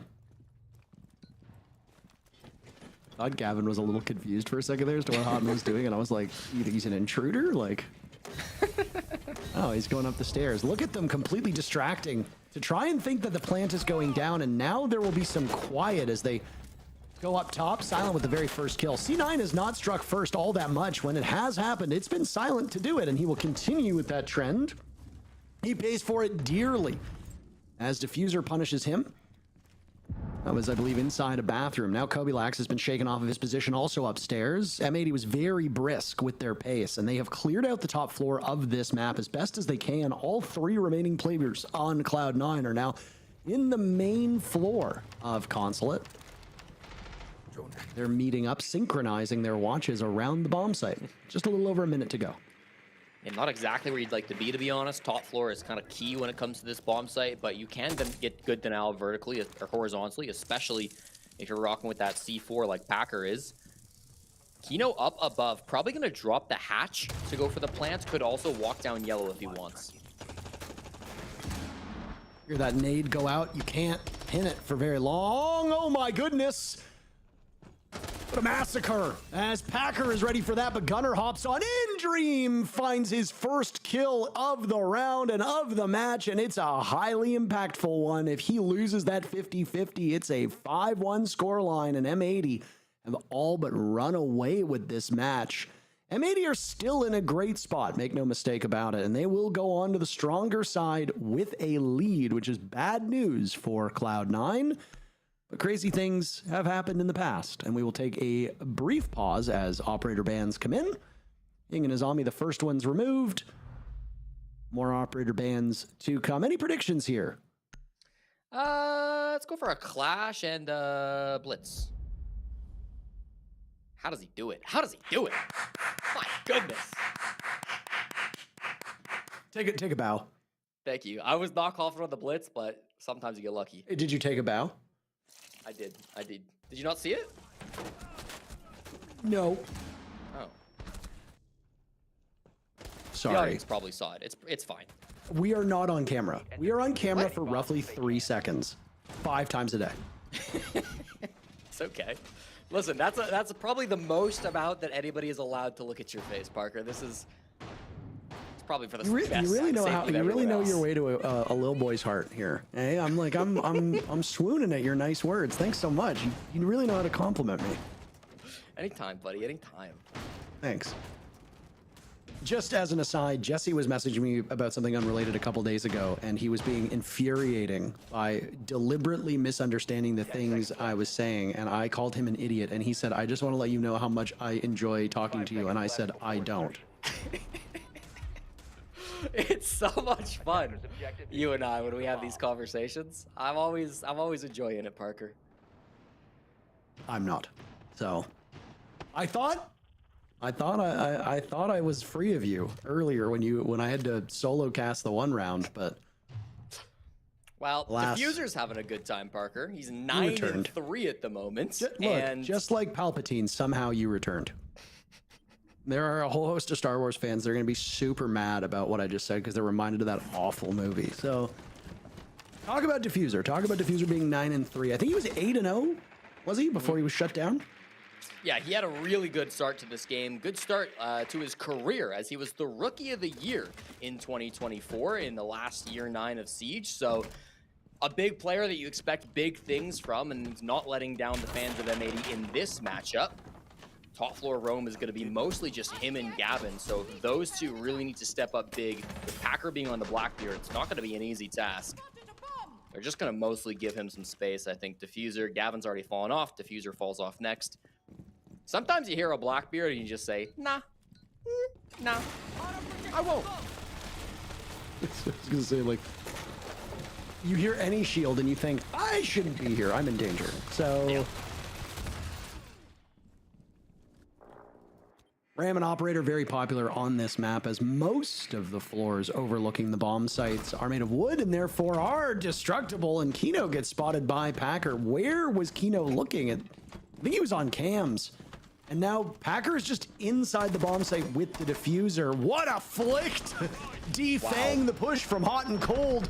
Dream clobbering Diffuser, and now Hot and Cold dies at the hands of Kobe Lax. 3 separate players on C9 all in on it. Silent gets one too. Giddy needs a kill for the team ace. It won't be had. Silent picks up his second, but a flawless start to the second half. This could have been 5-1 going into the second half. Now, it's 4-3. The gap between these two teams has shrunk immeasurably in very short order. And it's C9 doing it on attack. Are we just looking at an attacker-sided Consulate, Jesse? With these two teams, it honestly might be. I mean, M80 dropped Packer just a few months ago in order to pick up Hot and Cold. They had a bit of an engagement down in the bottom floor where I thought Hot and Cold was surely gonna slam Packer. Didn't seem to have any idea that he was over towards that electrical hallway, but the flick around made it really awkward, and then Kobe just runs on in and grabs his free pick. That was really well coordinated by the guys of C9, excuse me. I really just like how quickly they were able to go from the top floor down to the basement. When Packer got that opening pick, it took me a second. I was like, wait, was he not just on the top floor chasing down Diffuser? And he was, but they made that move through the mid floor very, very quick. And I think it caught it caught M80 off guard just as much as it caught me. Maybe it caught Cloud9 off guard too. You have no idea. You're right. Maybe Cloud9's push caught them off guard. Thank Maybe you. Packer was so quick with it that his whole team was like, whoa. Whoa, what? You know, he's back on the Blackbeard. I would expect a Blackbeard ban out of M80 once we get there. Might not end up happening if he doesn't have a good next couple of rounds, but already you're seeing the threat from this. Usually at Reload, we saw so many shield bans on Consulate, and today it's been a lot of Glaz, a lot of Ying, some weird bans. I mean, shields have really crept through the ban phase more than you'd expect, and some players, most notably Packer, have really been taking advantage of that. Drones up and running. I mean, shields are still strong. I mean, I don't know why teams don't prioritize them more, but at the same time, not every team does actively play shields. There's been good conversations that have been had about how every team does benefit from having one player comfortable on that role. You hear the telltale signs of the T5, and Silent is off to the races. C9 are making their own luck. They are quick to the punch, and are racing to the bomb site, catching M80 off guard, and Cloud9 are poised very well to tie this game, Jesse. Yeah, not sure if they expected Silent to get in so quickly. He was on that sledge, so he might have been able to muffle his entry a little bit. He broke the window with the sledgehammer. Should have still heard the rappel, but did enough from Silent. His entry's been quite good today, both on the offense and on the defense. There's an oddly placed Goyo canister as well that didn't do any favors to Diffuser as it got popped by Silent right after that opening pick. So now with a man disadvantage, now with an even man count, M80 will have to hold off this push. Silent takes down Kino. Silent has been heating up. We said that, he's either been negative or even, and now he's 9-4. At the time, he was 2-3. Diffuser is keeping this one together for his team. Everybody on M80 is so low on HP. Kobe can finish them off, but no. Hodden's expression is exactly how I feel. What a stunning round that should have very easily been won by C9. But instead, it's M80 holding strong, holding it together, and holding on for dear hope sometimes. If they can slow down Cloud9's entry to the map, they'll be really well poised to close out this map entirely. They regain a 2-round lead. Yeah, big round from Gavin in those late moments, just being able to pop off, know exactly where he's getting pushed from at all times. It was a bit of an awkward, chaotic push. They almost had the man advantage when they went for it on Cloud9, but weren't able to hold on to it. Opening picks don't mean everything. That was a beautiful shot from Diffuser, and with the pistol too, my goodness. Just angles that I don't think Cloud9 were really expecting. And we talked him up right before that round. The Rookie of the Year last year, Diffuser, showing exactly why he earns that title. Do not forget, this core of M80, they were major champions. Probably the best North American team last year. 10 seconds left. There's a damn good reason for it. I almost forgot. Thanks for reminding me. 5 seconds You're welcome, remaining. Parker and Terabang McGee. Attackers I mean, you objective said Parker is right. I bomb. guess 1 out of 3 ain't bad. So Would you like a fun fact for this map, Parker? Go on. M80 have a 7-0 record on Consulate in organization history. The org has never lost this map. That is actually a fun fact. Of course, they've had many different rosters, and at SI, when they had 3 fists, they were still 2-0. They got a 7-3 over Liquid, 7-1 over Jewel, but they are barreling towards an 8-0 record if they can keep this up.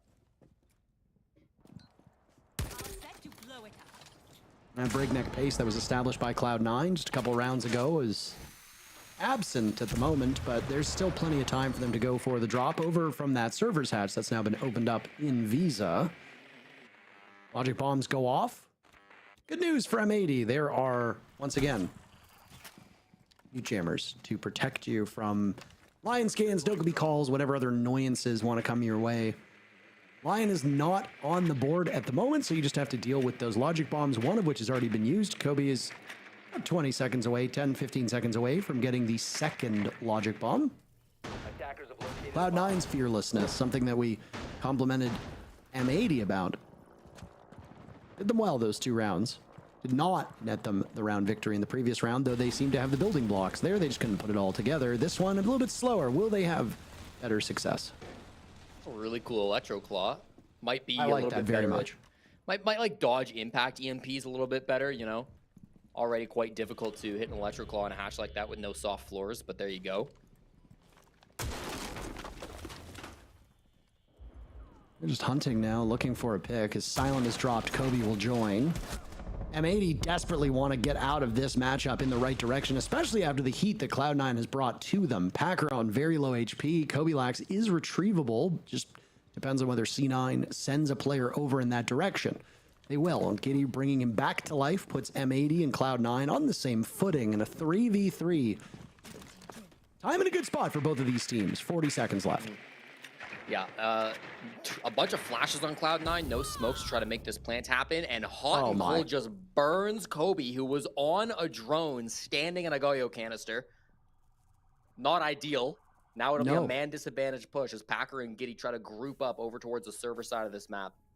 Packer has the diffuser, and he happens to be on the lower point of HP, which is especially bad. If he drops, Giddy won't have the time to be able to retrieve that case. He sees the head of Hot and Cold, and he'll mag dump Packer now getting one. He's all on his own, and he's taken care of by Gunner, who appeared to get the final 2 kills. And despite Cloud9's aggression at the tail end of that first half carrying over to the side swap, it's all but gone. M80 is back in full control of this matchup, and they find themselves on match point. Some goofy deaths on Consulate today, Parker. I don't know what's in the air down there in, I think it's Ivory Coast, but regardless, that's some strange deaths, and the Goyo canister will be another one of them. I'd expect a Blackbeard on the attack, given how good Packer was in that first round and how strong of an operator it is. It'll be Mute for defense. I didn't make a prediction, but I wouldn't have gone with Mute, I'll be honest with you. Seen a lot of play so far, though, from M80, and so Cloud9 are going to have to find some other way for these next 3 rounds to make things happen without that BB. The only time they've won an attack in this game was when they were able to abuse that Blackbeard on Packer. In the 2v3, I actually thought that was kind of winnable. It came very, very close. It helped out that Packer got the first pick in that back and forth, but ultimately positioning was better for M80. They played it quite passive. They played it how they should once they got that pick, so they were in a good spot. It is not easy to win 3 attacks in a row on Consulate. I mean, it's hard to do it as attackers, and I mean, Cloud9 showed some brilliance on that first attack, and it looked like it would carry over in the second. They lost a stunning round, and now they are unfortunately discovering what most teams that attack on Consulate have to deal with, which is all the misery that comes from getting in the building, droning things out, fighting very tight, very odd angles. This one right here, this little elbow that's over by yellow, there's no soft walls. You're basically just taking dry engagements because you can't shoot through them to scare off your opponent. Oh my. That was double spawn peaks from M80, by the way. Both Gavin and Hot and Cold were looking for an early pick. Packer takes some damage, but he gets the kill. And immediately says, you did that to me in scrims. So he knows exactly what Gavin was ready for. He's in his head, Parker. He's in his head. Packer, he never forgets. One of the smartest players that we have in the North America League. Again, one of those kind of young captains that has been leading multiple different teams throughout his career. Has been bouncing around a lot. Hopefully has found a more consistent home on Cloud9. Oof. Good entry denied by Diffuser, shutting things down. Kobe's just trying to get into the bomb site.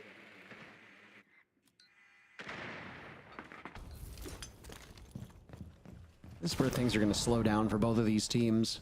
Logic bombs have finished ringing off. What a high value operator to take off the board on the side of Cloud9. No more Dokkaebi.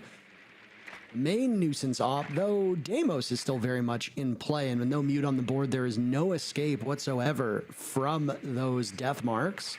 Cloud9 bans the Mute and then immediately starts running Dokkaebi and the Deimos. That's a great call, and that's exactly why you ban that operator, to take advantage of what's missing from the defender lineup. That's a great point. Silent hunting these top floor players as well. It was Gunner and Kino. It's just Kino now who's playing just above the hatch. Second pick for Packer. Off cam, he's really been racking him up. Kino is likely just to retreat. I don't think he's going to play his life. Yeah, he drops the hatch now, and he will get back towards the site. Man advantage, 65 seconds on the clock for Cloud9 and full top floor control. It doesn't get a lot better than that. One Nitro on Kino could throw a wrench into that plan, but they know exactly where he's at. He's going to have a tough time using that Nitro cell. Well, it sounded like Gunner got dropped by one of those EDDs, by the way. I heard it go off, and then Gunner just was gone. I wonder if it was a battle of engagements with Packer. I'm not really sure. I'd love to see a replay on that. Top floor control for Cloud9 is we hit very close to where the action will begin. Diffuser hunted down by this death mark. Hot and Cold out dueling one as Diffuser's taken down by Silent. He was the one being watched. Now it's Kino and Hot and Cold just to try to hang on for dear life. It's not out of the question that they win.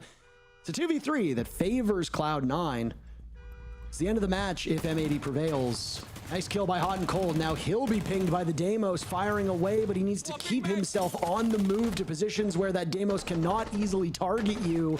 Kino's last one standing. Both players will drop. Giddy taking damage from the goo mine. Silent going for the plant. Kino Nitro sells out, and Giddy with great coverage. These two teams go into war with one another. Another round is necessary. M80 will still sit on match point, but Cloud9 are desperate to close the gap. Yeah, big play by Giddy there at the end. I don't know if that Nitro would have hit, but it was very low HP on the planter, so it would have been close, even if it was somewhat far away from where that plant was going down.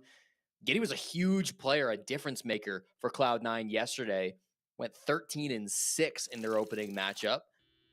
Didn't have the best reload, was -6 overall at that last LAN event, but has really stood up since coming back to the North America League. I thought for sure Hot and Cold was going to end this game for M80 as he got that vertical pick from down below and then a second one from inside the site, but couldn't quite find the last couple of frags that he needed to help his team. M80 have done a weirdly good job this game, both on attack and defense, of getting kills on that top floor whilst playing down below. It's usually a really tough angle to be below somebody and taking a gunfight with them, but M80 have done it quite nicely, both on that piano attack and then on the piano defense. Still isn't going to be an easy comeback for Cloud9, but one round start is how it starts. Yeah, every comeback needs a first round, and I mean, Cloud9 have not necessarily played the style of attack where some of these rounds could have broken in their favor. There's one obviously that jumps to mind, which is the one where we got that hot and cold clip where he shook his head that probably should have gone their way, especially with the advantage they had early on, but doesn't really matter. I mean, the game that we just had, SSG was up in what, a 5v2, and they still lost the round. Crazy things do happen. When clutches like that transpire, usually you need to make some serious mistakes when you have the majority numbers. Neither of these teams are above making mistakes. They will happen. What we've seen so far is both of these teams workshopping problems while the match has been going on. M80 has been a little bit more adept at it, but Cloud9's shown some brilliance as well. That's a bit of a small problem for M80 as Gavin disconnects with 2 minutes still left on the clock. Unsure of what happened, but M80 will now play down one operator. I did not get a good look at what operator Gavin was before he left. I don't know if you saw that. Yeah, it was a Legion, which would be super helpful to stop Packer from getting in on top yellow. That is a gift to Cloud9 when they desperately needed it. And a repel will go in. Goyo canister pops and the gas will keep Packer at bay. So even if they are down in players, M80 is doing a pretty superb job at keeping Cloud9 from taking up more space. Glaz, that oppressive operator that we talked about, finds Hot and Cold tucked into the corner. The problem is that when you're in the smoke, if you move too much, you lose your ability to see through the smoke. Silent had that exact issue befall him. He's trapped inside a bathroom with the Finka next to him. This is an unpredictable entry from Cloud9, but they want to take advantage of the advantage that they have in numbers. This is really good smoke play coming out from Kino, of course, unbanned now. Silent continues to frag, and the SMG-11 firing off, but he's all alone and can't win the round. Another one from Cloud9. I thought this was going to slow down a bit, Parker, as they had to jump back out the window for the plant, but no. Everything just devolved in the last couple seconds as there was no way that just on the smoke, Kino was going to be able to do enough to repel that push in. Nice recognition from Cloud9 to just see that there was a free open bomb site. Toxic Babes were going out. Let's go take those gunfights, and they all went their way. Yeah, I mean, I assume we'll have a brief pause here as they get Gavin back into the lobby. I'm not exactly sure what occurred. I don't know why he crashed. Unfortunately, it's really quite terrible timing for it to happen. But I mean, that's how she goes sometimes. That's one of the follies of it being an online league, is that sometimes when you're playing online, there are problems that are outside of your control. It's a devastating round for it to happen on, because M80 very easily could have won that round with a Legion on the board. It was the operator that you even noted was what Gavin was playing. You look at the operator lineup, you throw goo mines to stop the advance over towards yellow, maybe one over towards bathroom, and you've completely negated the Monty's ability to post up near the defuse kit or even get the defuse kit down.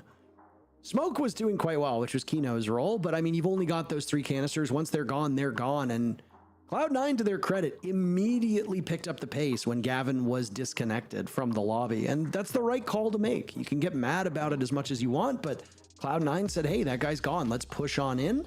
Whether they knew what operator he was or wasn't is a question that would have to be asked post-game, but they read into it correctly and they won the round off of it.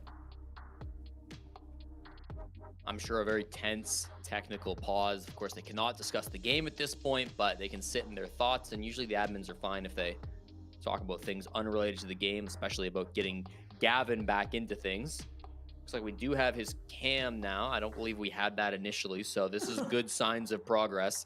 Sometimes these DCs, they happen, man. I mean, remember just yesterday, JJ Blast had like a completely new error, which forced him to disconnect in a pivotal round as well. So I often say in traditional sports, they've got bad referee calls, and then in esports, we've got tech problems. There's always something that throws a wrench into the plan, but that's esports. You know, that stuff's going to happen, and they'll battle through it.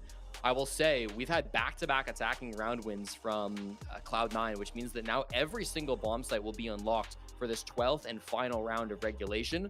Anticipate that M80 will then take that down to the bottom floor, which is the bomb site that is just unlocked. It was a win for them back in round number 9, but it was not decisive. Remember, it ended up in that hot and cold 1v1. That's where they got the Goyo canister kill onto Kobe. It was a 3v3 that could have easily gone the way of Cloud9 had things turned differently. So it wasn't a decisive round win. It feels like the door is starting to open for Cloud9. Just waiting on updates as to everybody getting back in the lobby. I assume it will be pretty quick. Haven't had any word that we need to go to a dedicated break, so I imagine everything is going on. And what you pointed out about his cam being back up makes an awful lot of sense.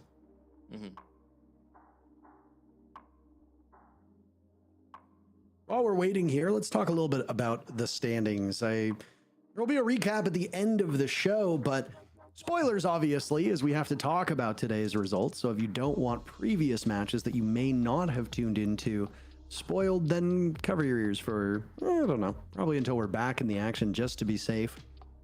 There are still two teams that are without a point. Both Team Cruelty and Orgless sit at the bottom of the standings. Wildcard and Envy are down there as well. Wildcard picking up 1 point by going to OT. Envy also getting 1 point for going to OT. That was our first match of the day, where Envy kind of surprised us by beating Shopify Rebellion in that final round, going to OT, or the second final round going to OT, but then ultimately not gaining a single round in overtime, but they still pick up 1 point. Our second match of the day was OXG versus Cruelty, and that's why Cruelty still sits with 2 losses. They haven't been able to win a round. They picked up 3 rounds in their first match against Space Station 4 against OXG. Our third match of the day today was Dark Zero versus Orgless, and DZ sits alone in first place. Now, if M80 wins in regulation, then they can go up to first place. It will depend on round differential. Cloud9 also sit at 3 points, but they can't win in regulation as it's M80 sitting on match point already. So the standings look like Dark Zero and Shopify Rebellion 1 and 2.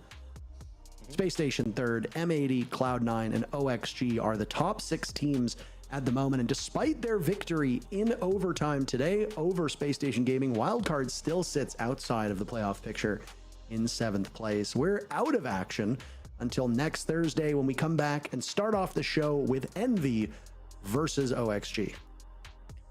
In the meantime, though, while the NA League is out of action, there's the South American League going on this Saturday and Sunday, and then I believe the European League is going on Monday and Tuesday next week. And then APAC, I have not memorized the schedule, but it is also ongoing on various days, and I believe in your ability to find the days for those as well. So loads of Siege that gets played while these stages are in regular season. You know, we get games going almost every single day at a high level of play, which is very, very fun. I don't know about you, Parker, but I will be live doing some co-streaming over the next couple of days for both South America and Europe. So I'm going to make sure I catch all the games that I can.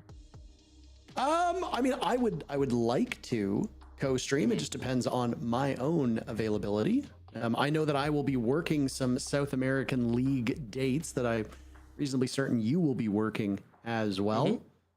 It's not going to be this weekend, though.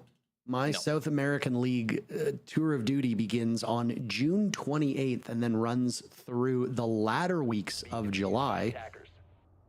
We will be having an awful lot of Rainbow Six Siege, so if you like watching this game, good news, we've got plenty for you. If you hate watching this game, what are you doing here, is the question that I have to ask.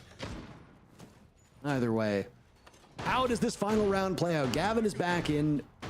Presumably no crashing, presumably no issues. He's going to play on that Fenrir. Defenders cannot repick, attackers can, and Cloud9 will spend the next 20 seconds figuring out the defenders, then make swaps where necessary and where they feel is most optimal. Yeah, I think in this last round, pay close attention to the opening pick. Back in Rio de Janeiro, M80 had a 94% defensive conversion. That means when they got the opening pick on defense, they had a 94% win rate. So far through this game on defense, they've only gotten a single opening pick, and that was round number 9 when Gunnar was able to get it up against Silent on the basement. So they have not chosen to return to the basement as I thought they might. They will try the top floor after losing it again in round number 11. Both these teams will be very much aware of how important that first frag is. So everybody will be very careful not to give it up unless it's a very good reason. C9 in quickly yet again.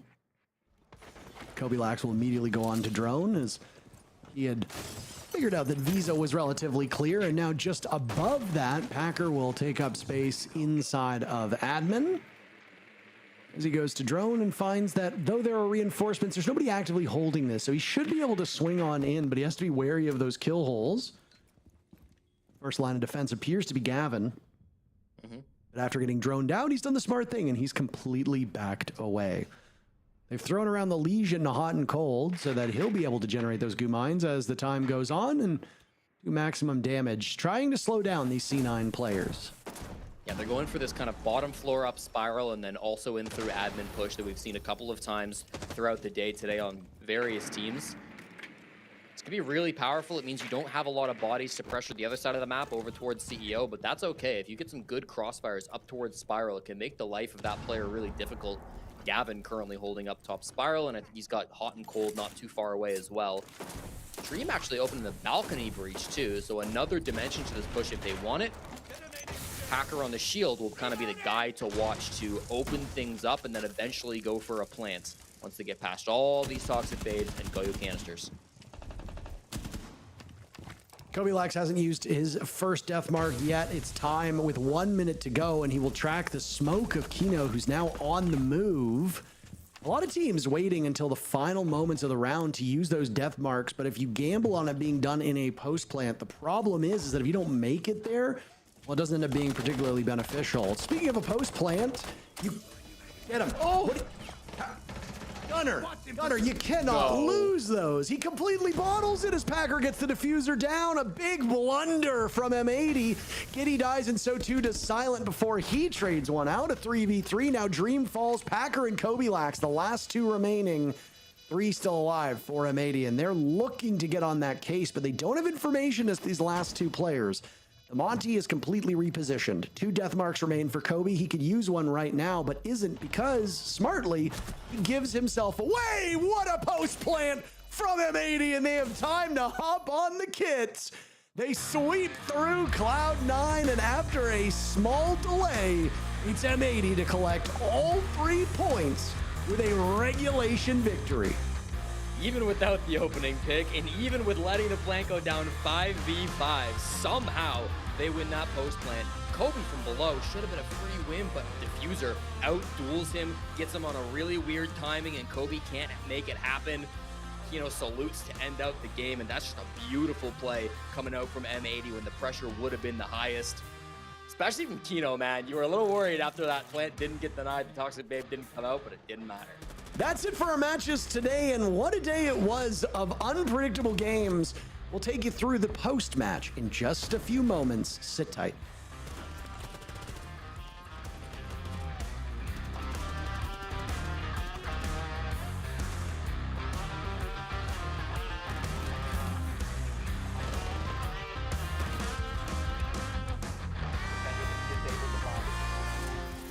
Defender mission successful.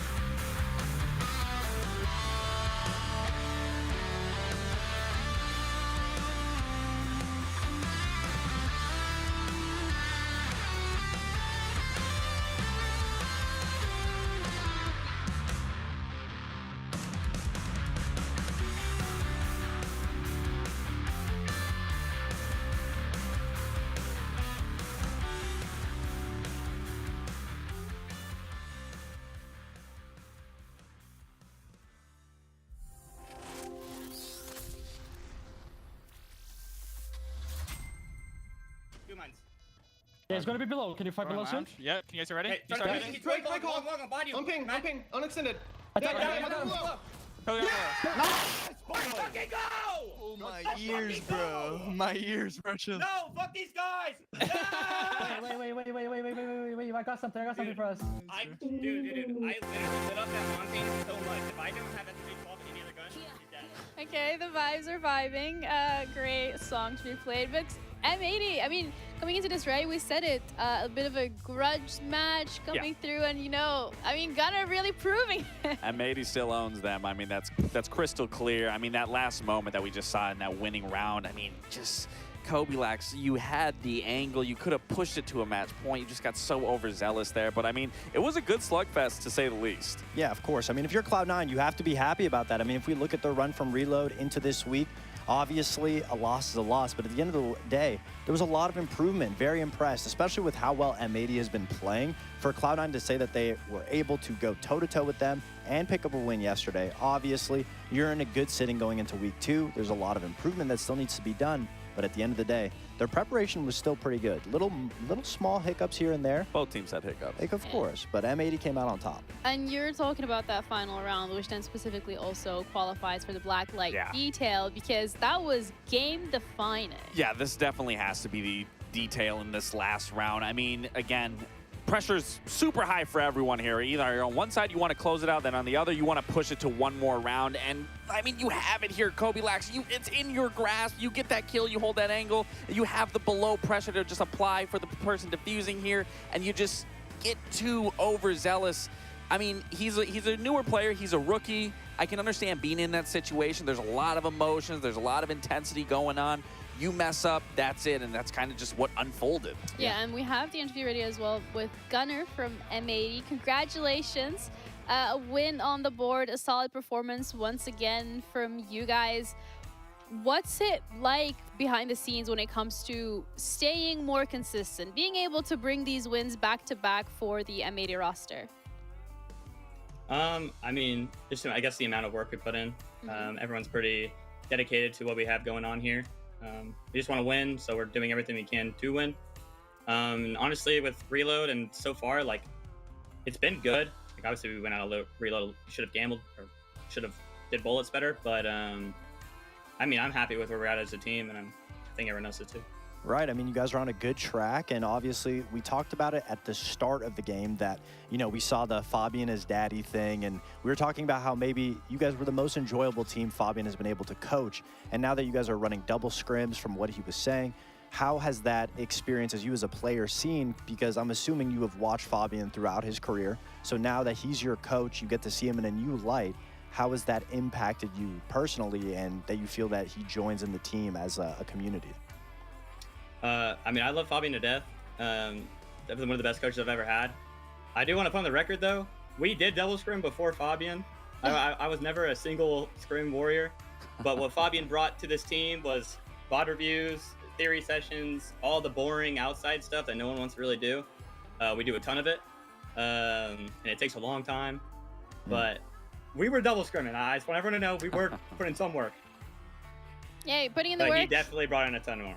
I mean, you're putting the work and it's paying off. So I guess my final question for you would be, when it comes to next week and just the rest of the NAL, like, what has been your main takeaway for these 2 match days? Honestly, I guess composure. Like today on defense of cons, like, I guess in the back of your mind, you should be winning defenses. It's a better side of the map, and when we were kind of letting them slip. I mean, they were touched by the hand of God. They had a Kino masterclass with, you know, to get in the corner, and then they have Gavin, and we have a perfect setup for it. Gone, power flicker. And so, like, I guess moments like that where you lose rounds like that back to back, it can be demoralizing. But I mean, we went straight back into it with a level head, 5v5 retake, and got it done. You did, and with that, you get some points on the board as well, which is great for your standings. And you'll be back again next week, so thank you so much for your time. Congrats once again. Thank you. And we'll see you around. All right, let's have a look at where today has led us, because we did have 5 best of ones, some of them actually going to overtime, specifically that first game with Shopify, and that was our first overtime as well here at the NAL. 8-6 to start things off. I think today definitely didn't disappoint, where you could say yesterday was a little disappointing. There was a lot more to take from in terms of teams just needing to improve. And then going in today, I mean, all the games were relatively close. We saw 2 overtimes, and like you were talking about, that first game going the distance, not the full distance, but still being pushed to an overtime. Shopify being definitely tested compared to their first game yesterday. But overall, for me, I thought the day was great. No, the day was phenomenal. And looking at all the standings after today, Envy being that close in respect to Shopify Rebellion with that 8-6, I mean, that speaks volumes about Envy qualifying from the T2 level, coming into the NAL, and outperforming expectations. Obviously, that's how important Element is for you. You know, he gets to train lower tier players to get up there. But at the end of the day, every single game, I mean, Wildcard bouncing back against SSG, it was a really exciting day. Yeah, or maybe it just speaks volumes to Shopify and them not necessarily being as locked in as we expect them to be. But with this second game they completed, we actually have a little bit more of a move in the standings. It's really just Orgless and Team Cruelty that are struggling to get themselves on the board. But again, this is only, I mean, it is 5 weeks in total, you know, not even, and you want to get into those playoffs. You want to make sure you get as many points as possible. So got to hit the ground running, and for 80, DZ, and even Shopify, they've done just that. Yeah, I mean, looking at this right now, I mean, there's not really too much to go off of outside of, obviously, there's some teams winning, some teams losing. This really isn't something I'm paying attention too much until we start to get probably into that 3rd week. That's when we really will see these points really play into a factor and where these teams are most likely going to shape up once we get into those last 2 weeks. Yeah, everything matters, especially when it comes to making it to the next phase and being in that top 6 at first. You know, you never want to leave it towards the end to stress where you're in standings. You know, you need another team to win for you to be able to bump somebody out. And, you know, it's a stressful situation then. So hopefully teams can accumulate a couple more points now as the weeks go by, especially the teams at the bottom. Yeah, and we have more games coming your way, actually. Surprise, because obviously next week, 2 more play days. Starting off with the first day, OXG, Envy, C9, SSG, Wildcard, Shopify. I think DZM80, for me at least, that's probably going to be a pretty close match that I'm looking forward to. And we're ending the day with Orgless against Cruelty. Maybe the closest matchup we have of the day. Yeah, I already know Lax is looking at the Cruelty Orgless game. Obviously, both teams currently at the bottom. He's literally crying, wiping tears right now. Both teams at the bottom right now. One of them is going to have to win. But, you know, when you talk about the underdog game for sure, but also, yeah, DZ, M80. 2 of the top teams right now in the league, obviously. So it goes OT, then both teams get a point. That's true. That's so, one you way to know. think of it. I mean, I'm looking forward to actually the Oxygen versus Envy. I think Oxygen showed a lot more life today that we were expecting out of them. But again, that was on a very default map. So I actually want to see them be a little more vibrant in terms of what they can bring to the table. But then even for Envy's sake, I mean, we obviously saw what they put up against Shopify today. So I am hoping, again, in terms of consistency for both these teams and Identity Crisis on the other, should be a good match. It should be. And those are the matches that we are going to be looking at next week. As for now, we are done and dusted. First week of the NAL. First week of you guys seeing CJX being played on the regional league stage. There is more regions happening. We're back next week. Drop a follow. We'll see you then and take care.